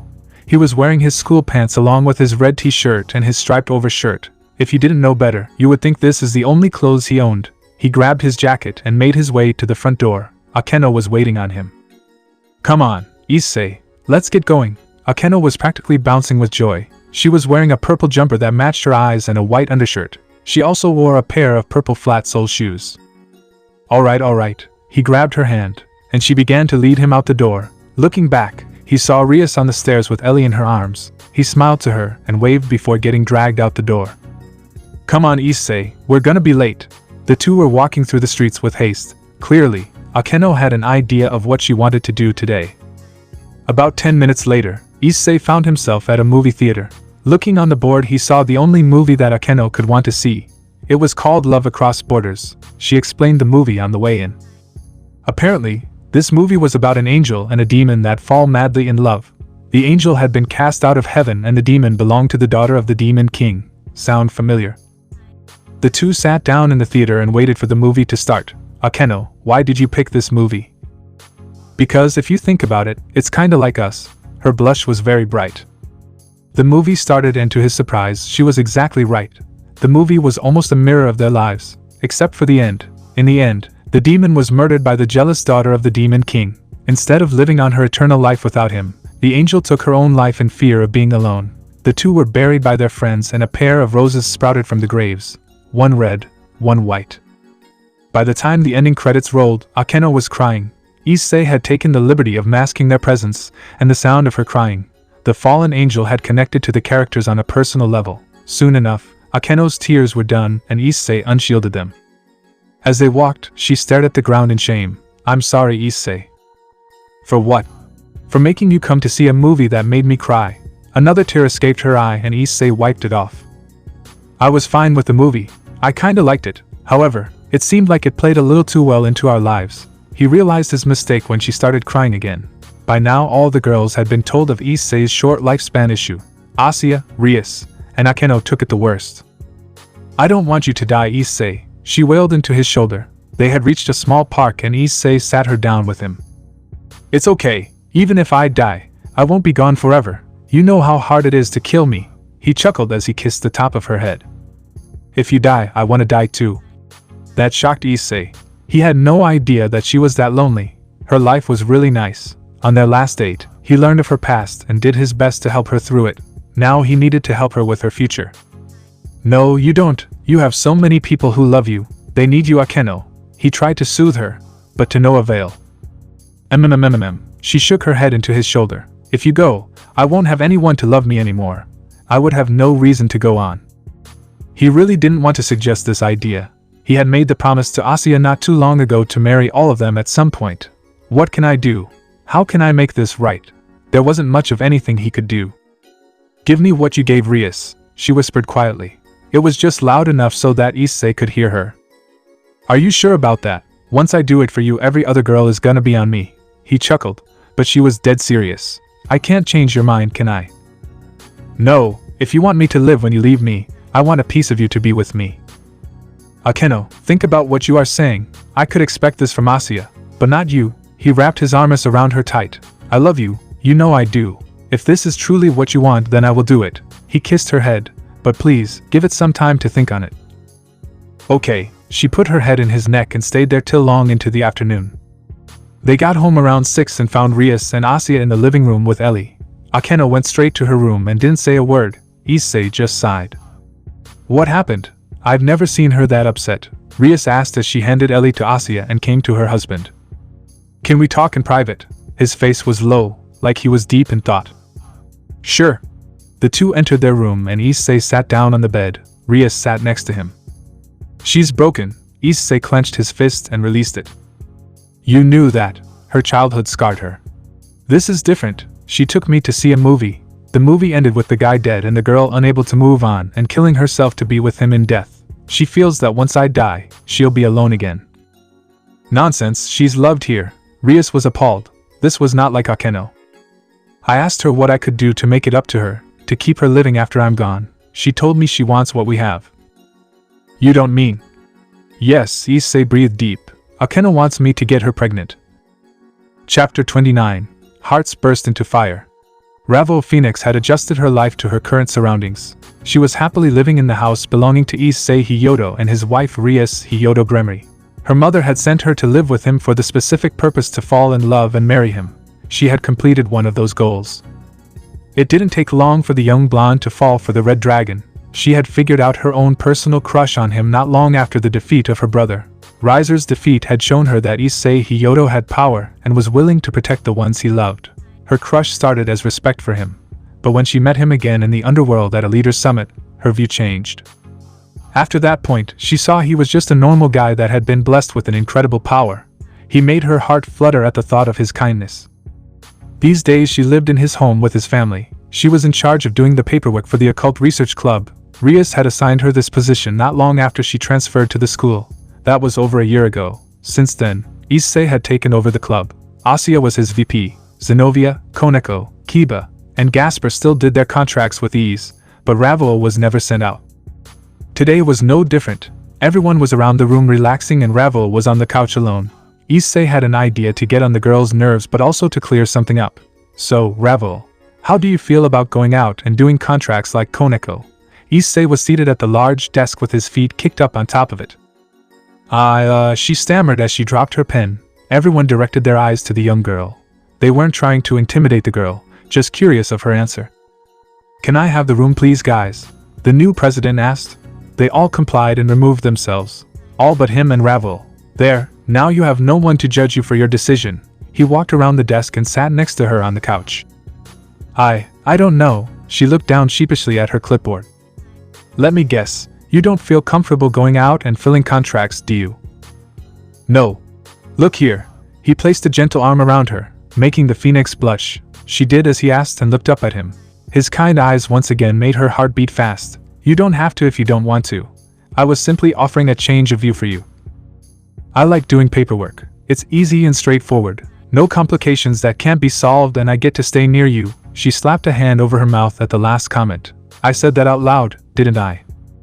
Yes, you did. Issei unwrapped his arm, gaining a silent groan from the girl. That being said, I like having you close. You aren't as familiar with the territory as the others. Are you saying I'm incompetent? Ravel shot up and glared back at him. Not at all. He remained calm and seated. I'm saying that I know that you are not familiar with the area enough to be on your own here. If you decided to go out with Koneko or with Kiba, then I wouldn't stop you. But I do like having you here. Ravel took a second and tried to calm down. Yeah, well, it's not like I chose to stay behind. Last I checked, you did. He got up to go back to his desk. If that's all, then that's it. Wait, that's it. What did you want me to say? That you need me here, that you want me here. She was almost shouting at this point. I did, weren't you listening? She sat down with a flushed face. I told you I liked having you here. It's a change in faces. I love seeing Asia, Zenobia, and Koneko here, hell even Kiba. But having you here makes everything different. He moved back to the desk and sipped from his cup as he allowed her to take a second. You also said you like staying here and doing paperwork, since it's easy and you get to stay near me. He sat the cup down and returned to the couch. What are you saying? I know why you came here in the first place, Ravel. It would be a shame of you not to finish your mission. After all, you did come here with the intention of marrying me. Ravel's face went bright red. Why yes, but I.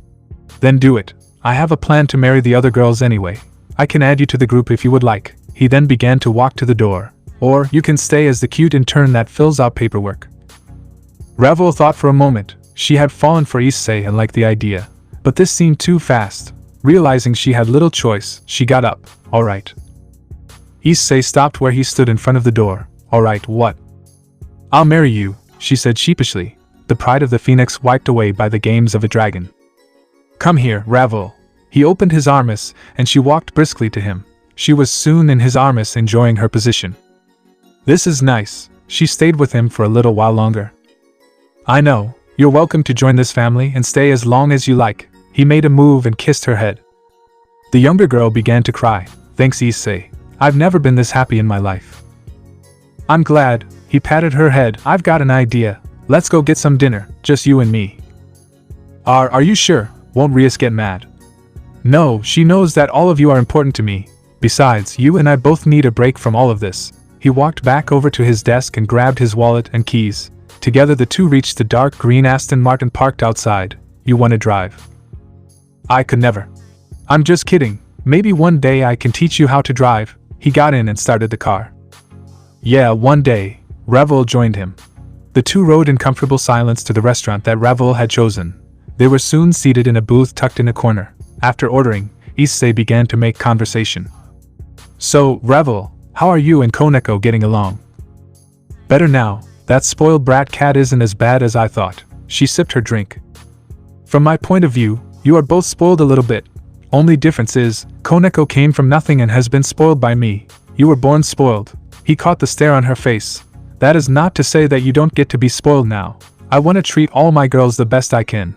That means that both you and Koneko, as well as Asia and Rias, get spoiled. I think I get it. She sat back as the waiter placed their plates down. Issei. Yes, little birdie. He grinned, mimicking one of Kuroka's insults. Is this a date? Do you want it to be? Okay, kinda. Then, it's a date. He snickered at her flustered face. You can be so infuriating sometimes. Ravel groaned as she took a bite of her steak. I've been told that by more people than I can count. Issei took a bite of his own. I'm sorry, Issei. For what? For being a spoiled brat. I was horrible to Koneko and Kuroka when I first got to your home, and I've been horrible to you. She put her head in her hands. A small tear came out of her eye. I don't see it that way. Ravel lifted her head up to question him, but he continued. I know the kind of family you come from. It's not easy to change things. You were never really required to be nice until now. He chuckled. You've grown a lot since you came to us. You've grown stronger, wiser, and even more beautiful. Thanks. You're welcome, Ravel. Soon the two were finished with their meal and on the way home. As they pulled into the driveway, Ravel tapped his shoulder. She had been silent the entire way home, as if she was deep in thought. Issei. Yes. Can you give me what you give Asia and Rias and Akeno? You mean a kiss? Issei smirked at how much she tried to dodge it. Yes. If it's what you want. He gently turned her face to him and pushed his lips into hers. It wasn't long before the phoenix began to push back. Seconds felt like hours as they kept going. Issei finally stopped and opened the door. That was fun, Ravel. I promise that this will not be the last time we do this. The promise gave Ravel a skip in her step. Okay, thanks, Issei. For the meal and the talk. She ran inside and up the stairs past Kuroka. What's up with Firebird? She asked the man of the house as he walked in. Oh, we had a nice evening out, and she is just excited that she got the kiss she wanted. He walked into the living room and sat down on the couch. Kuroka soon followed. So, when do I get my date with you? The black Nekish asked. I figured you would rather stay in and play video games. By the way, remind me to beat your high score later. Not gonna happen, lover boy. Kuroka kissed him and sat on his lap. I want alone time, just you and me. Consider it done. Now, down, kitty cat. Doing as he asked, she moved back to his side and snuggled up like a cat should. She purred softly as they watched TV together. It didn't take long for her to fall asleep with only one thought in mind. I wonder if I can convince him to get me pregnant since I'm in heat. Chapter 29. Hearts burst into fire. Ravel Phoenix had adjusted her life to her current surroundings. She was happily living in the house belonging to Issei Hyodo and his wife Rias Hyodo Gremory. Her mother had sent her to live with him for the specific purpose to fall in love and marry him. She had completed one of those goals. It didn't take long for the young blonde to fall for the Red Dragon. She had figured out her own personal crush on him not long after the defeat of her brother. Riser's defeat had shown her that Issei Hyodo had power and was willing to protect the ones he loved. Her crush started as respect for him, but when she met him again in the underworld at a leader's summit, her view changed. After that point, she saw he was just a normal guy that had been blessed with an incredible power. He made her heart flutter at the thought of his kindness. These days she lived in his home with his family. She was in charge of doing the paperwork for the Occult Research Club. Rias had assigned her this position not long after she transferred to the school. That was over a year ago. Since then, Issei had taken over the club. Asya was his VP. Zenobia, Koneko, Kiba, and Gasper still did their contracts with ease, but Ravel was never sent out. Today was no different. Everyone was around the room relaxing and Ravel was on the couch alone. Issei had an idea to get on the girls' nerves but also to clear something up. So, Ravel, how do you feel about going out and doing contracts like Koneko? Issei was seated at the large desk with his feet kicked up on top of it. She stammered as she dropped her pen. Everyone directed their eyes to the young girl. They weren't trying to intimidate the girl, just curious of her answer. Can I have the room please, guys? The new president asked. They all complied and removed themselves. All but him and Ravel. There, now you have no one to judge you for your decision. He walked around the desk and sat next to her on the couch. I don't know. She looked down sheepishly at her clipboard. Let me guess, you don't feel comfortable going out and filling contracts, do you? No. Look here. He placed a gentle arm around her, making the phoenix blush. She did as he asked and looked up at him. His kind eyes once again made her heart beat fast. You don't have to if you don't want to. I was simply offering a change of view for you. I like doing paperwork. It's easy and straightforward. No complications that can't be solved and I get to stay near you. She slapped a hand over her mouth at the last comment. I said that out loud, didn't I? Yes, you did. Issei unwrapped his arm, gaining a silent groan from the girl. That being said, I like having you close. You aren't as familiar with the territory as the others. Are you saying I'm incompetent? Ravel shot up and glared back at him. Not at all. He remained calm and seated. I'm saying that I know that you are not familiar with the area enough to be on your own here. If you decided to go out with Koneko or with Kiba, then I wouldn't stop you. But I do like having you here. Ravel took a second and tried to calm down. Yeah, well, it's not like I chose to stay behind. Last I checked, you did. He got up to go back to his desk. If that's all, then that's it. Wait, that's it. What did you want me to say? That you need me here, that you want me here. She was almost shouting at this point. I did, weren't you listening? She sat down with a flushed face. I told you I liked having you here. It's a change in faces. I love seeing Asya, Zenobia, and Koneko here, hell even Kiba. But having you here makes everything different. He moved back to the desk and sipped from his cup as he allowed her to take a second. You also said you like staying here and doing paperwork, since it's easy and you get to stay near me. He sat the cup down and returned to the couch. What are you saying? I know why you came here in the first place, Ravel. It would be a shame of you not to finish your mission. After all, you did come here with the intention of marrying me. Ravel's face went bright red. Why yes, but I. Then do it. I have a plan to marry the other girls anyway. I can add you to the group if you would like. He then began to walk to the door. Or, you can stay as the cute intern that fills out paperwork. Ravel thought for a moment. She had fallen for Issei and liked the idea. But this seemed too fast. Realizing she had little choice, she got up. Alright. Issei stopped where he stood in front of the door. Alright, what? I'll marry you, she said sheepishly, the pride of the phoenix wiped away by the games of a dragon. Come here, Ravel. He opened his armis, and she walked briskly to him. She was soon in his armis enjoying her position. This is nice. She stayed with him for a little while longer. I know. You're welcome to join this family and stay as long as you like. He made a move and kissed her head. The younger girl began to cry. Thanks, Issei. I've never been this happy in my life. I'm glad. He patted her head. I've got an idea. Let's go get some dinner, just you and me. Are you sure? Won't Rias get mad? No, she knows that all of you are important to me. Besides, you and I both need a break from all of this. He walked back over to his desk and grabbed his wallet and keys. Together the two reached the dark green Aston Martin parked outside. You want to drive? I could never.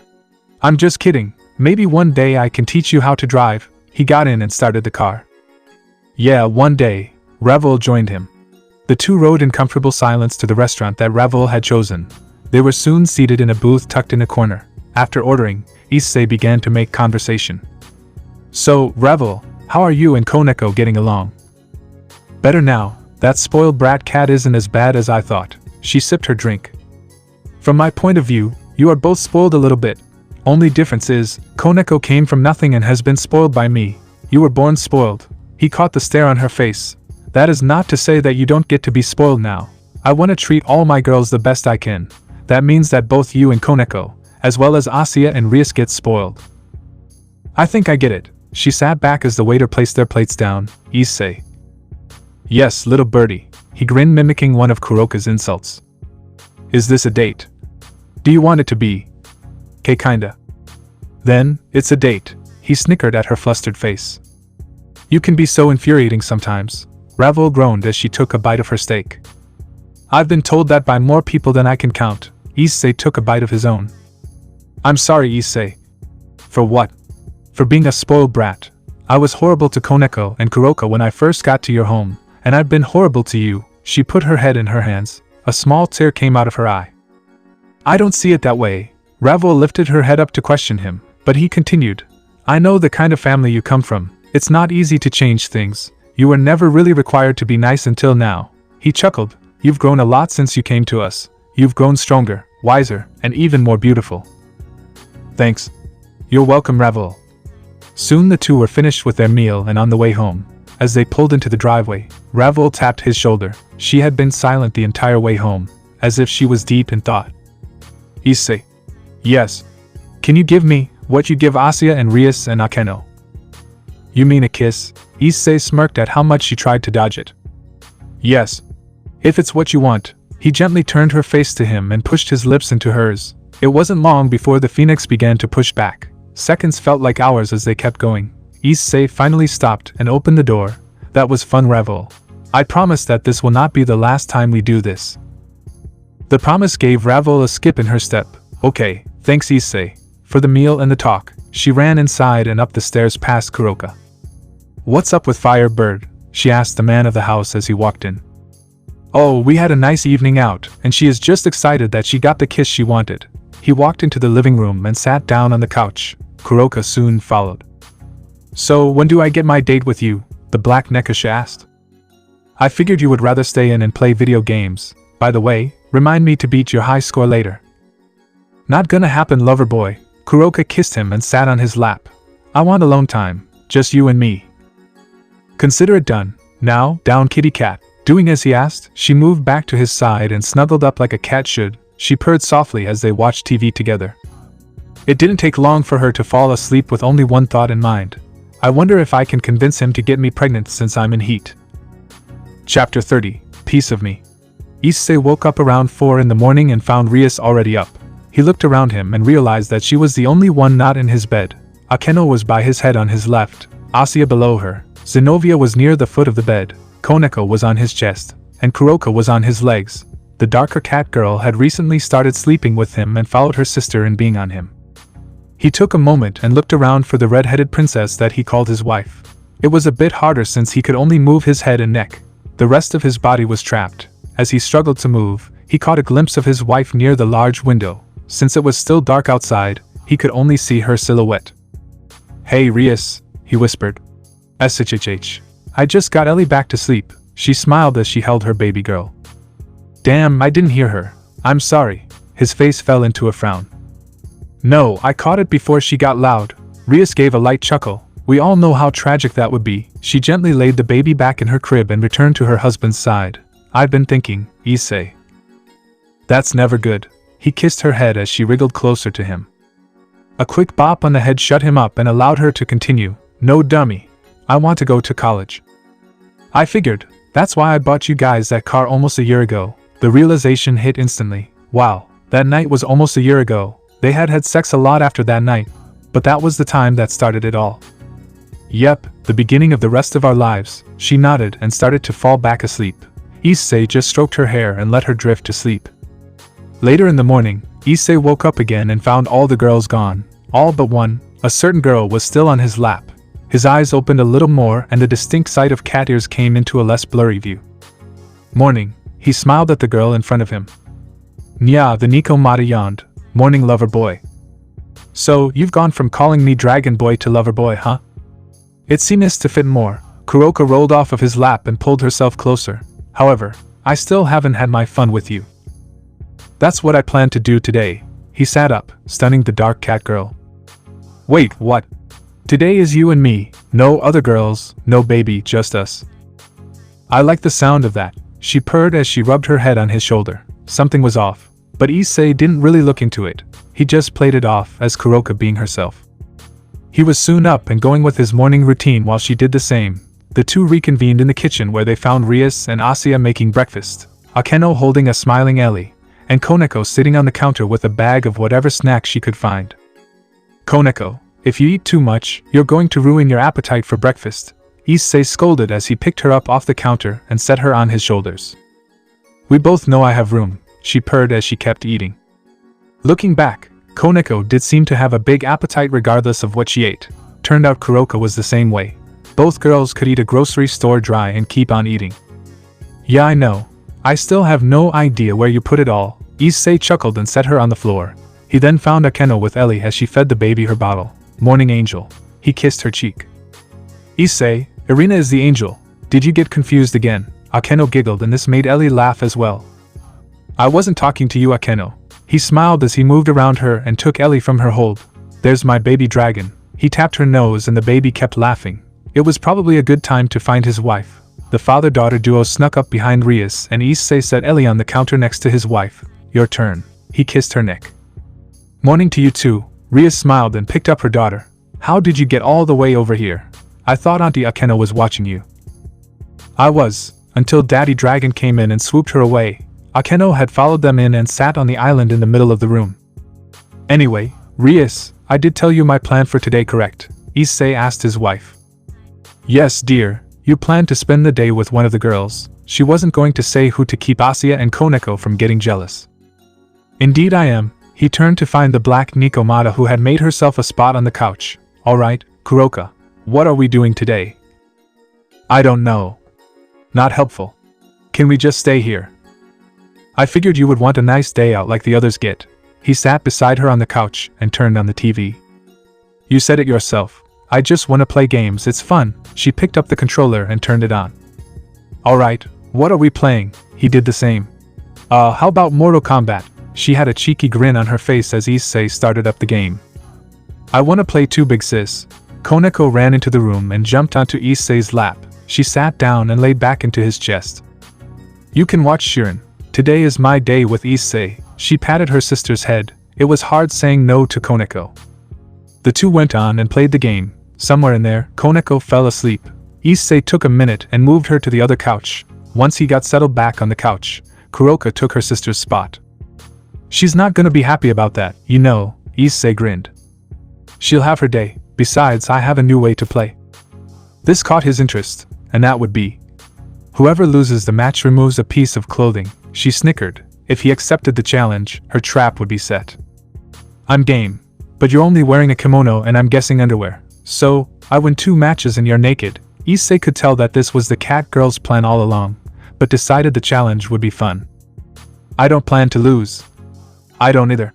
And so, the battles began. Both players used their knowledge of the characters they chose as well as the arenas they fought in to try and gain an advantage. After the first 3 matches, Kuroka was out of her signature black kimono and Issei had been relieved of his shirt and shorts. Both were in their underwear. Kuroka had hoped that her boobs being this exposed would give her opponent a distraction to let her win. That wasn't the case when Issei used Aaron Black's 6-shooter finisher to win the match. Ha, I win. Take him off, kitty cat. Issei fist-pumped and smirked at the loser. Fine, a deal's a deal. Kuroka slid off her panties and sat back onto his lap. This caused the reaction that she had been expecting. Look who's come out to play. She got off of him and took her time examining the bulge in his boxers. Sorry, Kuroka. That thing has a mind of its own. A blush crept onto his cheeks as he looked away. Well, you know what they say. She got off of him and knelt down on the floor. Great minds think alike. She moved her head closer to him when a groan stopped her. The two glanced over to see Koneko shift in her sleep. Kuroka was quick to try and cover herself. Issei just laughed. Come on, let's go upstairs to your room if we're gonna play. He took her hand and noticed her blush. What? You don't want to play another game with me? I never thought you would be so open to this idea, especially after Ellie. She looked back and saw Koneko. Sorry, Shirin. I'm the one in heat right now, so I need him to help me. Why wouldn't I be? Just because my first time I ended up with a kid, Doesn't make me scared to have sex, Kuroka. I just gotta be careful. Issei and Kuroka were silent and continued their way to her room. As they rounded the corner in the hallway, they caught a glimpse of Asuya coming out of Issei's room. Most likely, she was helping Rias put Ellie down for a nap. She continued down the hall singing a song. Quickly, the two morons, that had been in too much of a rush to put on clothing, opened a door and jumped inside. They heard Asuya as she passed. Should it all come crashing down around me? Would you be there should I stumble and fall? Pick up the pieces. Kuroka was about to say something, but Issei shushed her once he realized where they were. She turned and followed his gaze to find Akeno asleep on her bed. The fallen angel was usually a light sleeper and could be woken by any sound they made. However, it was strange that she was asleep around midday. But now was not the time to worry about that. Issei opened the door slowly and saw Asuya get in the elevator to go down. Once the door closed, he and Kuroka continued their journey. They soon arrived and she pushed him in. I can't take it anymore, Issei. The Nikomata cast a quick soundproofing spell on the room as well as a barrier. I need you. I could tell something was up. Care to let me in? I'm in heat. That was news for him. But being the caring friend and lover, he decided to help her. Alright, just please let's not have kittens yet. Why not? She pouted as she pounced him. Her tongue was quickly on his neck. Because, while I do like the idea of having more children, I would like to be out of school first. He groaned as the pleasure kept building. So, I have to wait a year. What do you mean a year? Nikomata only go into heat once a year. My time just happens to be now. Koneko will find out sometime soon since she turned 17 last November. I don't want to wait a year. There is no way for me to get pregnant any other time. It has to be now. She quickly kissed him before he could respond. The fact that he had a naked cat girl on top of him kissing him made everything kind of lose sense. I mean, most guys that have seen a cat girl in anime would like to be with one at some point. Boom. Fourth wall gone. I see. In that case, I'll give you what you want. You just have to help me with something. Name it. Kuroka was ecstatic. Now she was finally gonna be able to have children with someone she cared about. Whenever Koneko's heat season comes around, help me stop her from trying to get with me. He seemed serious. Why, I thought you wanted her. I do, but I want to wait until she's a bit older, give her body a chance to grow a bit. To keep the focus on the Nico in front of him, he flipped them so that he was on top. But for now, it's all about you.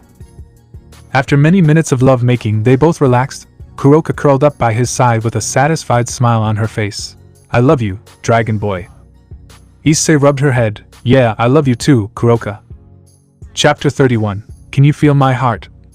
As Kuroka and Issei slept off the highs of pleasure, Koneko woke up from her cat nap to find herself alone.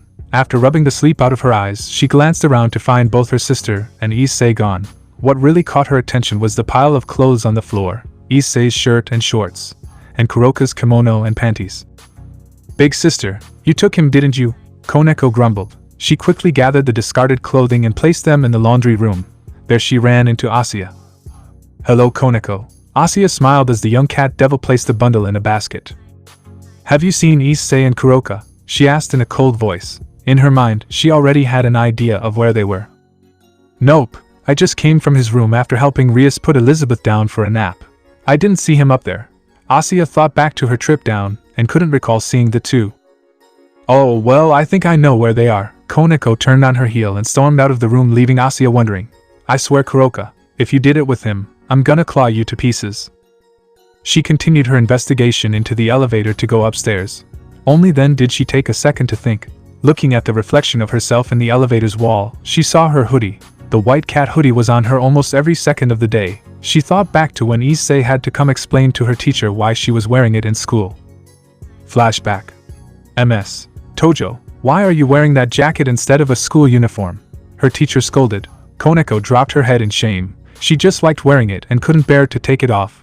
Luckily, Ravel was on it and texted Issei quickly to come help. The Phoenix quickly raised her hand. Mrs. Sho, Koneko didn't have a clean uniform this morning, so she wore her jacket. Ravel hoped this worked. That is right. You live with her, Ms. Phoenix. Perhaps your guardian can explain this. Mrs. Sho showed no signs of buying it. I'm right here. Issei stepped into the room. Mr. Hyoto, am I to understand that these two girls are under your care? Yes, ma'am. My parents are currently out of the country, and these two board at my house. As the current man of the house, that puts them in my care, Issei said smugly. He knew this was too easy. Then explain to me why Ms. Tojo is not in her school clothes. Simple. After returning from vacation over the weekend, we had little time to prepare clothes for the school day. Koneko just happened to not have another set clean, so she wore her skirt and jacket. He folded his arms and winked at Koneko, causing the young girl to blush. Well, I expect this issue to be a one-time occurrence. Mrs. Sho turned back to the board and Issei left. You're so lucky to have Issei as your guardian. He seems like he cares a lot. One of Koneko's classmates, Ruruko Nimura, whispered to her. Koneko noticed the blush on her face and smiled. Yeah, you're right, Ruruko. He loves all of us. She let out a love-struck sigh and turned her attention to the lesson. End flashback. Koneko exited the elevator with a new view on the situation. The fact that Issei could be with Kuroka in bed did not mean that he didn't love her. It just meant that it was Kuroka's turn to have Issei. She would get hers one day. The young Miko soon reached her room and put her ear to the door. Hearing no noise, she opened it to the sight she figured would be there. Issei was on the bed in just his boxers and Kuroka next to him. She was as naked as the day she was born. Well, I expected nothing less. Koneko shut the door and pulled a blanket over Kuroka before laying down on Issei. The unexpected weight awoke the sleeping dragon. He looked down to see Koneko getting settled. Hey kitten. He pet her head and she purred, feeling his hand. I'm sorry about this. Don't worry about it. Big sis needed her time to be loved. Mine will come. She laid her head down on his chest. She heard his strong heartbeat, and an idea popped into her head. Moving swiftly, she pulled her jacket off, so her bare skin was showing. Issei eyed her curiously, but did nothing to stop her. He figured she was just getting comfortable. That was until she moved her bare chest above his face. Koneko lowered herself until her chest was an inch from him. The old Issei would be having a nosebleed right now. This just goes to show how much he's grown. Turn your head a bit, Koneko asked with a pleading look in her eye. Being impossible to tell her no, Issei rolled his head to his left. She lowered her body so her chest hit his ear. Can you hear it? Can you feel my heart? Yes, it sounds fast, like you're out of breath. It's because I came up here angry at Kuroka for stealing you. She looked over at her discarded jacket that lay on the bed. Then I saw myself in the jacket you bought me. I remembered when you came and straightened things out with my teacher about why I was wearing it. You wouldn't do that if you didn't love me. Then I remembered the day you bought me that jacket. I remember the kiss. Issei thought back to that day with her. He loved the look on her face when she first put it on. He remembered her laugh when he put her on his shoulders. Then the feel of her lips on his as she kissed him outside his home came to mind. Yeah, I remember. A cheeky idea popped into the dragon's mind. How about I give you a reminder? Without warning, Issei brought her face down to his and kissed her gently. A gentle kiss soon turned into a deep, passionate one. Since Koneko didn't have any experience in this field, Issei led her through it. His hands started roaming before he could stop himself. They landed on her small breasts. As his hands brushed over her breasts, she let out a small moan. Nya, Koneko was in heaven. She had never thought that doing something like this could feel so good. If you had asked her 2 years ago if she would be in bed with Issei Hiyoto, she would probably kill you. Nya. It would appear that Shirin couldn't wait for her own fun. Kuroka had woken up after hearing her sister moan. She snickered and stood up and put some clothes to go downstairs. Don't mind me, Shirin, you want a snack? No. This surprised both Issei and Kuroka. Ha, the bottomless pit isn't hungry. Issei chuckled before Koneko kissed him rough. I didn't say I wasn't hungry. She had a wicked grin on her face. Alright, remember our deal, Issei. Kuroka left the room. Wait, what deal? Koneko sat up and pouted. She wanted something and in exchange, I asked her for a favor. Issei hoped she wouldn't push it. Bad idea. What did she want? That's a secret, kitten. The wheels in her head turned. Her thoughts began to figure things out. Fine, then what favor? Issei knew he was trapped. She wouldn't let up now. I asked her to help me keep you in check. Keep me in check. When your heat season comes around. Both of their faces went bright red. Koneko had no idea where he learned about that. Since she had just turned 17, she had never experienced it before. And since Kuroka left before she turned 17, she never saw her sisters either. And my heat season. Yes, Kuroka mentioned how hard it was to control it when you aren't used to it. I asked her to help keep you in control when yours comes around. He wrapped her in his arms and pulled her to him. Please don't think bad of me. I don't. I know you only want to help me. She nuzzled into his chest and purred. She had found her peace in life. And it was in the arms of Issei Hiyoto. Kuroka came in a few minutes later and found her sister laying on Issei. While the young devil was asleep, Issei was on his phone. She really does love you. Kuroka sat down on the bed and held Koneko's jacket. Yeah, believe it or not, when we first met, she hated me, never hesitated to call me out on being a perv, not that I blame her. Most of the time whenever I tried to be nice to her, she shut me out. Once I learned of her past and helped her through it, she opened up to me. Issei stroked Koneko's fluffy white ears while she slept. It's obvious she loves you a lot now, and I know you love her. That's why I need your help when her heat season comes around. I want to keep her from doing something she isn't ready for. Chapter 32, Head Above Water. It had been about 3 months since Issei had his day with the darker Nikomata sister. Once again, the orc had taken charge of cleaning the swimming pool at school. Rias decided it would be nice to bring Elizabeth and have her get some sun. The baby was never really outside when she was at home. The group got to the pool and separated into their respective changing rooms. Kiba, Issei, and Gasper in one and all the girls in the other. Issei got changed and walked out to get started. He found that the pool wasn't as bad and got to work on setting out the chairs to be sprayed off. Akeno was the first out of the changing room and helped him using her magic.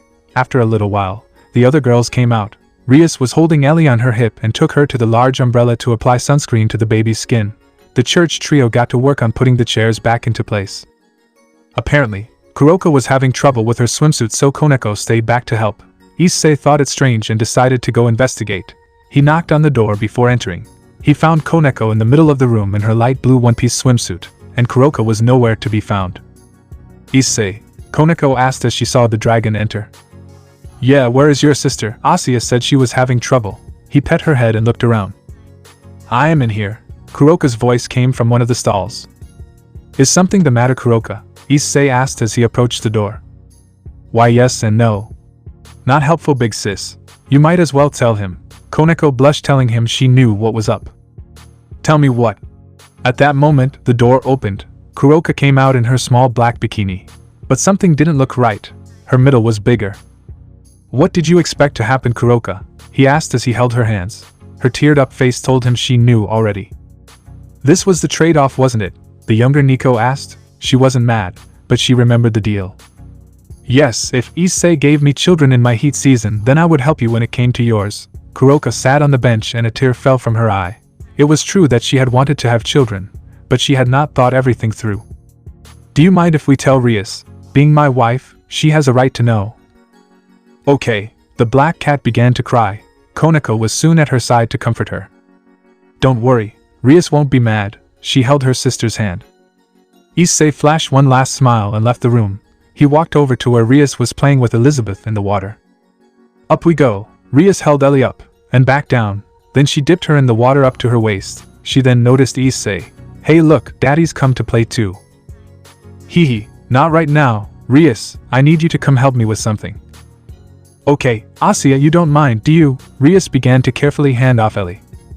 Nope. Come on Ellie, let's go float with Akeno. The two laid on a rubber float and drifted to Akeno's corner. Alright, lead the way.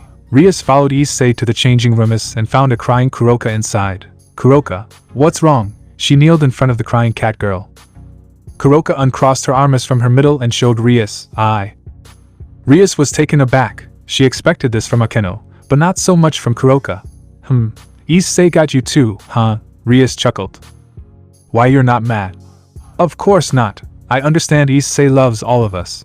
I also get how Nikomata's work. I'm guessing this happened during your day with him and you were in heat. She waited and Kuroka nodded. I also know that he's smart enough not to do this twice without a reason. So, what deal did you make? In exchange for getting her pregnant, I asked her to help whenever Koneko's heat season came around. Issei had hoped that this didn't set her off. She mentioned that the first heat season is difficult to control and I didn't want Koneko to have to suffer alone. The girl in question ran and hugged him. Thanks, Issei. I'd do anything for you, Koneko. He picked her up and set her on his hip like a little kid. Normally, she would have protested, but she didn't mind. Are you mad? Kuroka asked Rias. No, Kuroka, I'm not mad. She pulled Kuroka into a hug. I just think that this is a little soon. I mean, he just had a daughter. Are you sure it's a good idea to have more? To be honest, I didn't really think it through. I just wanted to be with him, and my senses were overwritten by. She started to babble. It was obvious that she was nervous still. Come on, Kuroka. Let's go enjoy the day. Later on, We can have Asuya help us come up with a health plan for you. She wrapped an arm around Kuroka and the two walked out followed by Issei and Koneko. That went better than I thought. Koneko leaned on his shoulder. Yeah, I was sure Rias would be angry. He spoke a little too soon. Oh, and Issei, I have a task for you, Rias called back to him. Don't worry, it's one you've done before. I wonder what she has in store. Issei set Koneko down and walked out to where the other girls were. Once the group arrived, the announcement was made that Kuroka was pregnant. One certain face was visibly agitated, another was a little disappointed, and the others were happy. Asuya did not like that Issei had not been with her. Akeno had the same thoughts. As the girls began to crowd Kuroka, Issei noticed one was not close at all. In fact, she was still by the pool. Hey Ravel, you okay? Oh, hi Issei. She stood up from her seat on the edge of the pool. Kind of surprised you haven't gotten in yet. He chuckled, catching Ria's attention. That's your task, Issei. You get to teach Ravel how to swim. She walked over to them. You're right, I have done this before. Issei chuckled and took Ravel's hand and led her to the shallow end. They were soon in the water and his hands were holding hers. Alright, now when I start pulling you, I want you to kick your feet in RHYTHMM. Okay, she blushed. This whole situation was so embarrassing. Ready, kick, kick, kick, kick. He pulled her through the water and allowed her to take her time. Haha, Birdie doesn't like water. Koneko giggled as she watched. This is so embarrassing, Ravel muttered as she stopped kicking. Since they were in the deep end, she clung to Issei's torso. It wasn't too long ago that you were in this same position, Koneko. That shut the smug little kitty right up. Really, Koneko had to do this too, the young phoenix asked. Somehow, that made her feel less self-conscious about it. Yep, first time I came here, I had to help Koneko and Asuya with their swimming. Koneko looked a lot like you right now, embarrassed to have to be helped. Asuya, on the other hand, enjoyed it. I think she kept messing up so I'd help her. Issei laughed at the memory. Wow, she really likes being around you, doesn't she? She giggled at the thought of Issei pulling Asuya through the water. Yeah, he looked over to the young woman holding his daughter. I guess she does. Chapter 33, The Poison. Everything was good in the Hyodo house. Ellie was enjoyed by everyone who she saw. She also grew to tolerate more people holding her and playing with her. Recently, the baby had favored hanging around a certain white Nico Mata. Koneko found herself being stared at more than a few times from the infant. However, she never really played with her until Rias helped her learn how. Since Elizabeth was only comfortable being around Koneko when either Issei or Rias was around, they didn't spend an awful lot of time together.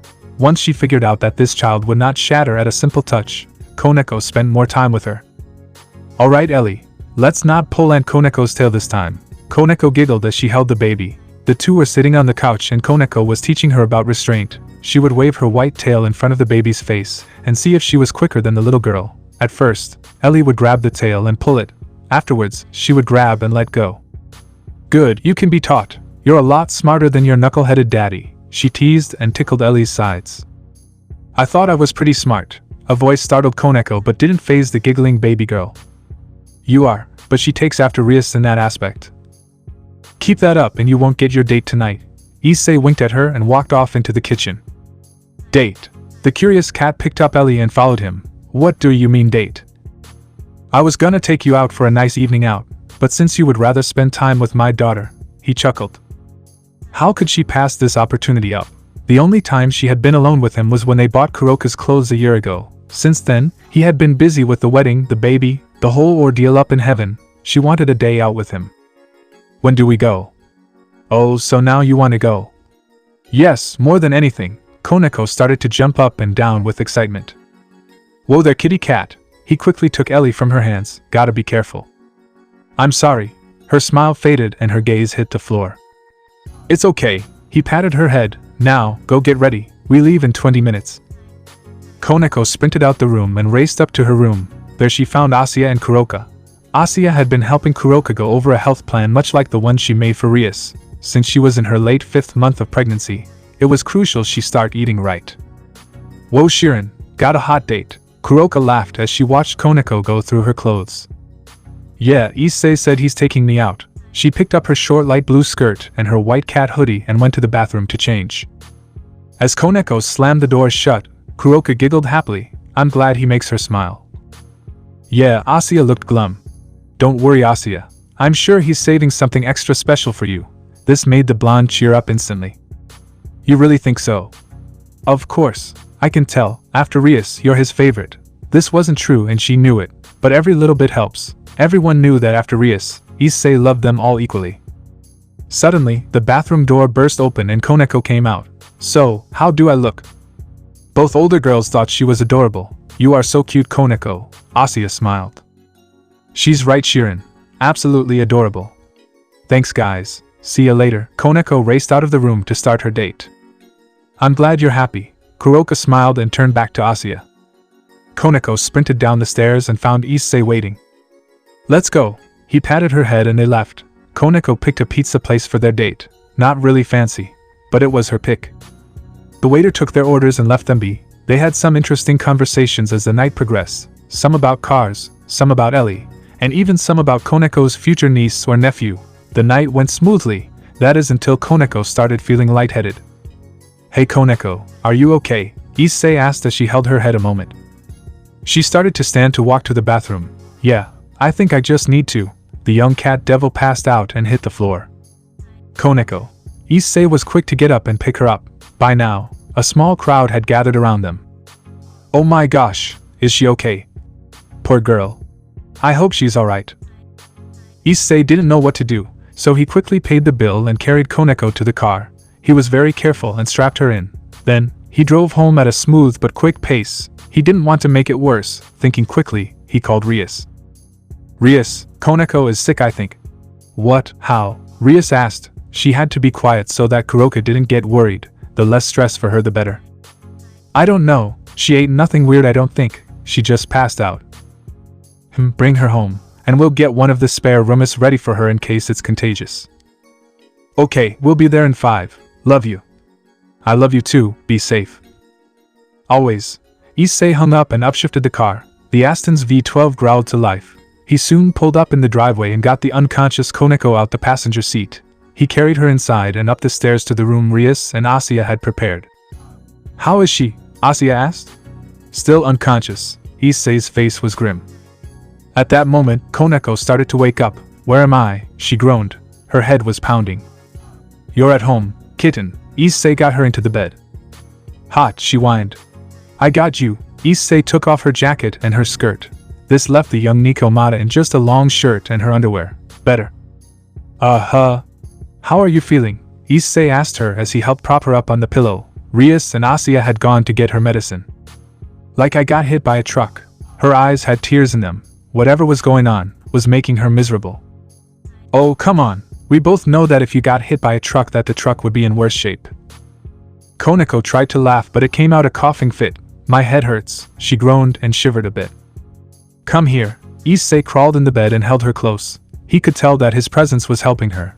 This wasn't going to be a fun time for her, and he wanted to be there for her as much as he possibly could. Will you stay here with me? Koneko squeaked out. Her voice was frail and soft. Of course, kitten. I won't leave you. He held her and rocked her. Can you sing me a song? Kuroka would sing to me when I was little. You know I can't sing, Koneko. He chuckled and continued to stroke her hair. Okay, she said in a defeated voice. Issei took a deep breath. A lonely road crossed another cold state line. Miles away from those I love, purpose undefined. Can't help but think of the times I've had with you. Pictures and some memories will have to help me through. Dear God, the only thing I ask of you is to hold her when I'm not around, when I'm much too far away. He looked down and the frail girl in his arms was snoring softly. A small jolt hit his head as he supposedly prayed. Is she asleep? A voice came from the door. Hi Kuroka. How are you feeling? Issei asked. I'm good. More worried about Shirin though. Kuroka went to sit on the bed, but Issei stopped her. Hold on. We don't know if what she has is contagious. I hate to ask you to keep your distance for now. This was asking an awful lot, but Kuroka understood. Okay, she started to walk out of the room. Issei, please take care of my sister. I always will. He carefully got out from under Koneko and met Kuroka by the door. Good night, Kuroka. I love you. The Nico was surprised when he embraced her warmly but couldn't help but smile. I love you too, she blushed. Issei, I'm cold. Koneko's sleepy voice came from the other side of the room. That's my cue. Issei chuckled and quickly kissed Kuroka. Don't worry, she'll be alright. Thanks. Kuroka took her leave. Issei walked back over to the bed and laid down. Koneko instantly snuggled up closer. Her face was pale, and she was shivering. "I'm sorry," she spoke softly. "For what?" "For making you stay with me. I'm sure you'd rather be with Elizabeth instead of taking care of me." He pulled her face up and kissed her gently. "I'm needed here right now. Ellie has a whole house of people to take care of her. It's you that needs my attention." Koneko started to cry. "I love you, Issei." "I love you too, kitten." He pulled her close and rocked her till she was asleep. Chapter 34, Fever.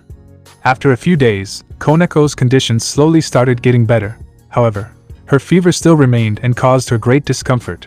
Issei normally stayed by her side and did his best to keep her comfortable. It was soon found out that her sickness was not contagious and that the other girls could be allowed to see her. Asuya had tried healing sessions, but it didn't seem to be working on a natural sickness.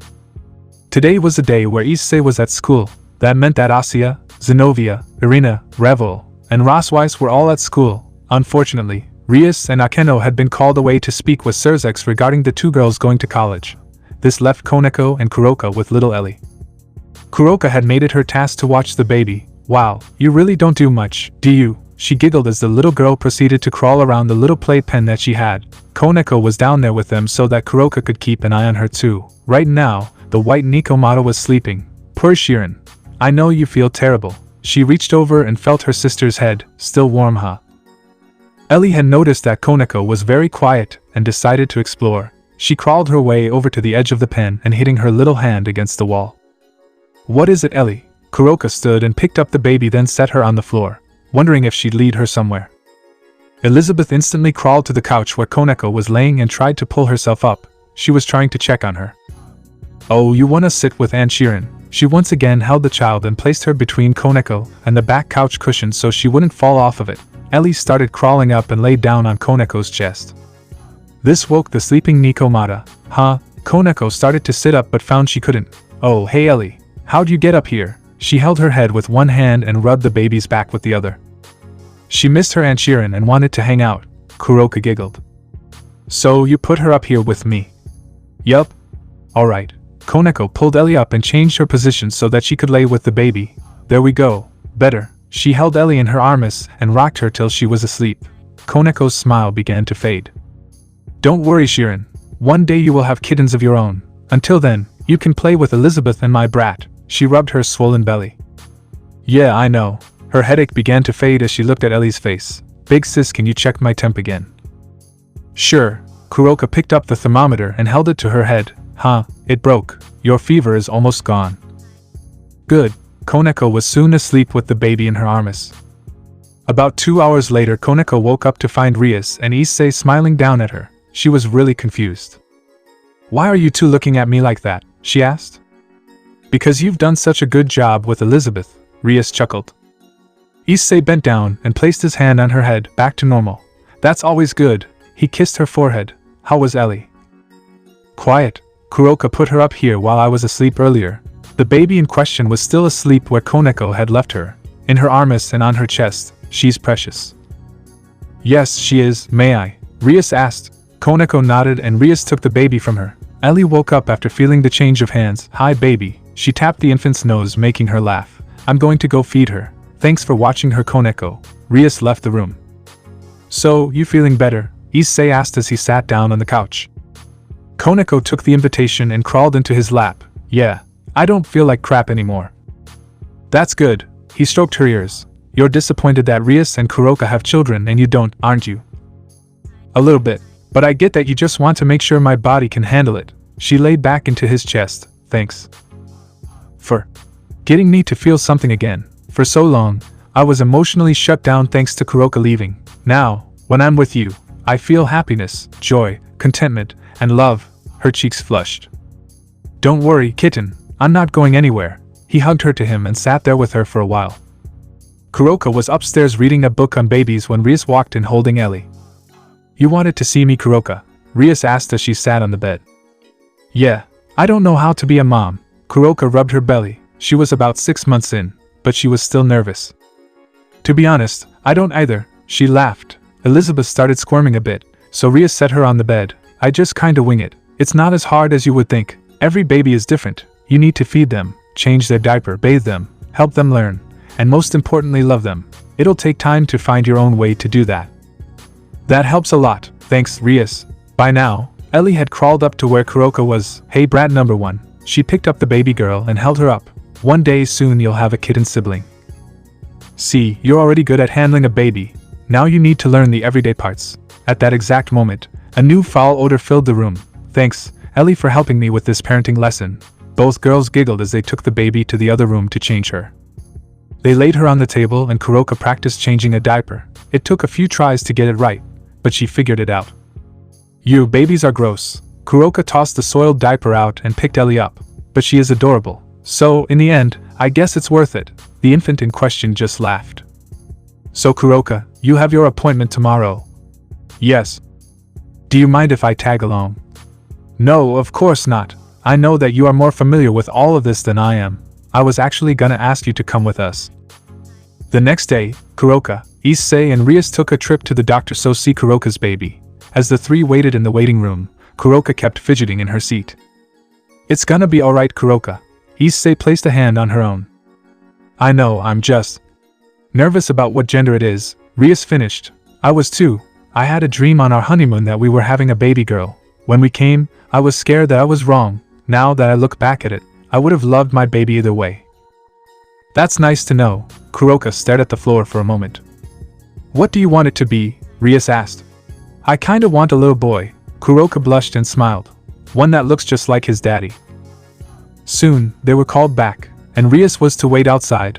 The doctor was not at all surprised to see Issei here with a different girl. Since this doctor was the same who saw Rias almost a year ago, he knew who Issei was and his lifestyle. He also had read over Kuroka's file and knew what she was. Ah, Mr. Hyodo, gotten busy again, have we? He chuckled. It was more of a trade-off and this was the result. But I'm happy with the way it turned out. Issei held Kuroka's hand as the gel was put on her stomach. That's cold, she whined. I know, Rias said the same thing. He laughed at her. Doc, do you mind if Kuroka pops her ears and tail out? I think she'd be more comfortable that way. Of course, I know who you are, Ms. Tojo, please by all means. Kuroka wasn't expecting a last name to be said. She turned to Issei confused. Tojo. Yes, I figured that since you and Koneko have made up, taking her last name would be fitting. He shrugged. Well, at least until you take my last name. Kuroka just blushed. Alright, the little one is looking just fine. I assume you want to know the gender, the doctor chuckled. Yes, Kuroka answered instantly. Here he is. Doc turned the monitor and showed them the blob that was the baby, a little baby boy in the making. The dark Nikomata was overjoyed. She instantly pulled Issei into a kiss. Thanks, Issei. You had a part in this too, you know. Issei held her hand and kissed it. Has he been kicking at all? The doctor asked. No, not yet. He's been quiet. Kuroka smiled. Is that normal? That's perfectly normal. He should start kicking in the next few weeks. So, if you experience any weird movement down there, it's your baby boy saying hello. Kuroka was overflowing with happiness. At first, she was nervous about all of this. Now she was ready for everything. Chapter 35. Tears Don't Fall. Point 2. A few days later, Akeno and Rias started going to college. Both girls were a little nervous since it was their first day, but Issei had given each of them a good luck kiss to help. The day went by very smoothly as it was first day of classes. The two devils only ended up with a couple of classes together. Soon enough, the day came to an end, as they drove home from the campus. Rias was reminded of a conversation she had with Issei. Flashback. The two entered their room and Issei sat down on the bed. Rias sat next to him. She's broken. Issei clenched his fist and released it. You knew that. Her childhood scarred her. This is different. She took me to see a movie. The movie ended with the guy dead and the girl unable to move on and killing herself to be with him in death. She feels that once I die, she'll be alone again. Nonsense, she's loved here. Rias was appalled.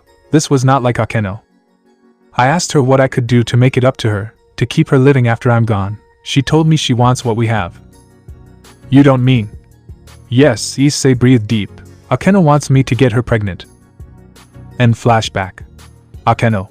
Yes, Rias. Akeno smiled as she rode in the passenger seat.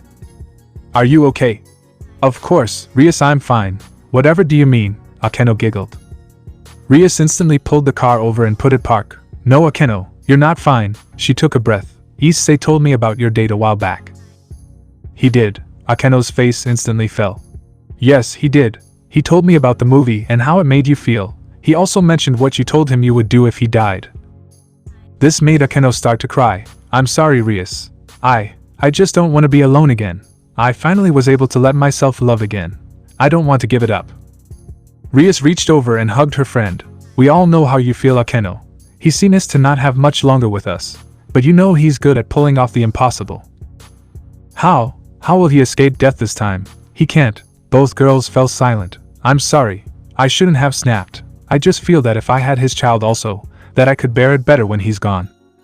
It's okay. Rias wiped tears from her own eyes. Akeno, you will always have us. Even if you don't have him, part of him lives on through his children. She started to drive home. She made the internal decision to let Issei get her pregnant as well.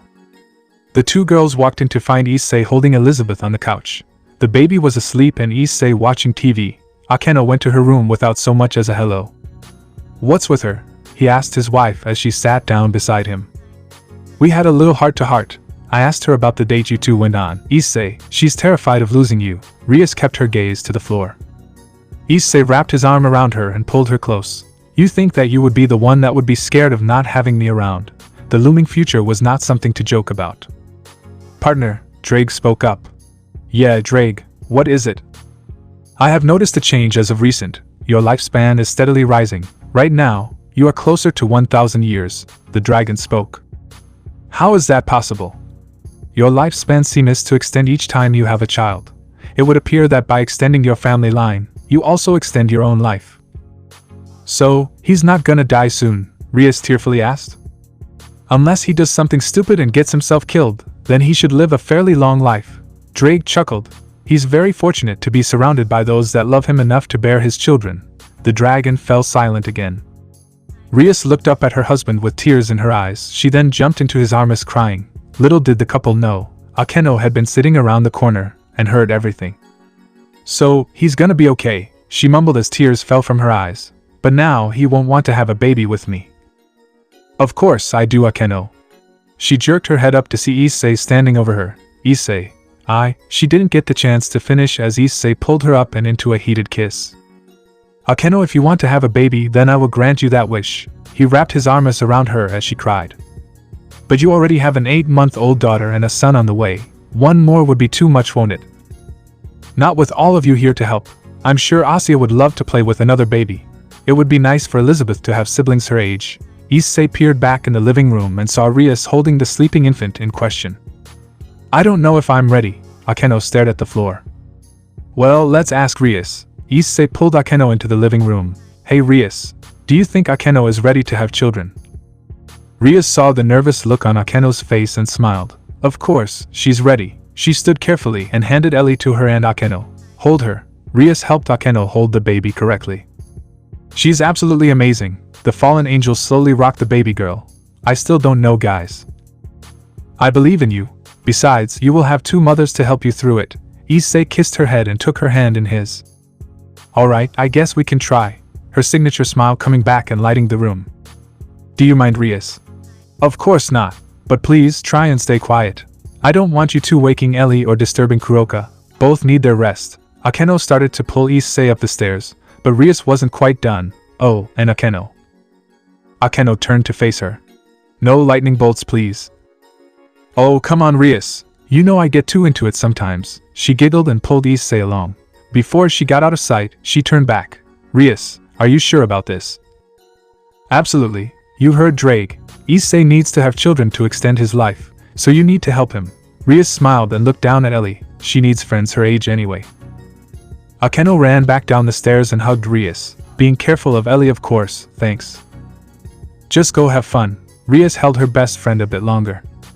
She quickly returned to where Issei was waiting and took his hand. The elevator brought them up to the 2nd floor, and she was trying to run with him down the hall. Come on, Akeno. Surely you don't have to run, Issei chuckled.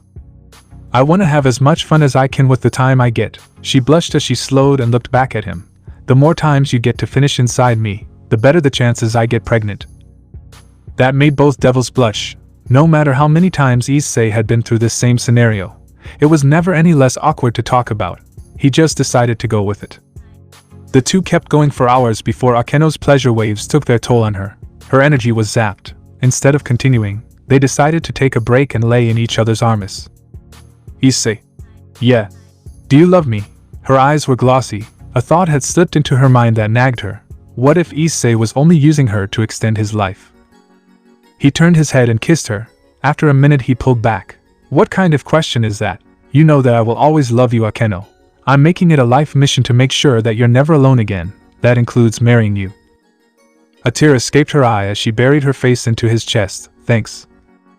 Always. He stroked her hair, and she was soon asleep on his chest. Chapter 36. Saints and Sinners.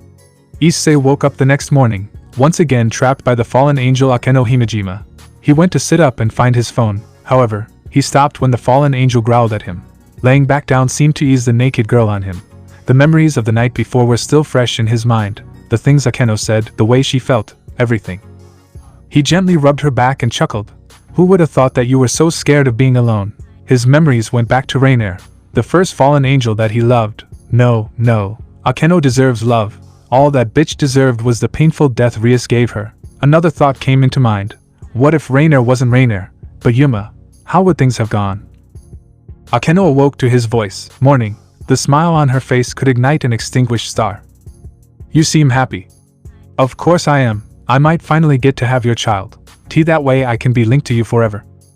Issei put her hand in his and gripped it tight. Silly, you were stuck with me since that day with your father. He instantly realized his mistake when the 1000-watt smile faded.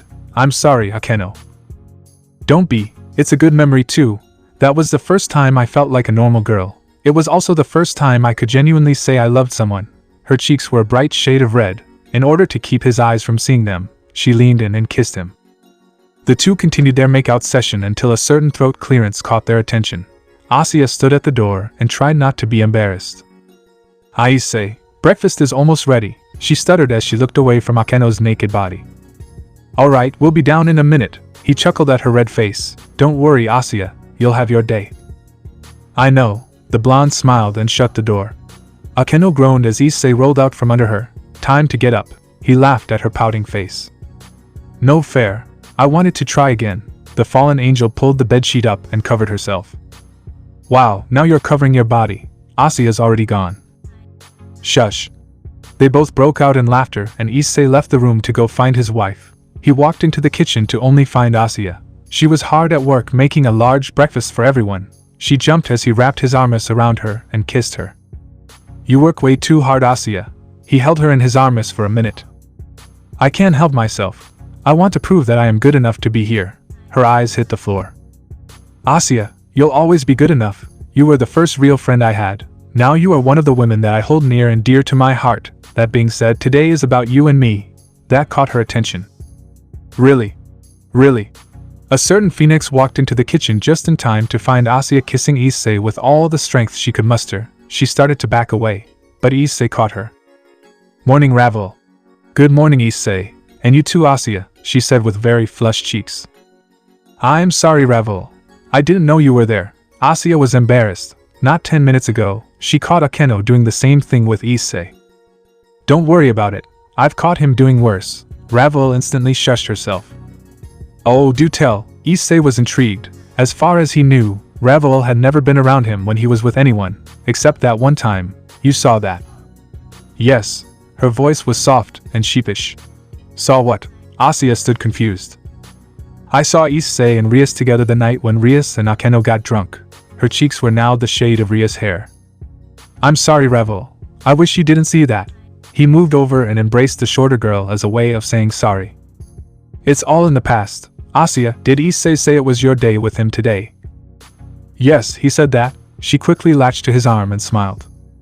Then allow me to fix breakfast. Issei knows I make great pancakes, she boasted. The proud phoenix never missed a chance to boast. The best I've ever had if I remember correctly, Issei chuckled. Soon enough, every girl was down and enjoying the large pancake breakfast that Ravel had prepared. Everyone had to admit that Ravel was definitely a great cook. After everyone ate their fill, most everyone began to leave and help clean dishes. But when Asuya stood to do so, Rias stopped her. Asuya, shouldn't you be getting ready for your day out? Rias asked her. Oh, of course. Asuya jumped up and ran upstairs to get changed, leaving Issei and Rias laughing. What time will you be home? She asked him. I don't know. I don't plan to stay out past dinner, so, if I had to say, around 7:30, Issei stood and hugged his wife. Come to think of it, we haven't done anything like that in a long time.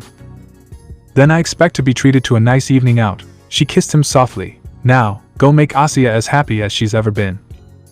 As you wish, my king. He bowed and she just giggled. Issei walked back out into the living room after a quick change of clothes. He wore a pair of dark jeans and a blue t-shirt. His phone rang as he waited by the door.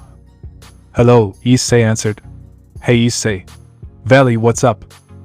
Just checking in on you. Hate to have you die before we get to do a real fight. Also, a fair warning, the Da has been active again. Since Valdo's still in hell, a new leader was elected. Guy goes by Sin. Also, they seem to have aligned themselves with the Cow's Brigade.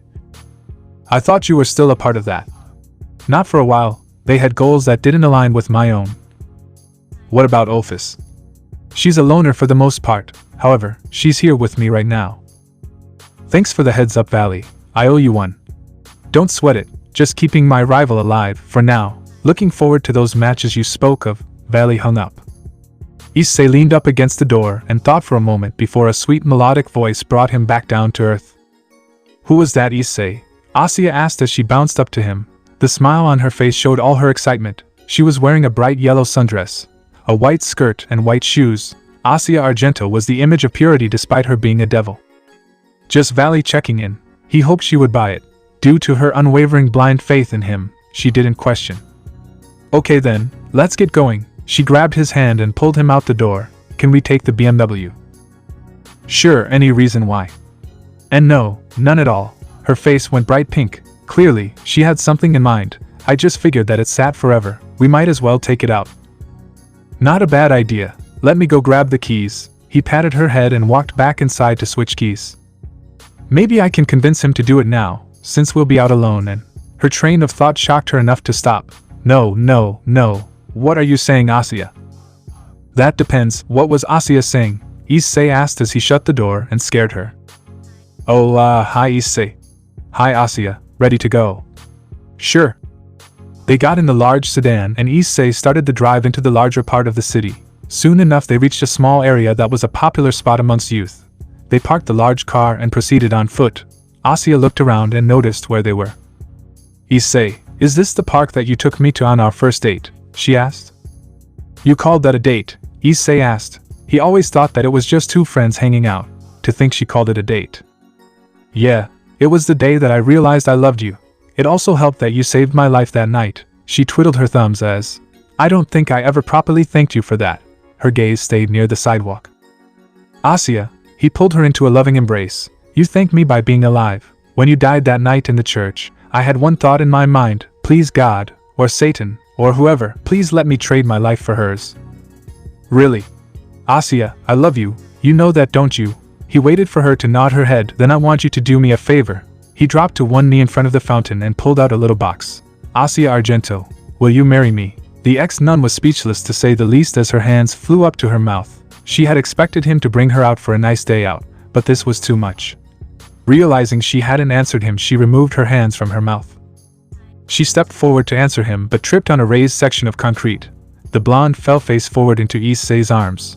Luckily, Issei seemed to have anticipated this and caught her. Unluckily, the force of her fall pushed them both over the little wall and into the water. I'm sorry, Issei. I ruined everything. Her eyes began to tear up. Seeing her distress, Issei kissed her to calm her down. It wouldn't be you if you didn't fall over, Asiya. You didn't ruin anything, I promise. Yes, her eyes kept leaking, but for a different reason this time. I will marry you. Asiya broke down and cried into his embrace. This is the happiest day of my life, Issei. The wedding will be better. He kissed her head as they sat in the water and held each other. Come on, let's get out of these clothes. They proceeded to go shopping and Asiya picked out a cute blue jumper and skirt set. After the purchase, she quickly changed into her new outfit. She twirled around and the skirt flew up enough for Issei to see underneath. So, what do you think? She asked him. Beautiful, he chuckled. Skirt is a little short though. Noticing the skirt had risen and showed her pure white panties, she quickly pulled it down. Oh goodness, I hope nobody saw that. No one but me. Issei continued to laugh, ready to go. The two were soon seated at table at a nearby burger joint. Asiya was still embarrassed about her incident earlier, The two had a bit of small talk and Asya stared at how her new ring gleamed in the sun. The stunning quartz gemstone was a bright yellow and in certain lights it was orange. Issei, why does my ring change colors? Asya asked as her face contorted to get a different angle on the gem. Oh there are 2 gems in that ring, one of quartz, and the other is a piece of my center chest piece. The red armor was able to be crystallized into a gem. If you look close at Ria's wedding ring, it has a piece of the emerald orb with the ruby inside. What about the other girls? What about them? Do they have rings? In truth, Issei had yet to propose to the others. He had made himself a promise that Asya would be first to reward her for making her wait. No, not yet. Rias does because we're already married, and you do because, well, I just proposed. The others will get theirs, all in due time. Issei. Yes, Asya. Who's your favorite? After Rias, I mean. Asya's face was so innocent. She wasn't trying to compete, she just wanted to know where she stood. You know I can't pick a favorite, Asya. However, I do have an idea of which one of you loved me first. He figured by changing the topic around, she would drop it. Why you do? Asya knew he was onto her. Of course. It was obviously you. He sipped his drink as the waiter took the payment for the meal. The rivalry you started between you and Rias was proof enough of that. You both wanted to stay beside me for as long as possible. And I still do, Issei. If you die, I don't know if I could bear it. Her eyes started to water. I don't think I would have any other choice but to join you in death. It reminded him that he hadn't told her what Drake had told him. That wouldn't make you the first to say that. Huh, who else said that? Akeno. She's emotionally broken and is very attached to me. I don't blame her either. We all need someone to trust completely. It seems that for all of you, that person is me. Of course, you've done so much for us. Another though popped into Asya's head. Can we go home? Why? I just want to go home. The smile on her face made it clear she wasn't sad or angry. Sure, let's go. The 2 devils returned to the car and started the drive home. Soon enough, the car pulled into the driveway. They walked inside to find the table set for dinner and Rias feeding Elizabeth. Asya's instinct told her to go help, but she had another idea. Issei, can we go to my room? He thought it strange. The only time he'd seen Asya's room was back when his parents were still around, before Sairaorg turned the house into a mansion. I don't see why not. He followed her lead and eventually came upon the room. Wow, is it really that late? The clock on her nightstand read 20 to 8 p.m. It seems we stayed out later than I thought. Her voice was low and quiet.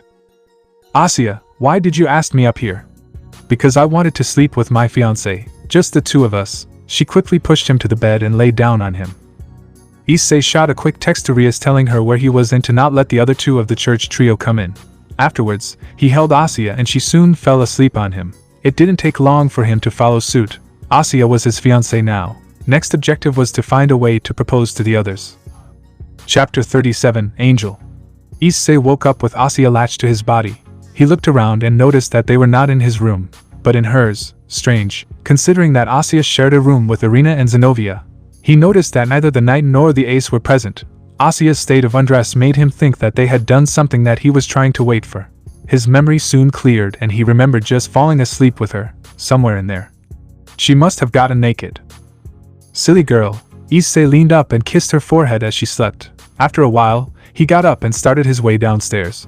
He planned to grab some food and give Asya breakfast in bed. He walked through the halls of his outrageously large house and found Kuroka and Koneko waiting for the elevator to go down. Morning, kitten and cat. He patted both of their heads. Another set of footsteps came up behind them. And you too, Lady Phoenix. I thought I told you to cut that out already, she growled at him. Call it revenge for calling me Lord Issei. I did that out of respect, she fired back. Who says I'm not? Me, Koneko chimed in. Yeah, you're just getting under her skin again, Kuroka laughed. That has never been proven. Issei chuckled and wrapped an arm around the darker Nico. How's your little passenger? I can't tell if he's angry at me or happy. He just kicks. Kuroka placed a hand on her swollen belly. She was now in her 6th month, and her baby had been beating up her insides badly. Well, as long as he doesn't hurt you, we're good. He kissed the pregnant Nico. Hey, Koneko complained. Ravel's flushed cheeks said she had the same complaint. Alright, come here. Issei chuckled as Koneko jumped up and kissed him. Better. She hopped down and joined her sister. Ravel slowly approached him. Me too. Okay. He tilted her head up and kissed her gently. There. Come on guys, I'm sure breakfast is getting cold, Kuroka scolded after watching her sister and Ravel. Knowing Asia's nature, they haven't had a chance to start yet, Koneko added. Actually, Asia is still asleep, Issei laughed nervously, hoping the others didn't get jealous. Oh, did the nun want to get freaky with the dragon? Kuroka teased. No, nothing like that, she was just tired after our day out yesterday. How he pulled that off, he'd never know, but the girls seemed to go with it.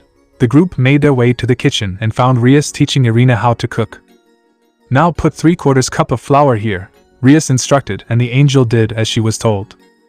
This really isn't as hard as it looks, Ernia cheered as she got it right. Well, if you want to learn to make the best pancakes ever, then talk to Ravel. Hers are bested by none. Issei surprised the two girls. Oh, good morning, Issei. Irina turned and blushed towards him. Good morning to you too, Irina. Issei walked up behind Rias and kissed her. Any particular reason that Asia is not down here? Rias asked him. She's still asleep. I plan to bring her breakfast in bed to thank her for all the times she's woken up early to cook for us. That's a great idea. I'll prepare a tray for her right away. Rias turned to get started when a yawn came from the doorway. What smells good? Zenobia asked as she stretched her arms up. Rias was teaching me how to cook. Irina accidentally knocked over the bowl of batter and covered her shirt. Oh goodness, that didn't work at all. Here, let me help you. Issei quickly took off his shirt and tossed it to her. You can wear it while yours gets washed. Irina left the room and changed shirts. When she came back, her cheeks were red. Thanks. She handed her shirt to him and he left to put it in the washer. While he was gone, she had something on her mind. I want to love him. Her voice was soft and low. Then do it. Rias patted her shoulder. He loves all of us, you included. Don't think that he will ever forget his childhood friend. I know, but what if I fall because I love him? You can love him and not fall, Irina. Only if you think impure thought or do impure things will you fall. Zenobia tried to help, but not being an angel made it hard. What should I do? Asked him to take you out, Kuroka added. The dark Nico was taking her morning vitamins and drinking milk. Asked me what now? Issei re-entered the room and found a flustered Irina surrounded by the others. Irina here was thinking about asking you on a date, Zenobia butted in. It was all for the good of her friend. Irina stuttered. This whole situation was embarrassing. I'd be happy to. Irina looked up to see Issei holding her hand. I'd be more than happy to take you out today, Irina. Okay. Rias, can you be a doll and finish up here while Irina gets ready? Of course, my husband, Rias giggled. She was happy for Irina. Irina hugged Rias and took off to her room. When she got there, she opened the door to find Asia. The blonde was still naked on her bed, but she had been bundled in the covers. The angel was shocked at the sight but reasoned that they didn't do anything sexual. She quickly grabbed her clothes and changed in the bathroom.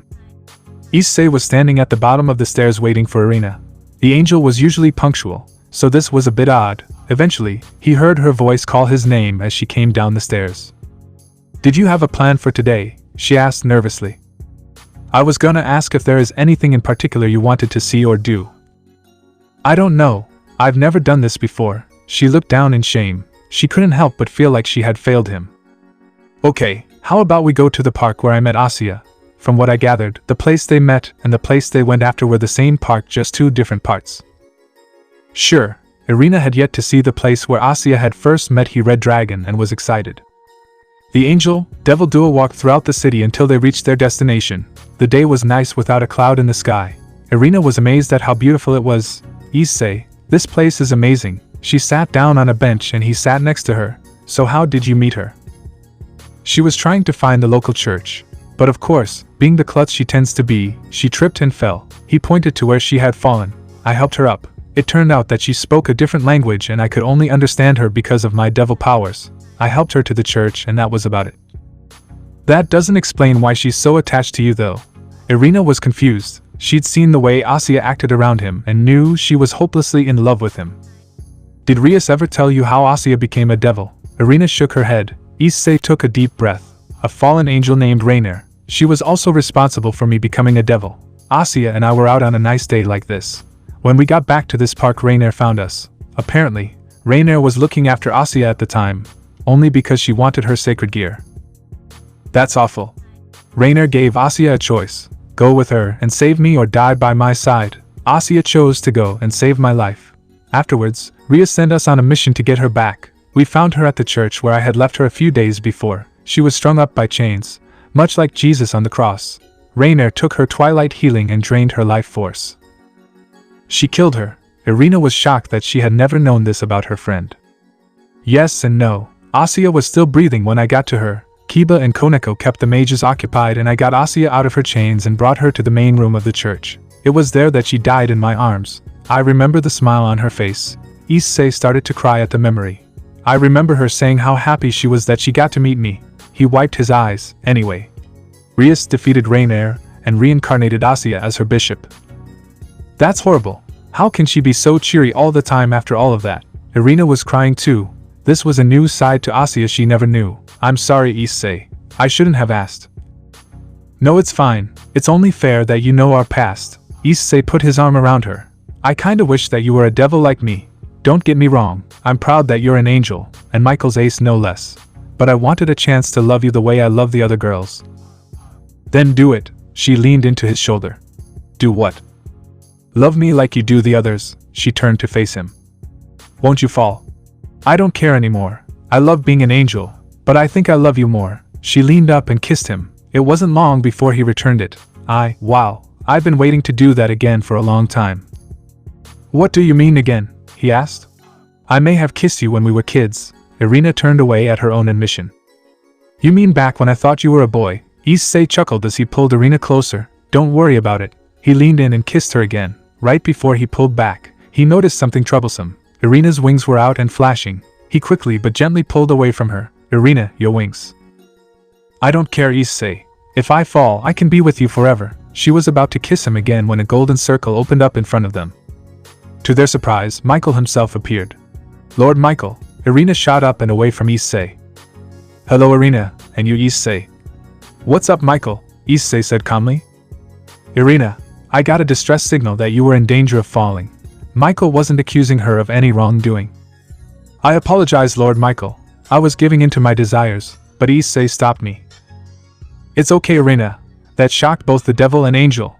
I have seen how you feel towards the red dragon, and I have made my judgment. For you, I will bend the rules a bit. To reward both of your hard work in heaven as well as the underworld, I will grant you the ability to be with Issei Hyoto. Lord Michael, are you saying what I think you're saying? Irina smiled so brightly, it rivaled the glow of her halo. Yes, you can love him without fear of falling. Of course, no intercourse until marriage. That is a rule I will not break. Michael smiled and left the two to be alone. In that case, Issei stood from the bench and kneeled down. Irina Shido, you are my oldest friend. We may be on two separate sides, but I love you anyway. I don't have it now, since I didn't plan on it, but I promise to give you a ring as soon as possible. Irina, will you marry me?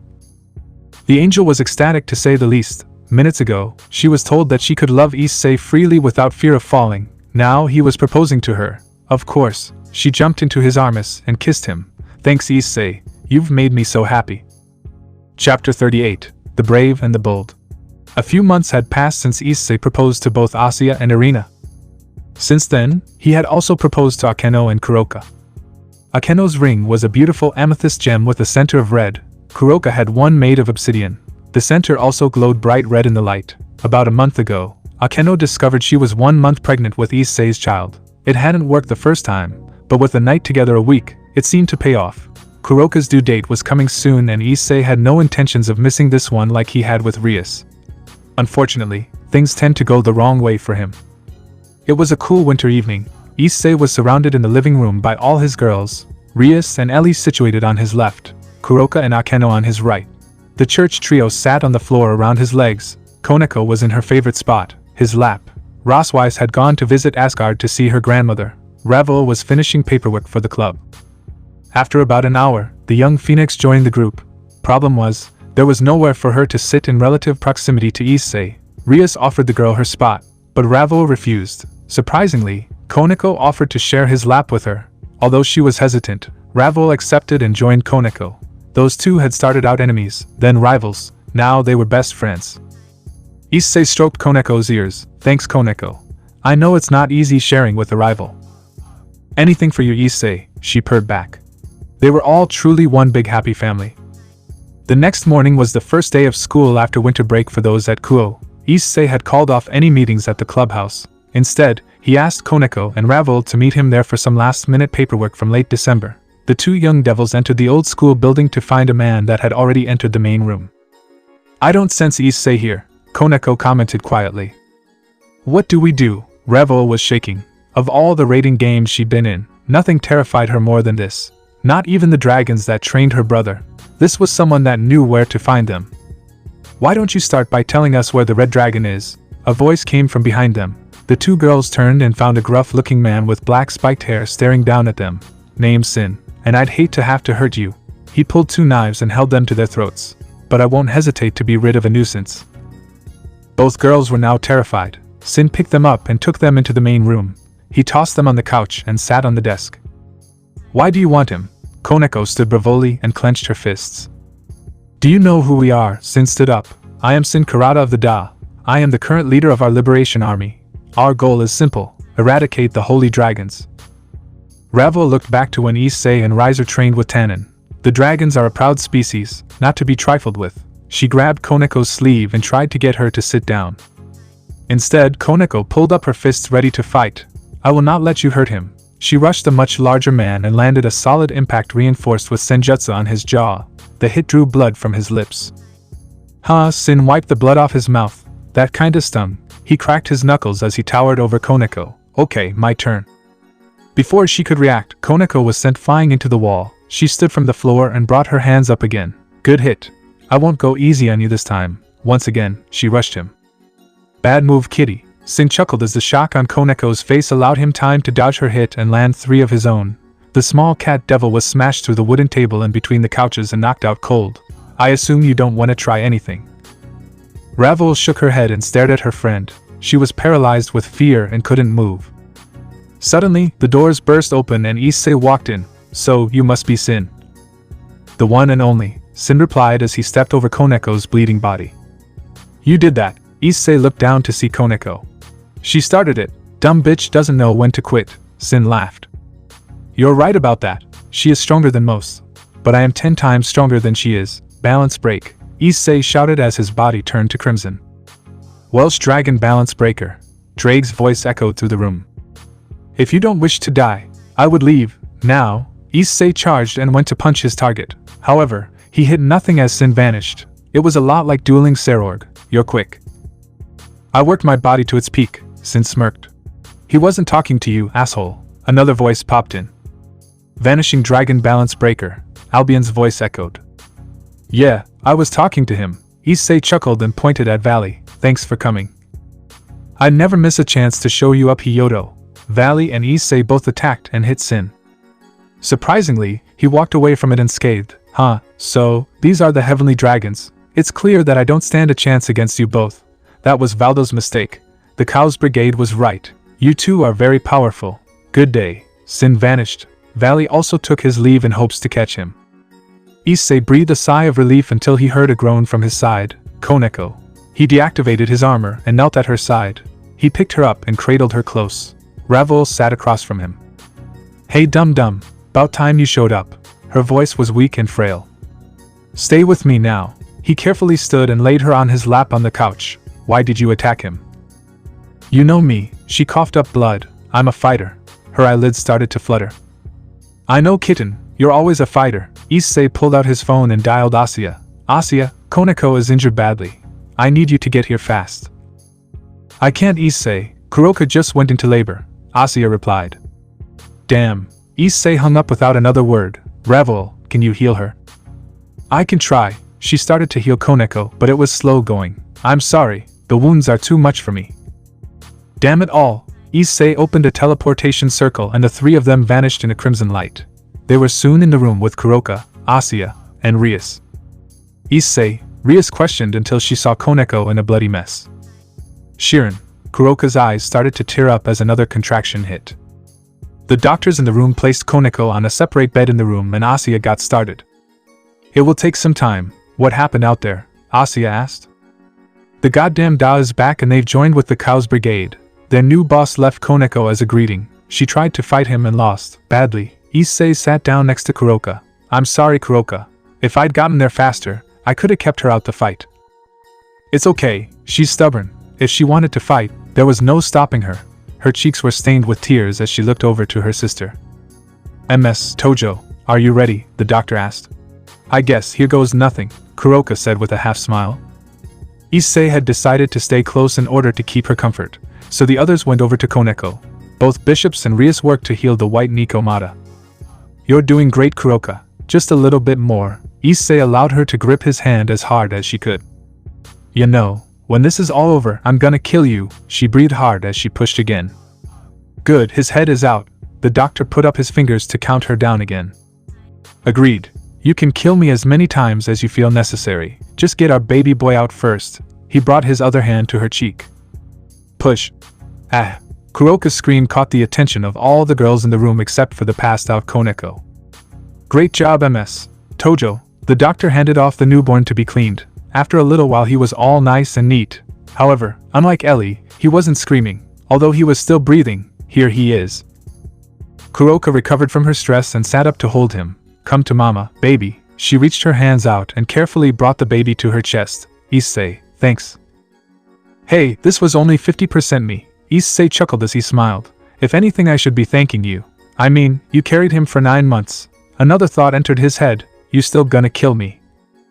Nah, I'm too tired now. Kuroka's eyes never left the sleeping baby in her arms. Rias appeared around the corner of the curtain and smiled. Have you picked out a name yet? I was gonna let her pick. Kuroka's eyes moved to where Koneko lay, still and silent. Rias sighed as she saw her friend's condition. She should be waking up any minute now. I got this. Issei walked over to where Koneko sat. Time to get up, kitten. He leaned down and kissed her soft lips. After a few seconds, her eyes fluttered. There she is. What happened? Where am I? Koneko tried to sit up but was stopped by Issei. You tried to fight Sin on your own, didn't you? I was trying to be brave, for you. Tears escaped her eyes. I'd say you were bold and brave. You fought an adversary twice your size. You lost, but you still fought.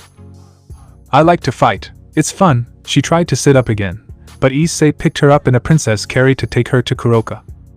You've always been a fighter. Kuroka has a surprise for you. She looked over and saw a small baby boy in her sister's arms. The baby had jet black hair and hazel eyes. You had a baby, Koneko said as she was sat down on the bed. Yeah, Kuroka giggled at her simple observation. What's his name? What do you want it to be? Koneko was shocked that her sister would leave such an important decision to her. Wait, huh? I figured since it will be a while before you can have a kitten to call your own, that you can name this one. She sat in deep thought for a minute. I can't pick for you, big sis. He's your baby boy. Koneko looked down at her own stomach. I'll have my own one day. Okay, Issei. Kuroka asked her fiancé. You should pick Kuroka. I remember how much you wanted a child. To not name him is something you might regret. Issei kissed her forehead. Alright, Yuen, that's his name. Kuroka smiled down at her son. Why that name? Her sister asked with wide eyes. Arthur told me of a friend he had when he was little. His name was Yuen. He said that Yuen was a brave fighter and would protect his older sister, even though he was little. He was killed some time long ago. Kuroka recalled the story and pushed back the blanket covering him. I know that he will protect Ellie and all his brothers and sisters to come. Chapter 39. Standing in the Sun. Zenobia Corda was feeling depressed. Of all the girls Issei had spent his time with and proposed to, he had yet to be with her. That all changed on Valentine's Day. It was a normal day at school. Asuya and Irina were both talking about their futures with Issei. Issei himself was out at the clubhouse as he had some paperwork to do at that time. Zenobia sat in her seat, unusually quiet. Hey Zenobia, what's wrong? Asuya asked innocently. I'm okay, Asuya, just tired. Asuya seemed to buy it, but Irina didn't. Asuya, do you mind letting me talk to her alone? Irina sat next to Zenobia. Sure, see you guys later. Asuya left to go find Issei. Irina looked over to her friend with worried eyes. Okay, spill it. I don't know what you're talking about. Zenobia turned her gaze to her phone as she looked through pictures of her and Issei. Oh, I know. You want to spend time with Issei. Irina jumped up. Yes, but I don't know how. I'm not exactly versed in teenage normalcy. Ask him to take you out on a date. The only thing he can say is yes. Irina's purple eyes gleamed in the sun in contrast to her orange hair. The white and red ring on her finger did the same. She caught Zenobia staring at it. I'm sure he's just trying to find the right way to ask you. The blue-haired swordsman peered out the window to see Issei and Asya talking outside. She sighed and stood. Maybe he just doesn't love me the way he loves you and Asya. Zenobia started the long trek home alone. Irina decided she needed to help and went find Issei. She found him still speaking with Asya. Hey Issei, she walked up and kissed him. Hello Irina, how was your day? Issei asked. It was good. I'm worried about Zenobia. She seems to think you don't love her. That's ridiculous. Where is she anyway? She's walking home. Issei immediately kissed his two fiancées goodbye and ran to his car. As a way to make things easy for him, he had a path and secret garage installed below the clubhouse where he kept his car. The Aston's V12 rumbled as he took off down the road to find the night. It didn't take long. Zenobia hadn't gotten but about a mile before the dark green sports car pulled up beside her. Hey Zenobia, hop in. He opened the door and smiled at her. Are you sure? Sure I am. It's your birthday after all, so I figured we could go out and celebrate. Zenovia's face lit up and she quickly jumped in. The ride was smooth as the car's engine hummed its tune. She rolled down her window and let the air blow through her short hair. So Zenobia, where do you want to go today? Issei asked as he drove. He had an idea in mind, but it was a long shot. I don't know. I never really thought you would take me out anywhere. And why is that? Because you seem to pay more attention to the other girls. Her face fell to a frown. I'm so sorry Zenobia. If I had known you were feeling neglected, I would have done this sooner. Issei put his eyes back to the road. He had overheard a conversation that Zenobia had with Rias a while back about her getting a motorcycle license. Apparently, the knight had already acquired one, but never had a bike. I got an idea. How about a nice present to make up for it? What kind of present? You'll see. Issei drove for a while and the radio played. Both teens sang happily until Issei pulled into the parking lot of the dealership that Sairaorg had promised him after he graduated. You're buying me a car? Not really. The two exited the car and walked inside to find a salesman that Issei knew. Yo, Mr. Hasashi, how's business? It will be much better when you step in, Mr. Hiyoto. Both men shook hands. So, what can I do for you today? I'm here to pick up the present for my friend here. Issei threw his arm over Zenovia's shoulder. Yes, we were just having it washed and prepped. Lady Rias mentioned you might be coming to pick it up, Mr. Hasashi led the two to the garage where, parked in the middle, was an Aprilia Tuono sports bike. Here she is. Wow, Zenobia waited for permission from Issei to inspect it. This is an Aprilia Tuono. I had the guys custom paint it just for you. The body is blue, and the trim line is green. The rim barrels are also green. Kinda makes it obvious who owns it. He snuck up behind her and kissed her cheek. She's all yours Zenobia. Happy birthday. Before her mind could process everything, she turned and kissed him. Thanks Issei. She held on to him for a little while, savoring the moment. Can I drive it? It would be a shame if you didn't. Issei laughed as he pulled out a helmet from a nearby locker. The helmet was the same shade as the bike and Zenovia's hair. It also had a green stripe in the same spot as her dyed hair. Lead the way, fearless knight. Zenobia hopped on her new bike and took off out of the dealer's lot. Issei was hot on her tail in the Aston. The two devils raced through the streets until Zenobia led him out to the coast. They raced along the coastal roads until she found her turn off. Issei followed and found her parked near the entrance to the beach. Since it was February, nobody was out there. So, how was it? It was amazing. The speed, the wind, the freedom. Her deep yellow eyes sparkled in the sun's setting light. I'm glad you're happy with it. He leaned on the railing next to her. It wasn't long before she rested her head on his shoulders. They stayed there till the sun got really low. Suddenly Issei removed himself from her hold. Zenobia, there is a reason that I haven't taken you out sooner. It's because it wasn't ready. You mean the bike? Nope. He got down on his knee and brought out a box. Zenobia Corda, when we first met, I admit that I was not a fan of you. Over time, you grew, not only in body, but in mind. You learned how to be a normal girl instead of a pawn of the church. You stand in front of me today as a brave young woman who never hesitates to help her friends. You stand before me as someone that I've come to love. He opened the little box and a brilliant ring shone in the sunset light. A band made of gold and the jewel was sapphire with a red shard of armor on the inside. Will you marry me? Yes, Zenobia fell into his arms and kissed him. I've been waiting patiently for so long. I was starting to think it would never happen. She cried onto his shoulder. I'm so sorry I made you wait. The ring was harder to make than I anticipated. I couldn't find the pure sapphire that would work with the piece of my armor. Can I ask you something? Zenobia asked her new fiancé. Why did you pick a bike? Not that I'm not appreciative of it, it's just odd. Simple. Rias told me that. Like Asia, you're from Italy. I also heard you and Rias talking a while back about you getting a motorcycle license. So, I figured an Italian sports bike would be a great present to you. He held her and stroked her back. Another thought popped into her head as she cried tears of joy. How can you love me after I almost got you killed? Irina told me of how you stayed by my side day and night. She said you barely slept in case I woke up and needed something. The real question is, how could I not love you? He pulled her in for another kiss, and the two stayed there until the sun was good and gone. Chapter 40. Sleepwalking. Nights were a lot less quiet now. Ewan and Ellie were very good at keep their parents up for extended amounts of time. Asia always tried to help when she could. Akeno had entered her 3rd month of pregnancy without any troubles. The only thing that had changed was a certain sleep habit of Akeno's. Issei woke up in the middle of the night, once again, covered by all of his girls. Recently, Irina had started sleeping in there too. She claimed her position symmetrical to Asia on his right side. He glanced around until he noticed a certain pressure that held down the left side of his pillow was gone. The door to the room was open, showing a dark hallway. Issei carefully set Koneko to his side. Kuroka awoke to him moving and helped get him out. She understood the situation since Akeno was missing. He quietly made his way into the hall and found the fallen angel wobbly walking down the hallway towards the elevator. Akeno. He followed her until she reached the lift's door. The black-haired girl seemed to be unaware of his presence. This had happened before, so Issei knew what to do. Just follow her and lull her back to sleep somehow. The door opened and Akeno stepped in. Some of her senses must still be active, Issei thought as he followed her in.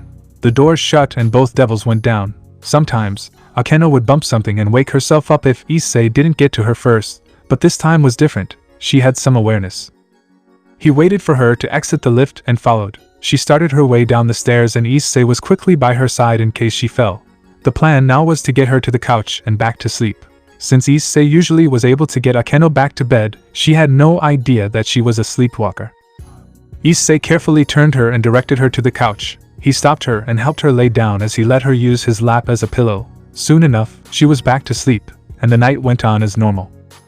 The sun's light woke up the pregnant fallen angel. Her eyes opened to the ceiling of a room that was not Issei's bedroom. Her ears picked up a light snoring from behind her. Turning slightly, Issei's face came into view. Oh my, how did I end up here? She went to sit up and inadvertently woke up Issei. Morning, Akeno.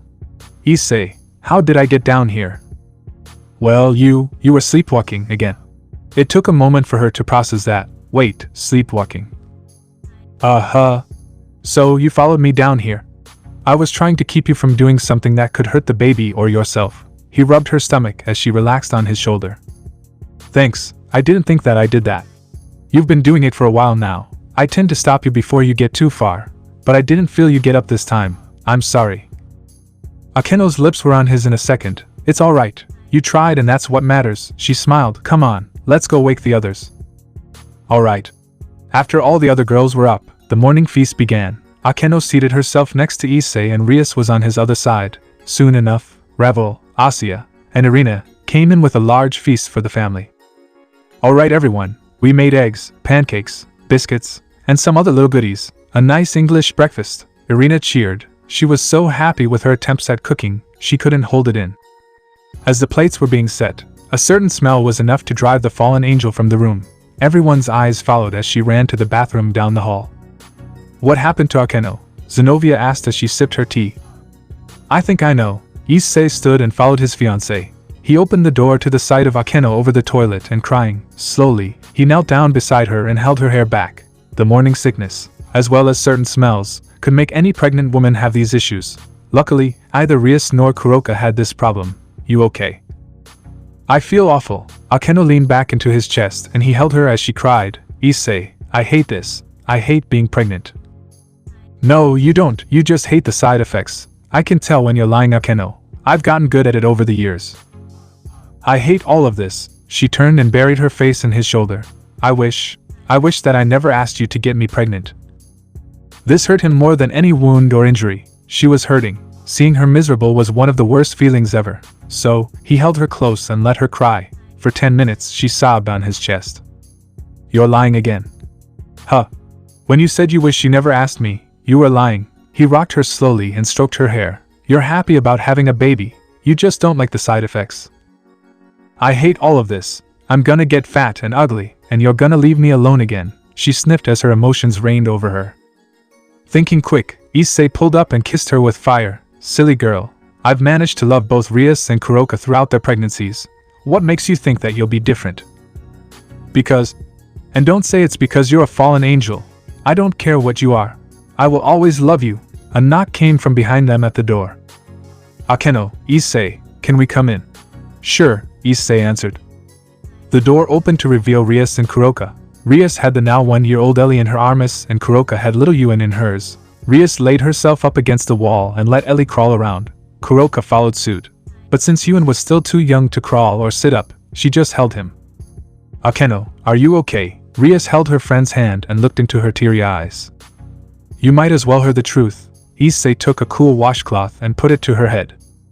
And, no, I'm miserable, Akeno choked out. Her eyes began to tear up again.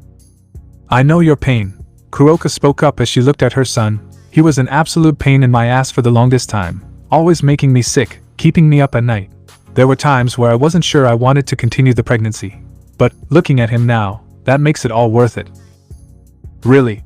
Look at them, Rias pointed out as her daughter worked her way over to where Akeno was. Ellie then put her hand on Akeno's as it lay in the floor. Hey Ellie, Akeno smiled at the baby, causing her to smile back. Issei picked up his daughter and kissed her head. There's daddy's baby girl. See Akeno, it may be miserable now, but in the end, it's all worth it. Akeno's tears flowed again as she leaned into her fiancé's chest. As long as you're with me, I think I can do it. We'll all be with you, Akeno. Chapter 41, Breaking Point. Issei tossed and turned in his sleep. Nightmares running wild in his dreamscape. Fear, anger, hate, loss. All the feelings he felt after his encounter with Rainier the night at the fountain, as well as the night she killed Asya. His mind was seeing the worst possible end to his family. Nightmare. The Cows Brigade had attacked his home. Not the school, nor the underworld, his home. The dragon stood alone on the grand stairs. They had brought some trinket that disabled his balance breaker. His eyes darting around to the bloody corpses around him. Bodies of demons and other supernatural creatures lay scattered. At the foot of the stairs lie Zenobia and Irina.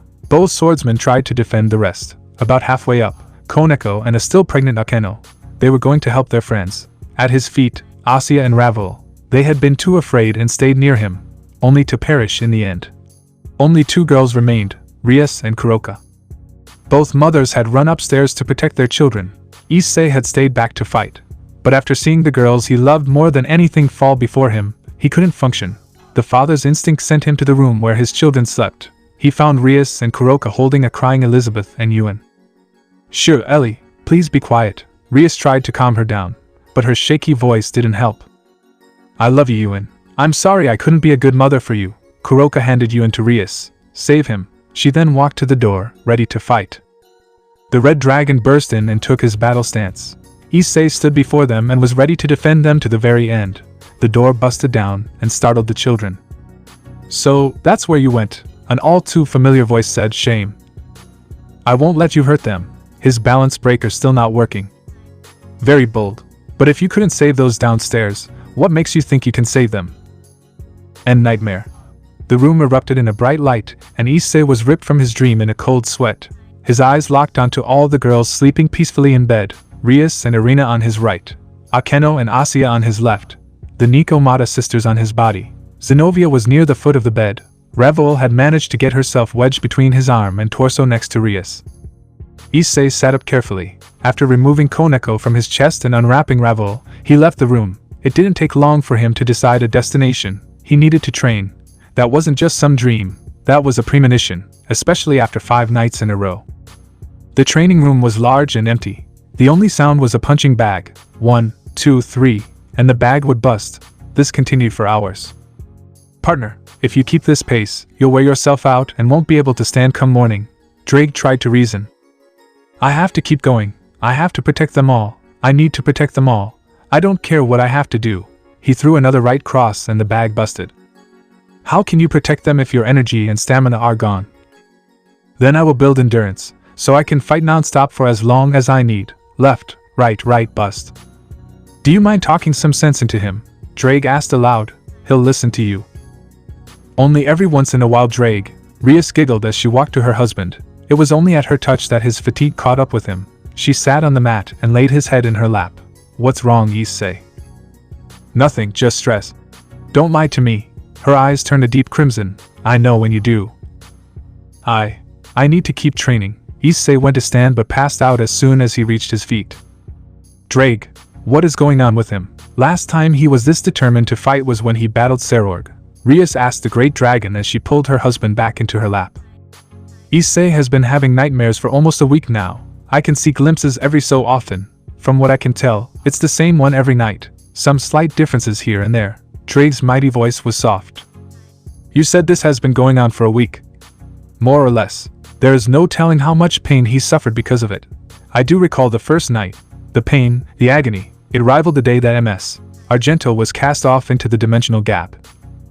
Rias remembered that day very well. She remembered seeing the man she'd fallen in love with lose his mind in a broken mess. The cry he let out when Shalba Beelzebub boasted of what he'd done. How is that possible? Issei was almost killed that day. How could he feel that same pain? That is a question for him. Drake fell silent once again. For now, Rias just held her husband in a loving embrace. Later that morning, Issei awoke to find himself on the couch in the living room. He went to sit upright, but pressure and a growl held him down. His body was held down by the woman he loved most. Realizing what happened, he groaned in self-annoyance. The worry he must have caused her. As if on cue, Ria's sleepy eyes opened. Morning, dear. She laid her head back down. I'm sorry, Rias. For what? Making you worry about me. You idiot. She took a second and propped herself up to look at his face. I'm always gonna worry about you. It's what you do when you're in love with someone. Her face fell at the memory of her conversation with Drake. Wanna talk about them? About what? Your nightmares. Issei went to sit up again, but she forced herself on top of him completely. Nah, you're going nowhere. I need to go train. I'm sorry. Issei managed to carefully force Rias off of him and go back to the training room. If he was going to build endurance, the pool was a good start. Rias was shocked by this. Issei normally talked to her about these kinds of things. Something had to be horribly wrong for him to shut her out. Being one to not take no for an answer, she followed him to the large pool and basement training room. She watched as her husband jumped in and swam lap after lap for an hour. Issei eventually came to investigate. Oh, good morning, Issei. Rias called her from a bench nearby. Morning, Rias. Why is he down here so early? He was here around 2 in the morning training. Drake said that nightmares are making him scared of something. I found him about 4 or 5. Ria's face fell into a frown. Has he talked about it? No, that's why I followed him, but he got in the pool before I could ask. Issei stood up and walked over to the pool's edge. Issei, she called up to him. Issei stopped at the edge next to her and looked up. Hello, Issei. You need to come eat breakfast. She grabbed his hand to pull him out, but only managed to pull herself in. That didn't work. Obviously, Issei chuckled as he helped her to the side. Rias met them there with towels. Quite a stunt, Issei. You managed to get him out the pool. Only because she's right. If I'm gonna train this hard, I need food. Issei took the towel and dried himself. What are you training for? Issei asked sweetly. He thought for a moment. I can't tell her, just keeping in shape. He quickly tossed the towel and left. Both girls were stunned. Issei usually wouldn't lie to Issei, much less Rias. Issei, can I count on you to do something for me? Of course. Get Kuroka to put a seal on the door so he can't destroy himself training. Okay. Issei smiled and went to find Kuroka. Rias followed Issei to the shower in their bedroom. She found him holding Ellie above her bed. I'm not gonna let anyone hurt you ever. I promise, he cried as he held her. Issei. Rias approached him and rested her chin on his shoulder. I'm sorry, Rias. Please tell me what's going on. Issei took Ellie and laid down on the bed. Rias soon followed. She had picked up little Yuan, so he didn't feel left out. He took a deep breath and looked down. It started about a week ago. Every night, I would watch everyone die horribly. First Zenobia and Irina, then Koneko and Akeno. Akeno was still pregnant. After that, Ravel and Issei died at my feet. His breathing was shaky and cold. Then he would chase me to where you and Kuroka were protecting our children. I always wake up when the room goes white. What are you saying? I'm saying that this is gonna happen. Not a matter of if, but when. Issei, we can fight this. We haven't lost yet. Rias, you don't get it. The bodies I see, of all the girls, The only way I know who is because of the rings on their fingers. All that's left is a bloody mess. His tears kept falling. I've watched it happen for 5 nights now. I can't stop it. Chapter 42, Magic Zone. Issei felt that he had to prepare for an upcoming attack. In doing so, he shut all of his family out. Rias had given an executive order for all the girls to sleep in their own rooms for the time being. Of course, since she and Issei shared a room, she stayed. She also let Kuroka stay in the room too, since Yuan needed to be near both of his parents. The nights were still rough on them. Issei was now able to move his body since he wasn't held down, so his arms shook violently. Rias was always there to help when he woke up. Tonight was no exception. Rias woke up to find Issei breathing hard. She instinctively wrapped her arms around him and pulled him to her chest. "You're alright. It's alright. We're all right here and we love you very much." This had become the phrase that was able to keep him calm. The next step was always to calm Ellie and Yuan down after they sensed their father's stress. Eventually the nightmares did stop, or so Issei had told her, but the intense training stayed on. Issei pushed himself to the absolute limit as much as he could. Now that he was out of school, he could focus all his time on getting stronger. Finally, Rias got fed up and took him to see Sairaorg about the matter. "Thanks for seeing him, brother," Rias said as they sat at his desk. "Anything for my sister and brother-in-law," the current mouse spoke seriously. "Now Issei, I have a friend that can help you determine if what you're seeing will come to pass. I know it's gonna happen. July 23rd at 17:34 to 5:34 p.m. Sinkarata launches an attack on my home." Issei stood. "How do you know that it's this coming July and not next year?" "Because Akeno was still pregnant, although more so than now." "Come, Issei, let me take you to my friend." Sairaorg stood and led Issei out the room. "Rias, you can go home now. He will be staying the night here." The two ventured through the halls for a little while before approaching a large door. Upon opening the door, a familiar blonde girl sat at a workbench before them.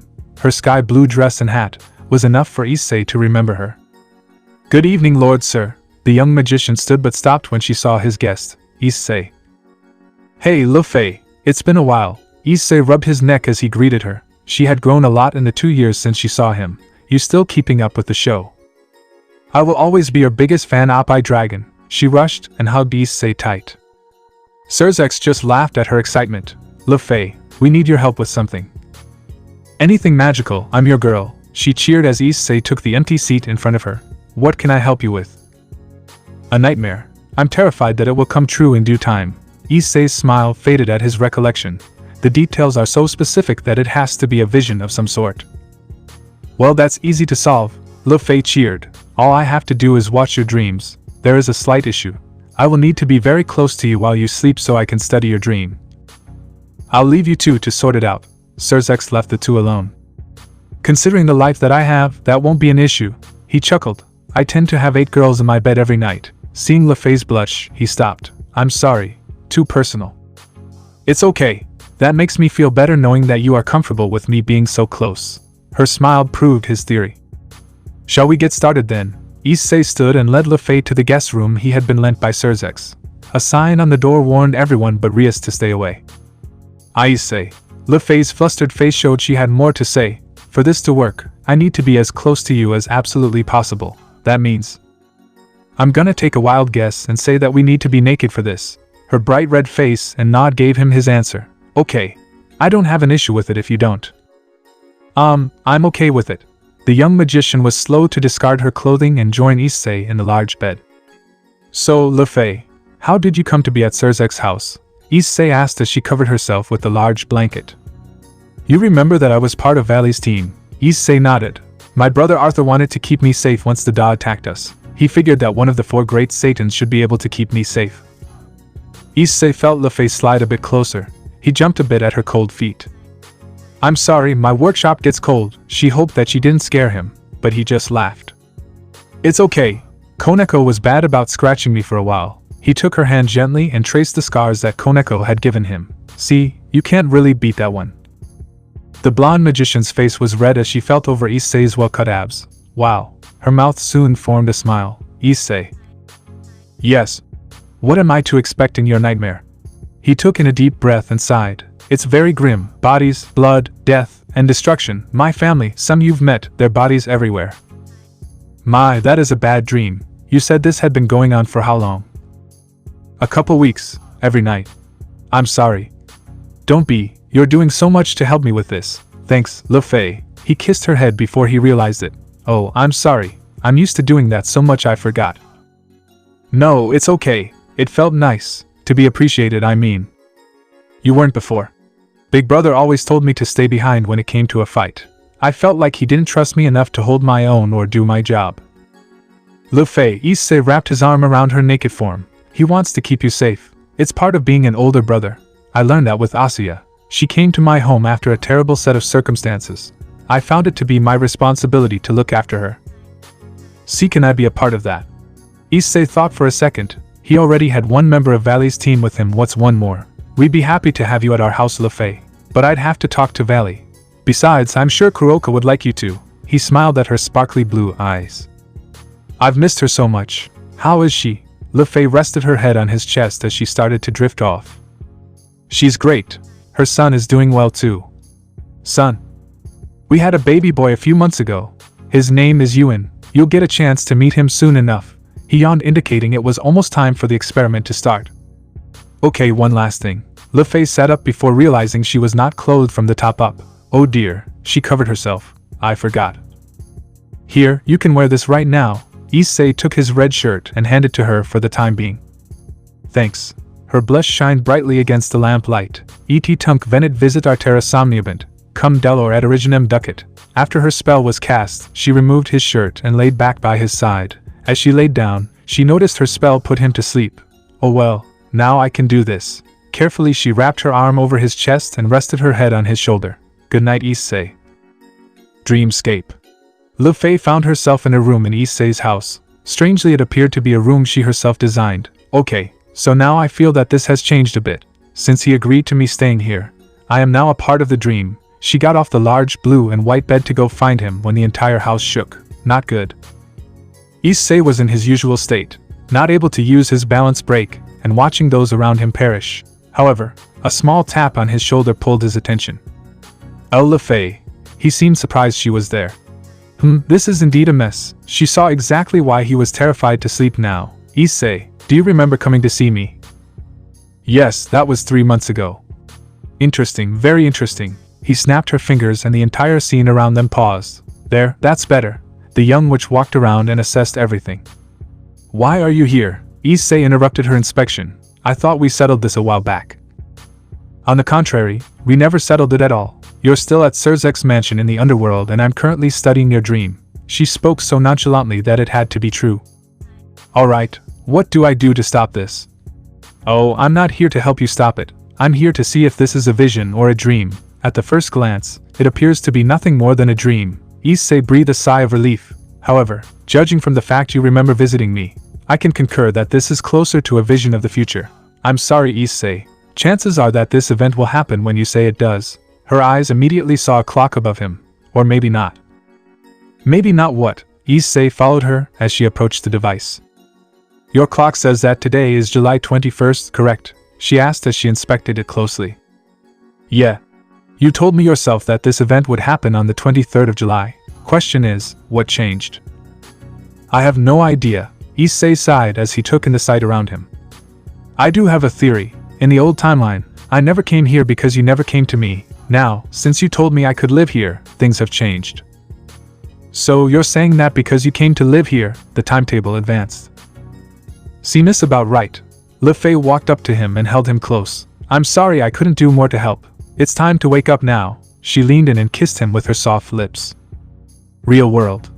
Issei woke up to find himself still in the mansion of the demon lord Sairaorg. A small tug on his arm helped him remember why he was there. So, what did you see? You don't remember? Le Fay asked as she once again put on Issei's red shirt. No, I don't. I remember Sin coming in and killing Zenobia and Irena. After that, everything is a blank. He shook his head. This was all too much. Yeah, magic does that sometimes. Le Fay sat up and began to retrieve her underwear. Issei, this vision of yours will come true. From what I've seen, it will be July 21st, not the 23rd. Thanks, Le Fay, for all you've done to help me. He stood and embraced the smaller girl. Happy to be of service. I'll go get my things. She ran happily down the hall, forgetting what she was wearing. What was she so excited about? Sairaorg asked as he walked in the room. Issei looked up to find his brother-in-law smiling amused. I told her that she could come live with me and the others. I hope that is alright. I see nothing wrong with it. However, I will have to contact Arthur and let him know of the change. Sairaorg grinned as he walked out the door. Remember Issei, she's still young. I know. He smiled back as he thought in his mind, the 21st huh? I guess Akeno's gonna have some uninvited birthday guests. Chapter 43, No Way Out. 1 week remained. 1 week until July 21st. 1 week until the Da launched a full-scale attack on the Hyodo residence. The only ones who knew it was coming were Issei, Rias, and Lefei, the young witch had come to live with Issei about 2 months ago. Kuroka was happy to see an old friend as well. Everyone was blissfully oblivious to what the following week had in store. To try and take her husband's mind off of the impending doom, Rias enlisted the help of the church trio to help celebrate Akeno's birthday. Together, the 3 girls went all out on a surprise birthday party and baby shower. The only issue was that they had a limited amount of time. Everything had to be ready by the 21st or there was gonna be a problem. Another problem was how to keep Akeno from finding out. Asuya had the idea of making everything like the shrine that Akeno's mother lived at when she was still alive. Irina wanted to work on the baby shower and get all the cute little baby things together. Zenobia didn't really have a suggestion. Rias liked both girls' ideas but had one of her own in mind. She walked into the church trio's room holding little Elizabeth. The little girl's hair had grown much like her mother's and flowed down to the top of her back. Her face was still pudgy thanks to baby fat but was adorable to look at. The best part, in all the girls' opinions, was that Elizabeth had Issei's smile. Rias set Ellie to the floor and let her wobble walk her way around. First, she went to Zenobia. Hey Ellie, did Mama bring you just to see us? She tickled the 18-month-old and got her giggling. Mama. Ellie waved her bald hand at her mother and laughed. Yep, that's Mama. Zenobia hugged the small girl and set her down. Next, Ellie found Irina who was seated on the bed. She braced herself on the bed frame and reached up. Upsy daisy little baby. Irina smiled at her. One day, you're gonna be able to get up here all by yourself. She gave the toddler an Eskimo kiss. She rubbed noses with the baby. Ellie continued her journey and made her way carefully over to Asuya. On her way, she tripped over a wadded-up sweater and fell down. She hit the floor with a thud. Asuya was quick to pick her up as she started to cry. I got you, Ellie. No need to cry. Asuya held her hand over her bumped knee and used her twilight healing. Let's make the boo-boo go away. A green light covered Ellie's leg and healed it right up. After a minute, she was fine. The toddler made her way back to her mother. Rias picked her up and smiled. Quite the adventure you had. She placed Ellie on the bed with Irina and sat in a chair. So, do we have any other ideas for Akeno's birthday? I got one. A voice purred from the door. Oh, what did you have in mind, Kuroka? Rias asked. She's about in her 6th month, right? She received a nod from all the girls. Then let's have Issei take her to see the baby, and we'll get everything set up here. Not a bad idea. However, I don't want to leave you guys here alone. Issei spoke as he kissed Kuroka's cheek. Afterwards, he took you in for a second and kissed his forehead. He then made his rounds and kissed all his fiancées and his wife. Finally, he found Ellie and held her up. What do you think, Ellie? Should Dada take Aunt Akeno to see her baby? Dada. The toddler giggled as Issei tossed her up and caught her. Ellie votes with me. Kuroka chuckled as she took you in away. Ria stood and took Ellie from her husband. You can never vote against a baby, if you're up for it. I'm okay with it. Issei smiled and kissed Rias. He then left to inform Akeno of the doctor's visit. The fallen angel was reading her book on babies when Issei came in. Good afternoon, Issei. Hey Akeno. He laid down next to her and kissed her. How's baby Akeno doing? Giggling, Akeno took his hand. See for yourself. Her stomach bounced as the baby kicked. Just like Ellie and Ewan, very responsive to his touch. How about we go get her checked out next week, say the 21st? Issei, that's my birthday. Her smile said she didn't care whether they did or not. I know. I figured it would be a nice way to start the day. Okay. Finally, the day came, and Lefei was speaking to Issei before he took Akeno to the doctor's office. He was making sure that she was able to contact him if something went wrong. You've got my number, Issei asked. Yep. Are you sure that you can protect them? He had recently seen a version of the vision where Lefei was also lying at his feet beside Ravel and Asuya. I will try my very bestest, she saluted and giggled. Don't worry, Issei, they'll all be fine. Thanks, Lefei. He kissed her cheek and her cheeks flushed. Why did you? Because you've been such a big help to me for the past few months, I figured that you deserve a reward. Who knows, maybe if we see tomorrow, I can make it better. He patted her head and grabbed his keys. Ready, Issei? Akeno asked as she latched onto his arm. Of course, dear, this got Akeno and the little witch to blush. Let's get going. The two devils made their way to the doctor to check on the status of their unborn child. The doctor had gotten used to seeing Issei with different girls. Issei, who might this young lady be? He asked as Akeno took a seat in the chair. Akeno Himejima, my 1, 2, 3, 4, 5th fiancé. Well, she's my 3rd fiancé, but I'm up to 5 now. Issei smiled as he held her hand. Nice to meet you, Ms. Himejima. Likewise, Akeno smiled nervously. Issei. It's okay. It'll be a little cold at first, but it's fine. He kissed her cheek as the doctor rubbed the gel on her stomach. Okay, all set. They moved the large machine over her and started the scan. After a minute the computer beeped, and the scan was done. Looks perfectly healthy in my opinion, and I've been right so far. Have you been doing Asia's meal plan? Issei asked. She told me that it was probably okay to eat the way I normally do, she giggled. You wanna see? Akeno eagerly nodded. Yes, please. As the screen turned, the realization hit. She was carrying the child of Issei Hyodo. Her life was perfect. Is it a boy or a girl? She asked timidly. Looks like a little girl. Congratulations. He stood and left the two to themselves. Issei, I'm so happy. Akeno's eyes began to water as she stared at the screen. Before he answered, Issei shot a quick text to Rias. Girl, me too, Akeno. He turned her head to him for a second and captured her lips with his own. I love you so much, Akeno. I love you more, Issei. So, you got a name picked out? Akeno thought for a moment. I do, but I don't know if you'll like it. Her face fell into a frown of doubt. Akeno, I love anything you pick. His smile reassured her. Shuri. Like your mother. He thought for a moment. I think that's perfect. After wiping the gel off of her, he helped her up and out to the car. Ready.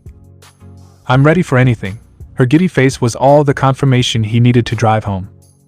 About halfway home, Issei glanced down at the clock. It read 13:27, 1:27 p.m. He still wasn't sure how to tell his family about today's attack. After thinking a moment, he turned down the radio. Akeno. Yes, darling. Her voice hummed as she daydreamed of the future. He smiled at her nickname for him. I want you to know that I will always love you. I love you so very much. He took his hand off the shift knob and held hers. Issei, is everything okay? Her humus stopped as she stared at him worried. Of course, I just want you to know that I will love you no matter what. Okay, she decided to ask later, once she'd had a chance to speak with Rias. Issei pulled the car smoothly into the driveway and helped the fallen angel out of the car. As they opened the front door, everyone jumped out and yelled, surprise. Akeno was shocked that they had gone through all of this work for her. All her friends were invited. Aside from all the other girls in the house, Kiba and Gasper had come, Serzex and Grafia, Azazel, and even her father Barakiel, had come to see her today. His face was unreadable as far as seeing her pregnant. Everyone had a great time. Akeno got plenty of gifts and other little things for the baby. Thanks to Issei's quick text to Rias, the baby shower was set for a girl. Akeno was beyond happy with all the attention she was getting from this. She didn't notice Issei talking to Lefei about defenses. Are we all set, Lefei? Issei asked as he watched Akeno smile. Yep, all good to go. The young witch smiled. In turn, Issei patted her head. Thanks. Now, I probably need to explain this to Barakiel before he kills me. He left her and found the large fallen angel in the corner. I assume you would like to speak with me. The towering man stared down at him. Yes, I would. The two walked into the kitchen since it was empty and sat down. Should I question why my only daughter is pregnant? You don't have to, if you'll allow me to explain. He waited for the older man to nod to him. Akeno was devastated when she learned of my shortened lifespan due to the Juggernaut drive, so much so that she claimed she would rather die with me than live by herself. I never thought she would feel that way about anyone, not after what I've done to her. Barakiel looked at the floor. She said that the only way to keep going after I'm gone was to have my child. At first I was against it, but Drake noticed something not long before Yuen was born. Indeed, it seems that Issei's lifespan extends each time he has a child. The mighty dragon spoke. I see. Barakiel sat and thought for a moment. Very well, I won't kill you, on one condition. Name it, Issei replied. You have to marry my daughter. I already planned on it. although I'm not sure when it will happen. That's good enough for me. Barakil smiled and stood from his chair. Let's go see my daughter. After a few more hours, every one of the guests had left. The clock now read 17 to 5 o'clock. Issei was getting antsy. Le Fay and Rias had gone upstairs to protect the children. Akeno had fallen asleep on the couch, and Issei was sitting with her. I'm sorry, Akeno. I love you so much. He kissed her cheek as he felt a presence behind him. Karada. Red Dragon. Sin Karada stood behind him against the door. I hope you know that I don't plan to leave anyone in this house alive tonight. I understand, however, I beg you to spare the girls and my son. Yuan and Ellie have no powers of a dragon and are not a threat to you. A noble gesture, but I don't think my new boss would let that slide. New boss? You mean the Cows Brigade? So, you heard about that. Sin moved to where he could see Akeno. Such a pretty young thing. It's really a shame she has to die tonight. Like I would let you touch her. Issei went to pull out his balance breaker, but found it wasn't working. Damn it, it's all coming true. That's it, guys. Thanks for watching and supporting us. See you in the next part.